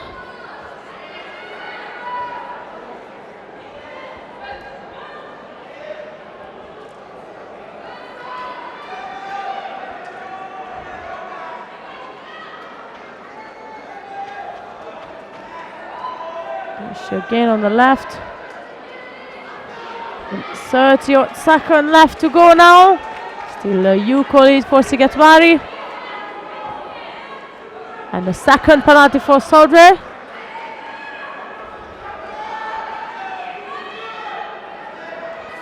There's again the Hungarian girl attacking on the left side.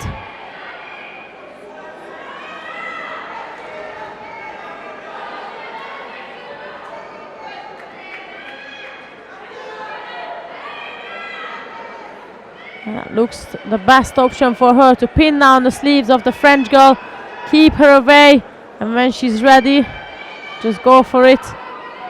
She doesn't have to really rush. That was a right-sided drop this time.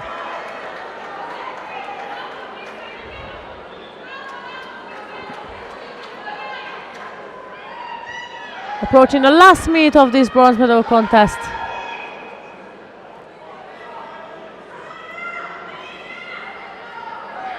Sodre is now aiming on the right. There's again the Hungarian girl. Followed it up, going on the front on the left. Sodre was trying to counter-attack. Sigetvari turned back on her. No score.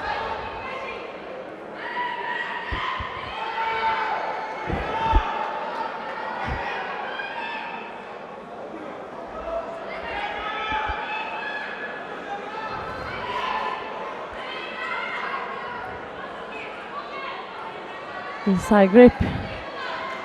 Resulted a penalty for Sigetvari. 30 seconds left to go before the Hungarians can take home the third bronze medal from the AOF.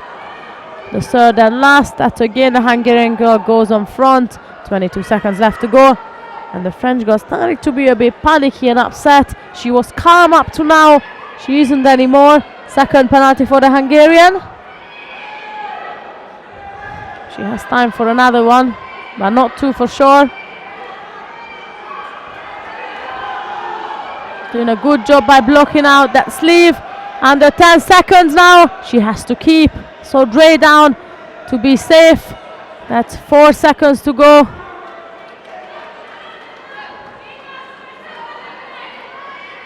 She's just circling. And there is a celebration after a disappointing European Championships. Here she is claiming a bronze medal at the European Youth Olympic Festival for Hungary.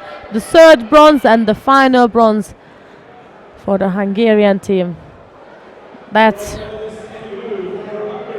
received by Sigetvari Mercedes of Hungary.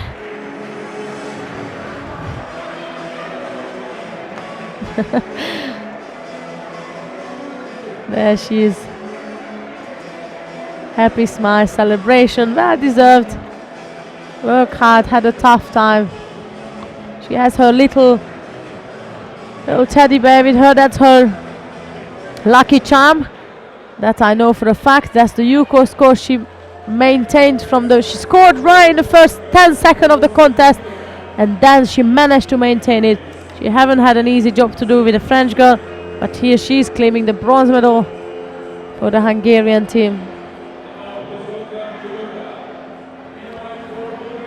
Right, second bronze medal contest of the over 70 kilogram category. That will see Ilina Stoyanova of Bulgaria, and she will face Marketa Palusova of the Czech Republic. There we are. Stoyanova arrived, and here is Paulusova. So that's Stoyanova in white and Paulusova in blue.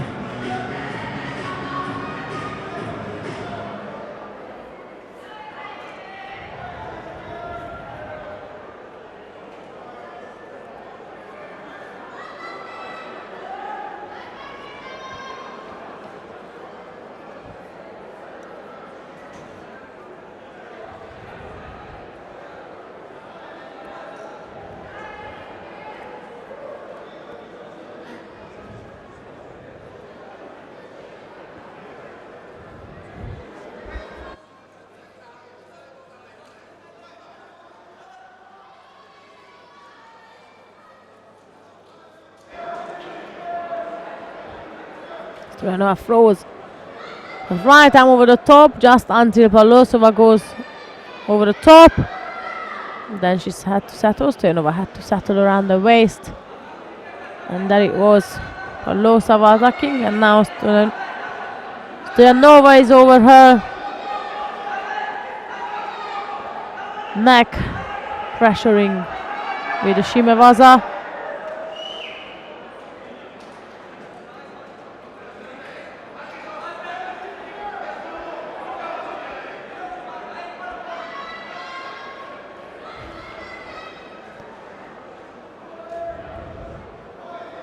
That was again Stoyanova aiming for a top grip. There she is. She managed to get it, but then it's Pavlosova who's attacking with the left-sided Uchimata.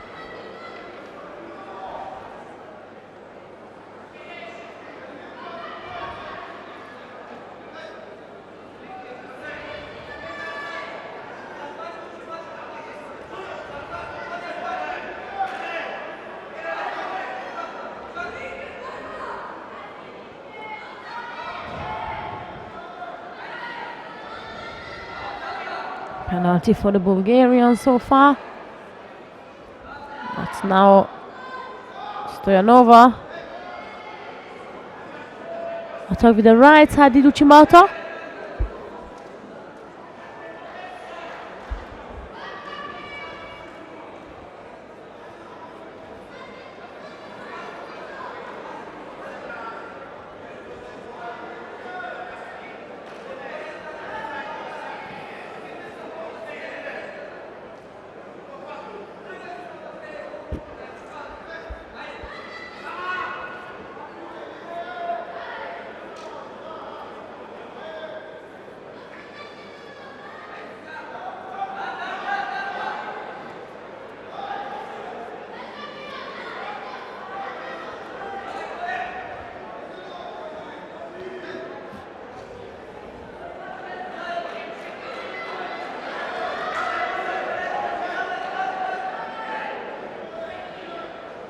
Under 2 minutes now, still that single Shido on the side of Stoyanova.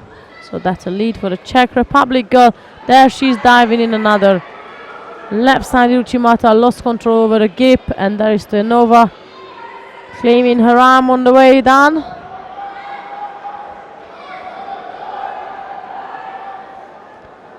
The question is how much she was claiming that arm. It had been not much if the referee could matter.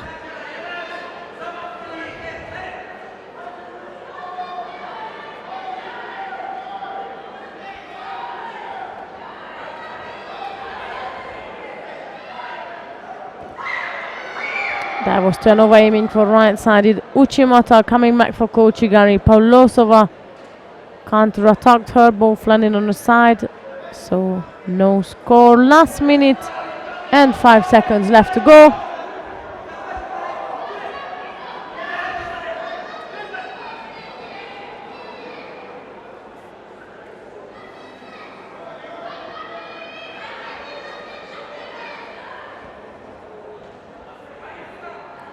Stoyanova again on the right side, same combination, Uchimata Kochigari.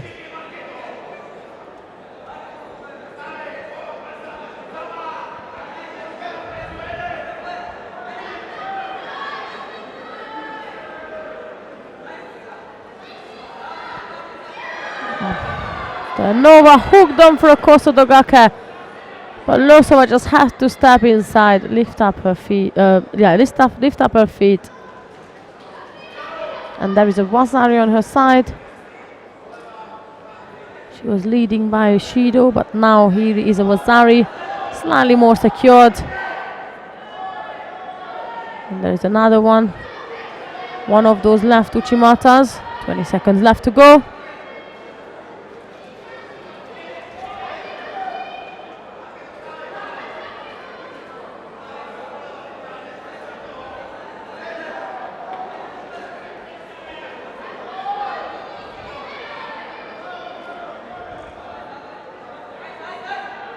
There is now Stoyanova aiming for the right side.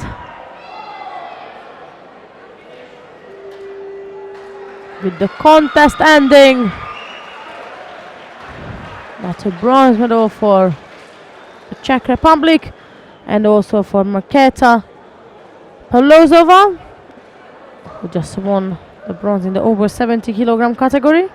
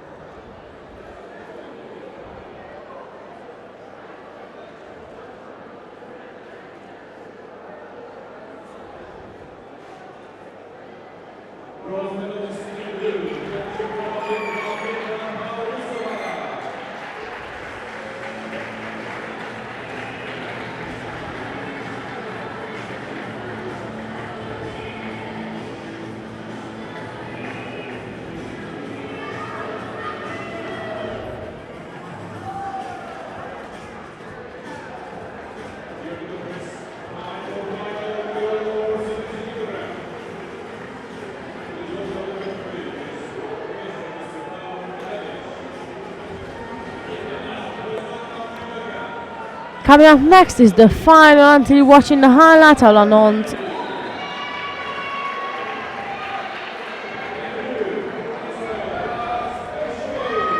the final of the over 70 kilogram category. Here is Annalisa Calagrezzi of Italy in white versus Raz Heshko of Israel in blue.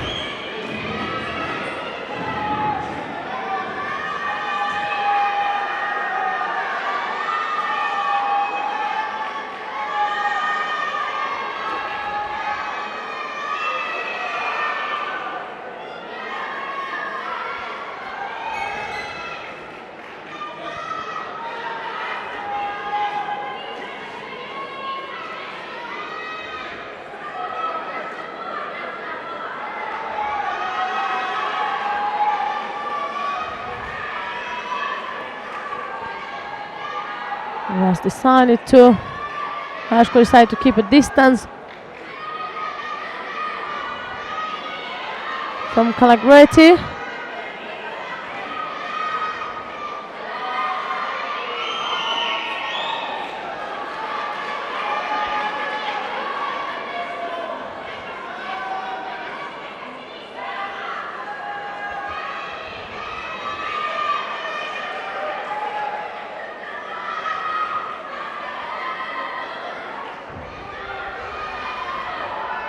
Calagrezzi is trying to go on the right each time. Heshko defend it.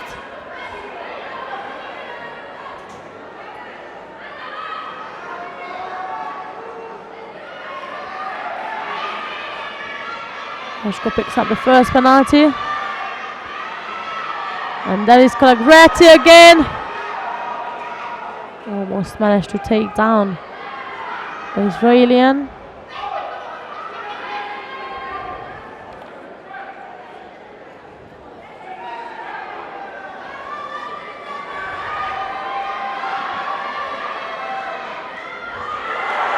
There is Heshko dropping underneath. The coach is already sort of not celebrating, but was very positive about this movement and said, yes, this is going to be the one for us to take the gold. And there she is again, dropping underneath, taking Calagrezzi with her.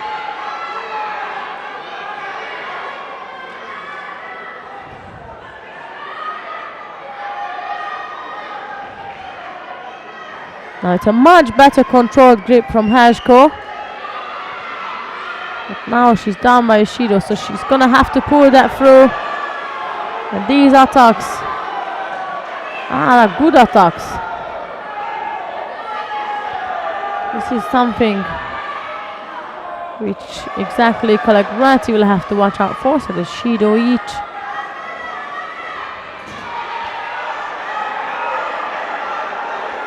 What an effort you need in order to do that.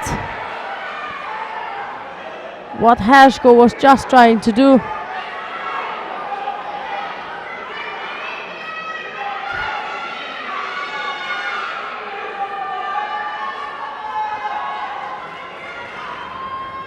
45 seconds left to go, and Kalagrati manages to take down Hershko, who then taps out.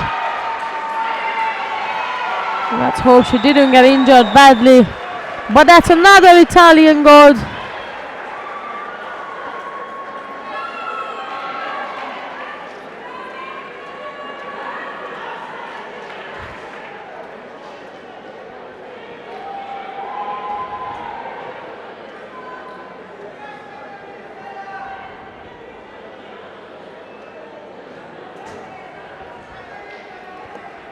So that's our cadet European champion taking a silver medal here at the Ayoff, and another Italian gold. I lost counting now, let me check. That's the 5th gold medal secured by Italy, and that was delivered by Annalisa Clegretti in the over 70 kilogram category. There she is picking up the coach. Normally it's the other way around, but never mind, they're celebrating, and that's the most important thing.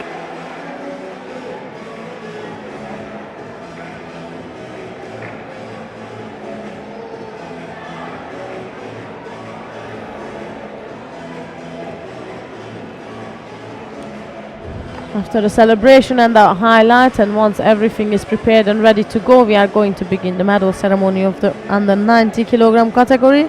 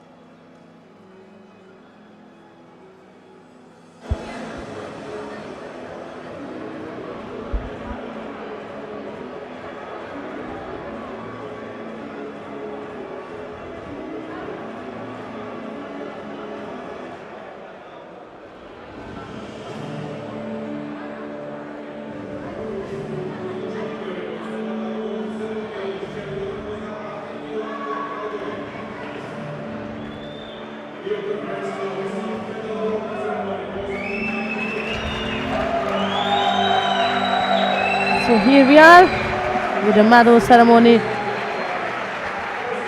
of the under 90 kilogram category.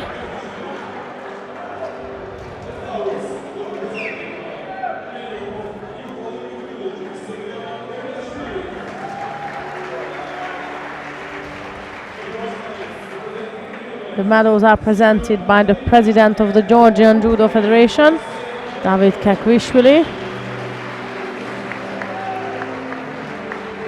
Bronze medal winners: Oleksiy Bobenko of Ukraine and Simon Katrina of the Netherlands.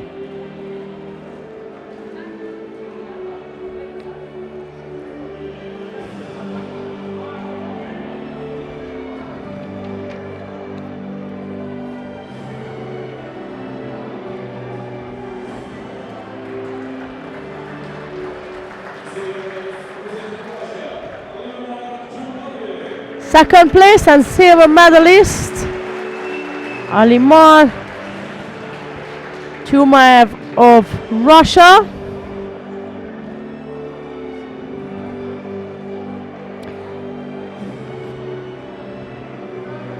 The gold medalist and the winner of the 2015 European Youth Olympic Festival in Tbilisi here at the Judo Academy, the under 90 kilogram champion Aniz Saneblida of Georgia. And who will be the better person to give you your gold medal than the president of the Georgian Judo Federation?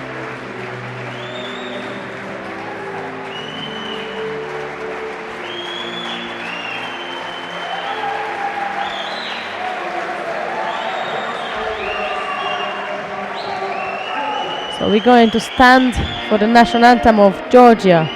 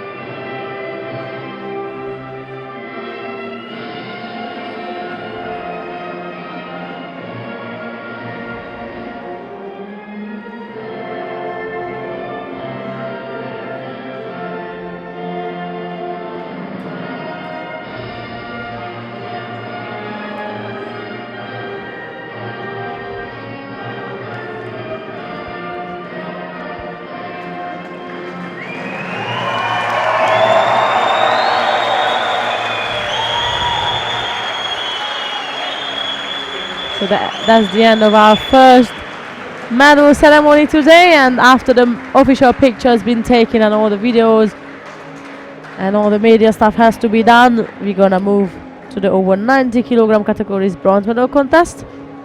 So bear with us for 2 minutes and then we start with the bronze medals.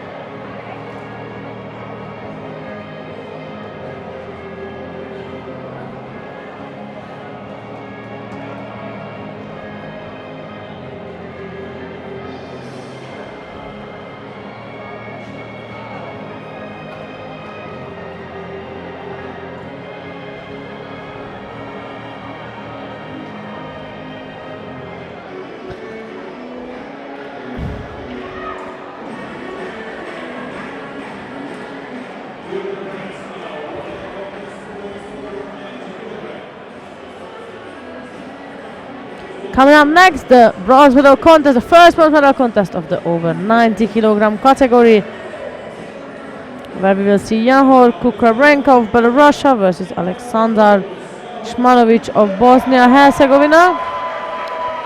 Is our Hungarian referee Hawashi Viktor, and Kukrabenko is coming in white at the background, as you can see. Follow that up with Shmanovic in blue.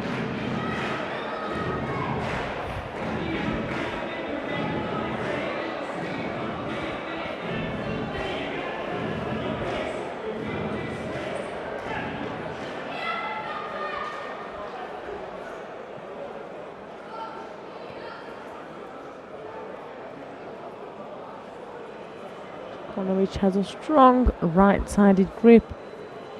Kukrabenko seems to struggle.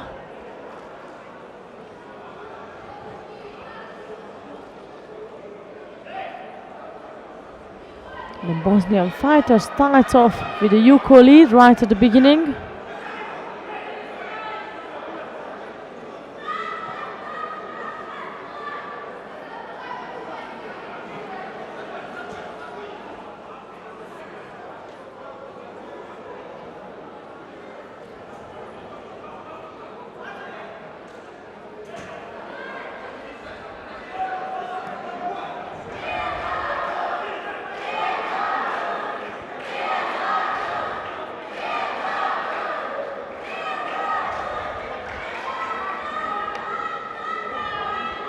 Gone for Shmanovic, that little bit of Shouting in the background, that was teammate of Shmanovic.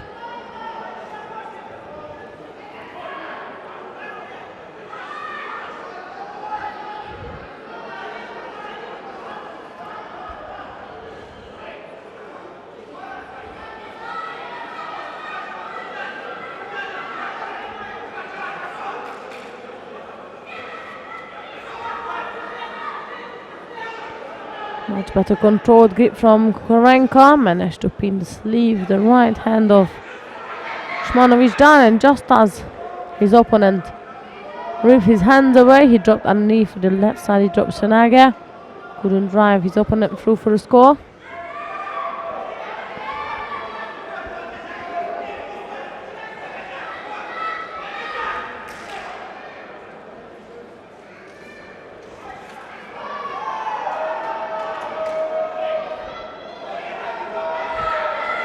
That was again Kukarenka aiming for an attack.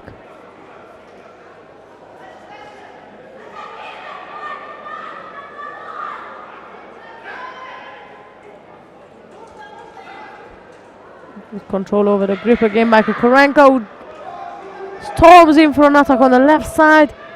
Sadly there is no score, but he put some serious amount of effort into this contest, I have to say.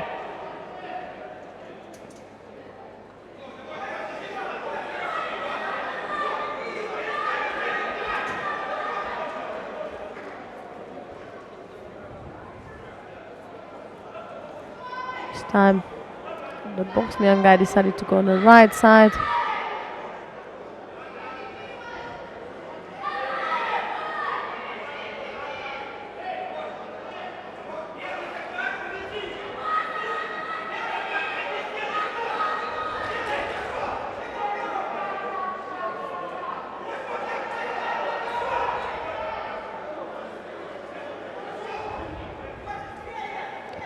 Kukarenka again, the one who is controlling the grip. He's on the one side, so he has to watch out for that. He lets it go now.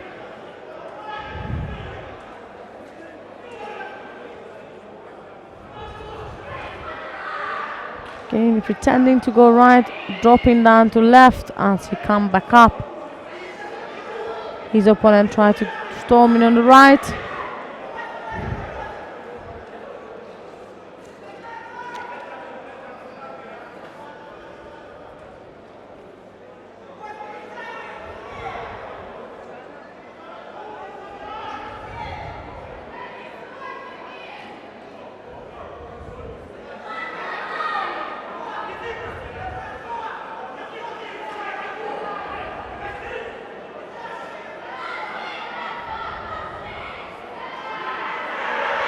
This time he managed to drive it through with a drop Senaga. He kept on pressuring his opponent with a drop Senaga as he could not manage to drive it through until up to this point. And there is the coach, all excited. This is a Yuko now, so we're back to square one, and it's a Yuko for each players with 19 seconds to go.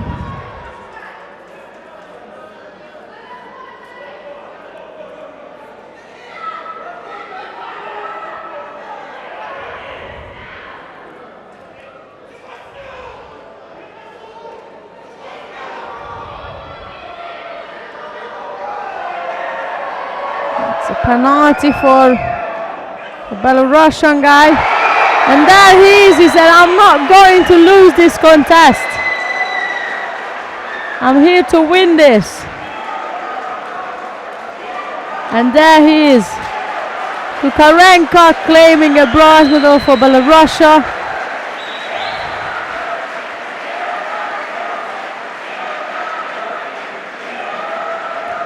And I just looked through the medal table. This is their first medal and the last one. So the only medal must be really emotional and really important for both the country and for him. But that's Yahor Kukarenka who claims a bronze medal in the over 90 kilogram category.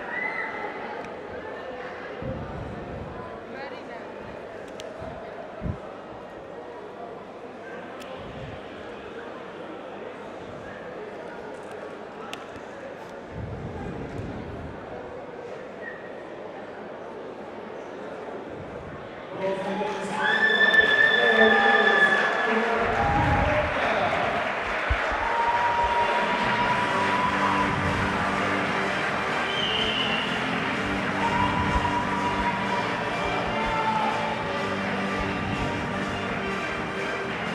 coach is also really pleased, of course. I could say he almost screamed this into him, but he was really supportive to him all day. There is the last and final score with the Kosotogake. And that last and final score was a Nippon.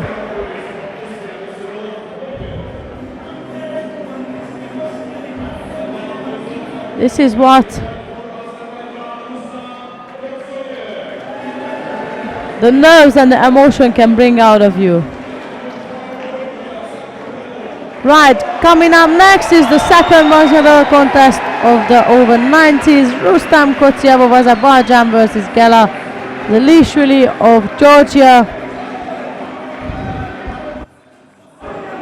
That's Kotiev in white and Zelishvili in blue.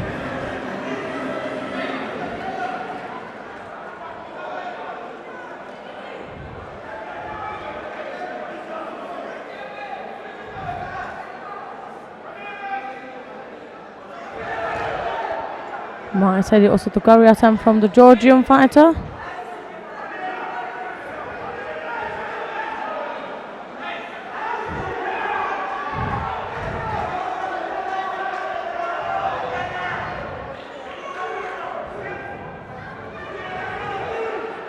Strong dominant right-sided grip from Zelishvili.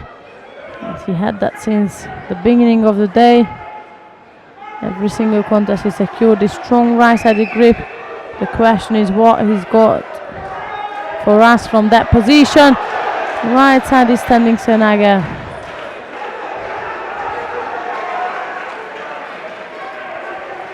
Penalty for Kotiev.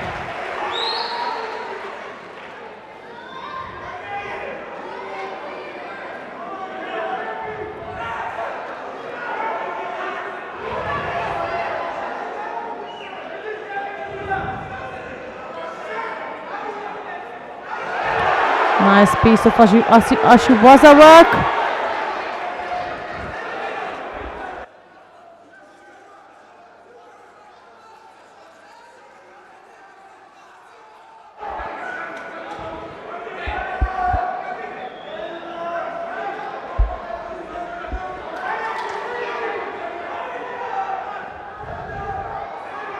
Zelishvili is back with that top right-sided grip, but Kotiev also have that, so it's right versus right. Both of them go quite a strange angle, but here is Zelishvili decided to go for Kosotogake. Scores for Yuko and works his way into Nevaza. Almost managed to head down his opponent.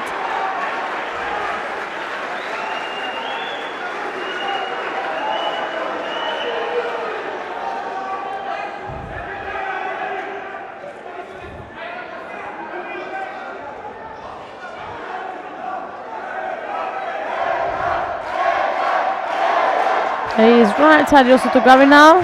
Back with the hand.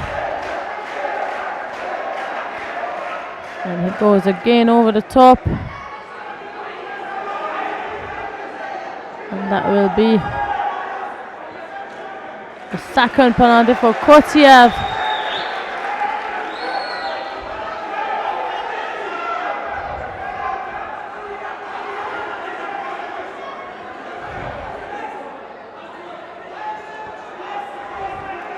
Zelishvili is not rushing, which is a good idea in case he ends up in some sort of situation he doesn't want to. Right side also the Gary again. He's got a strong right-handed grip, and for now that's good enough.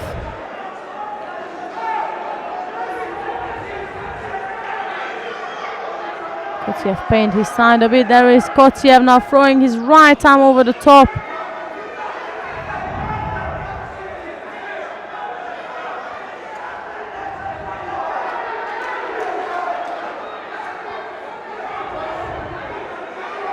Zalishvili will just have to settle for whatever he is now. If he doesn't want to get into any 50-50 situation or any danger. We reached the last minute of this contest, and that's Kotiev storms it on the left side. Zalishvili tries to counter, and there he is. I was gonna say holding on Kotiev, but the Azerbaijan fighter managed to escape. However, Tuyuko is on display for Zalishvili, and Kotiev still pains his leg or his side. Something isn't right. That's exactly 45 seconds left to go now in this bronze medal contest. That's again Zalishvili gets his top right hand there, strongly dominating. And Ashivaza, he better get on top, start working. Spend some time in Nevaza. There he is, trying to get into Shimevaza. 20 seconds left to go. And now I'm going to have to work hard to speak the crowd. Let's go to gets down. Kotiev does have some sort of injury. You could tell he was in pain from the beginning.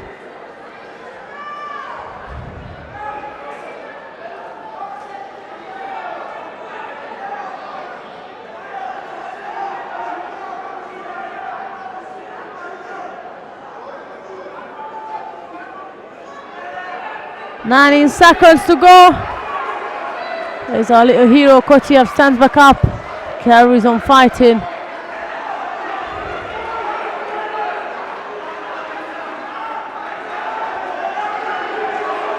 Five seconds to go.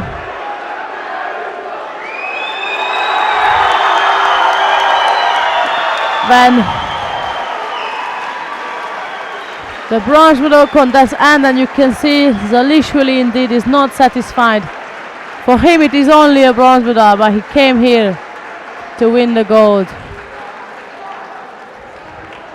But for sure in a couple of hours he will appreciate the bronze medal as well. You could see all day he wanted it so badly.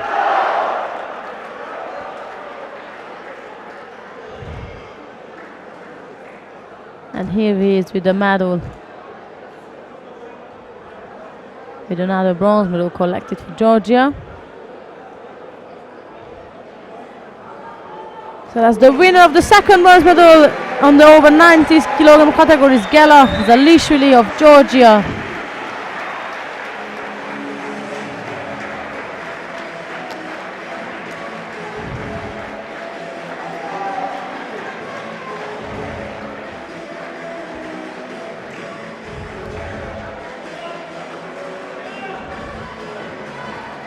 You can see he is not happy yet, but for sure in a few hours time he will appreciate this bronze medal. This is not at the end of his career and not the end of the world for sure. He will appreciate it, he will move on and carry on the hard work to another tournament and to another great performance. He also won bronze medal in Sofia at the Europeans, so here he is repeated his success. But now let's move on to the last contest of the 2015 European Youth Olympic Festival in Tbilisi, which will be the over 90 kilogram category final. This will see Stefan Edyo of Austria in white, and he will face Vladislav Bereska of Ukraine in blue. Here is Hedi walking in, and there is in blue behind him Bereska.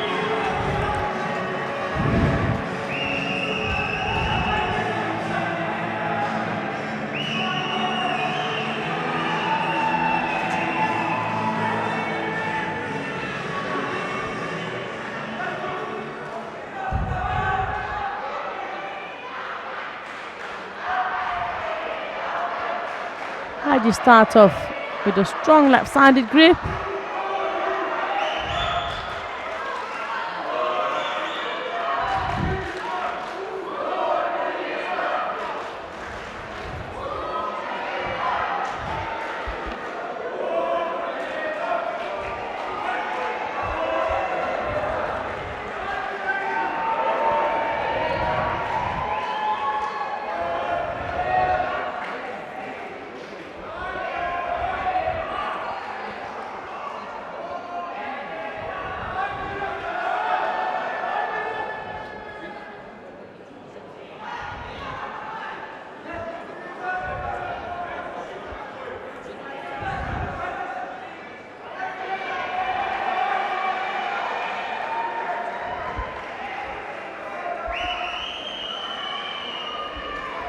We passed the first minute of this final contest, still no score, neither penalties.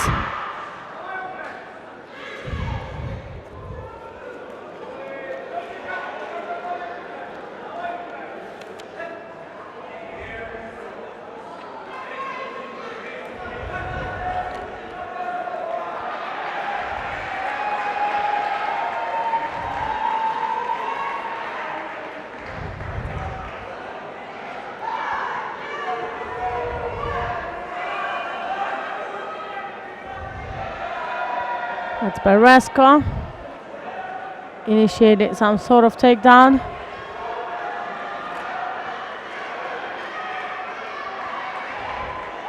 And he's working in a strangle now. And in the meantime, he's trying to get his leg out to secure an Osaikomiwaza. Bereska's arms are in the way for the referee to be able to call it in.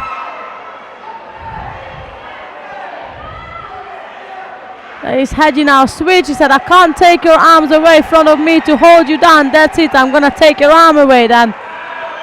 To arm lock you and to finish the contest. Good escape from Bereska. He was in a real danger for a while, but now they are back up. 140 odd seconds left to go.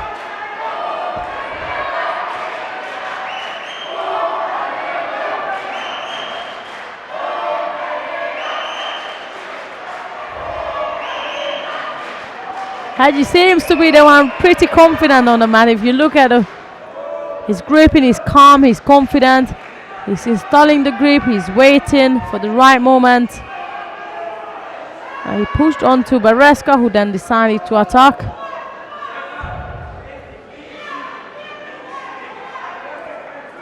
And the coach is telling him, forget about this, get in the left side. And keep it with the left. Use your feet. That was dangerous for the Austrian. He turned in and Bereska almost managed to take him back.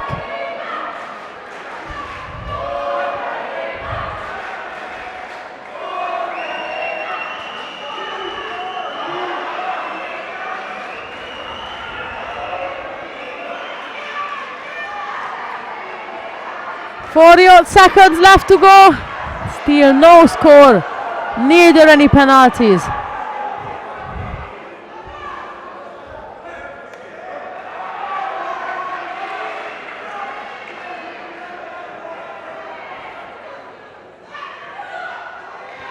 Here is the first penalty that goes to Bereska. And that's again Haji trying to control, take all over the contest.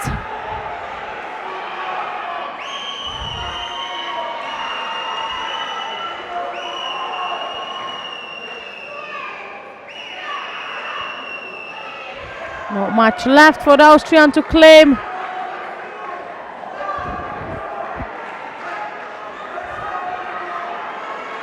The first gold for the country. The first gold of today for sure.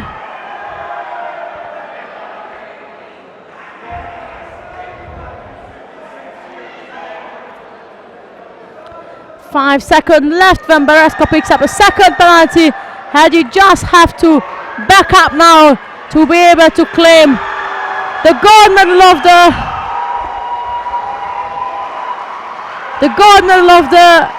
over 90 kilogram category, and the first gold medal for Austria. Stefan Haji wins the over 90 kilogram category, and Bereska will settle for silver.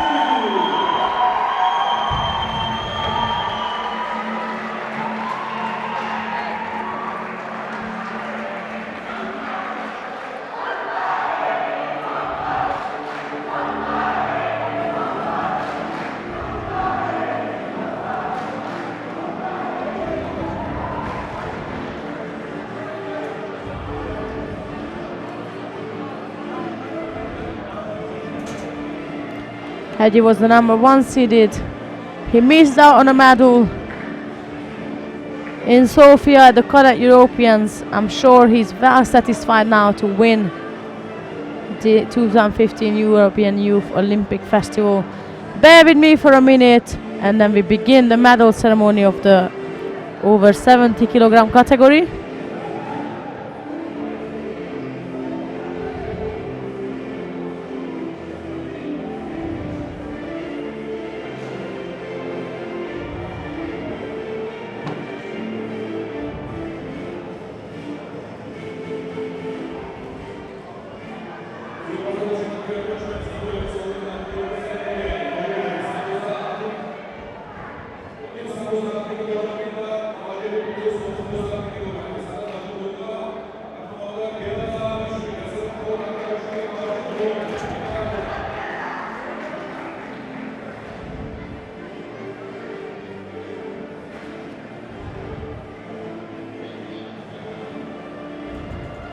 There is Heji celebrating with the rest of the team.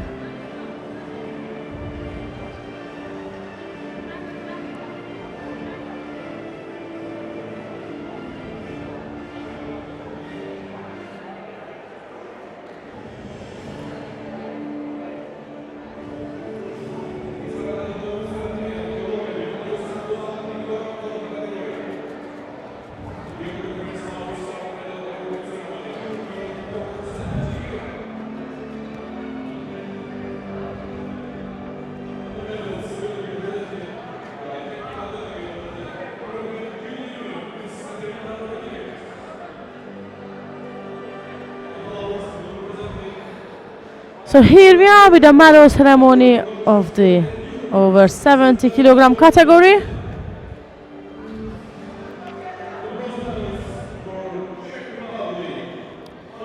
Bronze medal winners is Markéta Pavlosová of the Czech Republic and Szigetvary Mercedes of Hungary.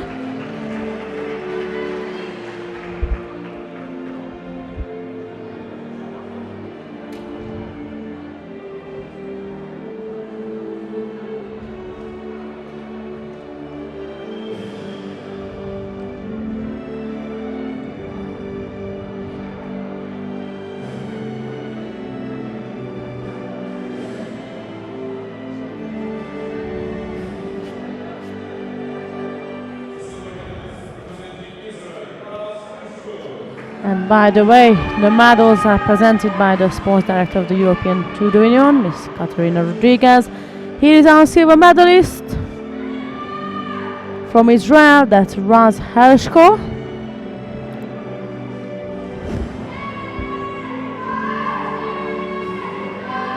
And the gold medalist and the winner of the 2015 European Youth Olympic Festival over 70 kilogram category, Annalisa Callegriti of Italy.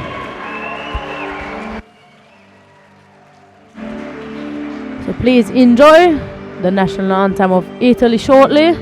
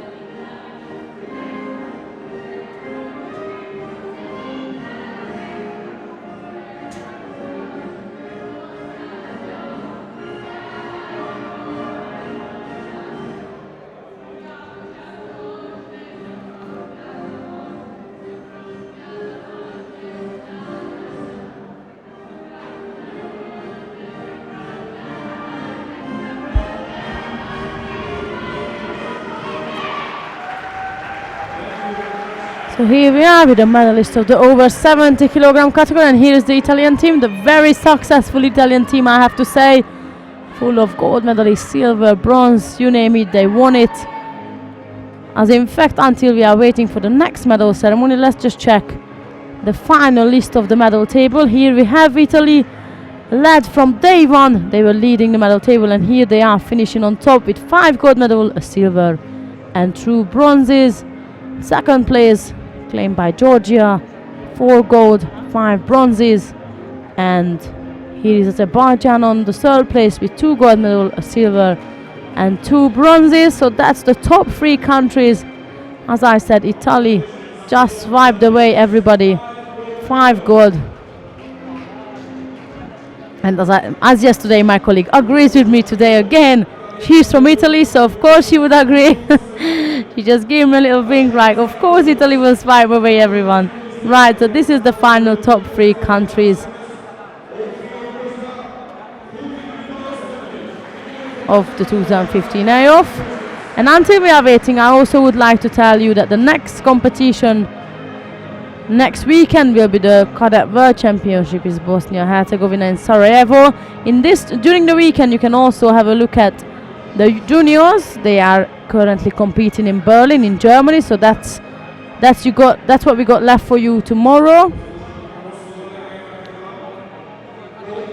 And also for next week, get ready to see these superstars, these youngsters. They're gonna be battling for a world title next week. So a couple of weeks ago it was European title. This weekend they battled for this week. Actually, not just a weekend. They battled for European Youth Olympic Festival title. And in a matter of time, in a couple of days' time, they will be up in action again for a world title. So they have a quite busy schedule. But that's all from us. And now we're going to start the medal ceremony of the over 90s soon, in a couple of seconds, I believe.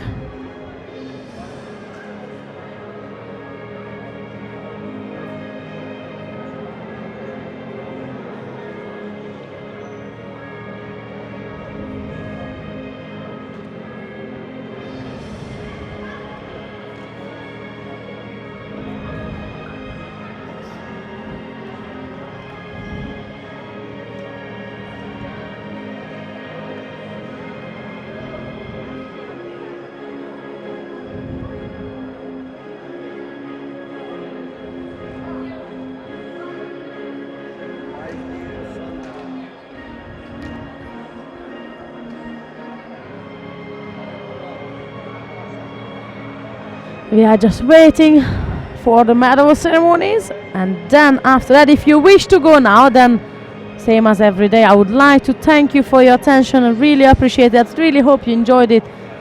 What an amazing performance from such a young judokas, and for sure by the 2020 Tokyo Olympics we will see them back in action again.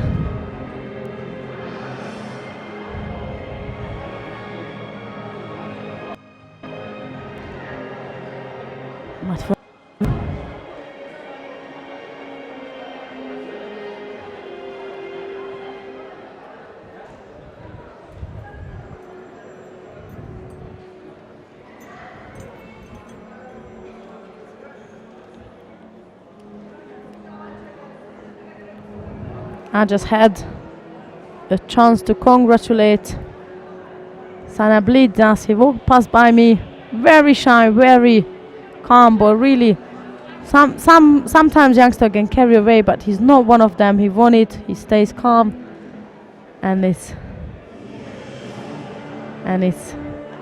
all nice and see to have such a talent and such a personality meet each other. Right, we are here now with the medal ceremony of the over 90 kilogram category. So we are ready to begin.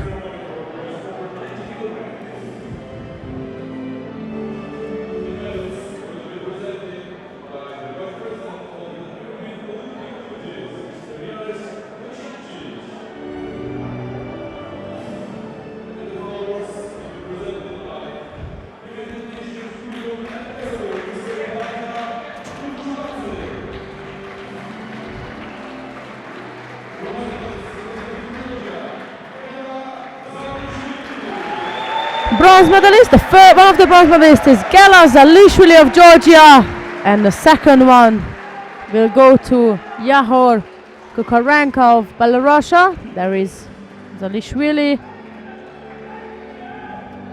Now there is a little smile, finally. He wasn't the most satisfied boy on the mat. Of course, he came here to win it. But as I said, in a couple of hours' time, he will appreciate, maybe not even an hour, there he is, appreciation of the bronze medal and the support of the home crowd as well.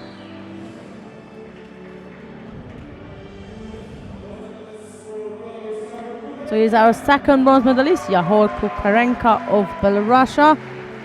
And what an achievement from him, winning the only medal for the country.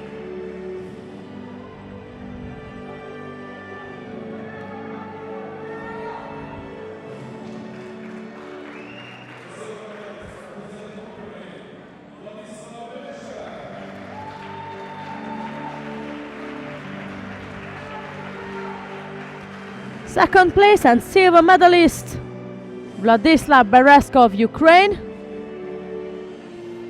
And he is our star of the day and the winner of the 2015 European Youth Olympic Festival in Tbilisi. That's Stefan Hegyi of Austria. He will be announced shortly and will step up on the podium. There he is, that's Stefan Hegyi of Austria, winning the one and only gold medal for Austria as well.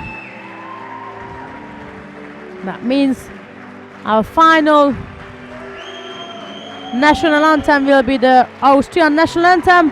And with this anthem, I would like to thank you for your attention here. I hope you enjoyed all the action and the week of judo from our youngsters. Thank you for your attention. And here is the national anthem of Austria.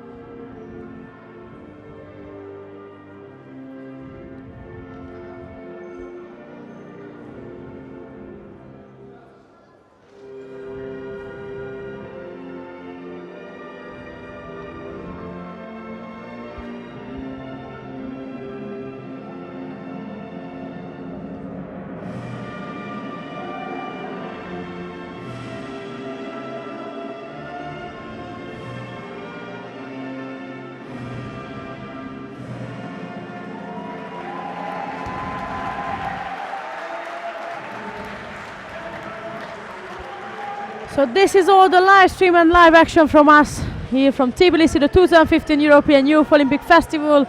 As I mentioned before and as I said before, I would like to really thank you for your attention. I hope you enjoyed all the actions.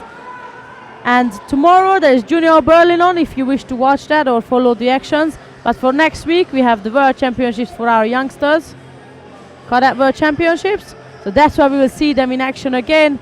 Thank you for your attention and it's goodbye from me. Have a nice evening.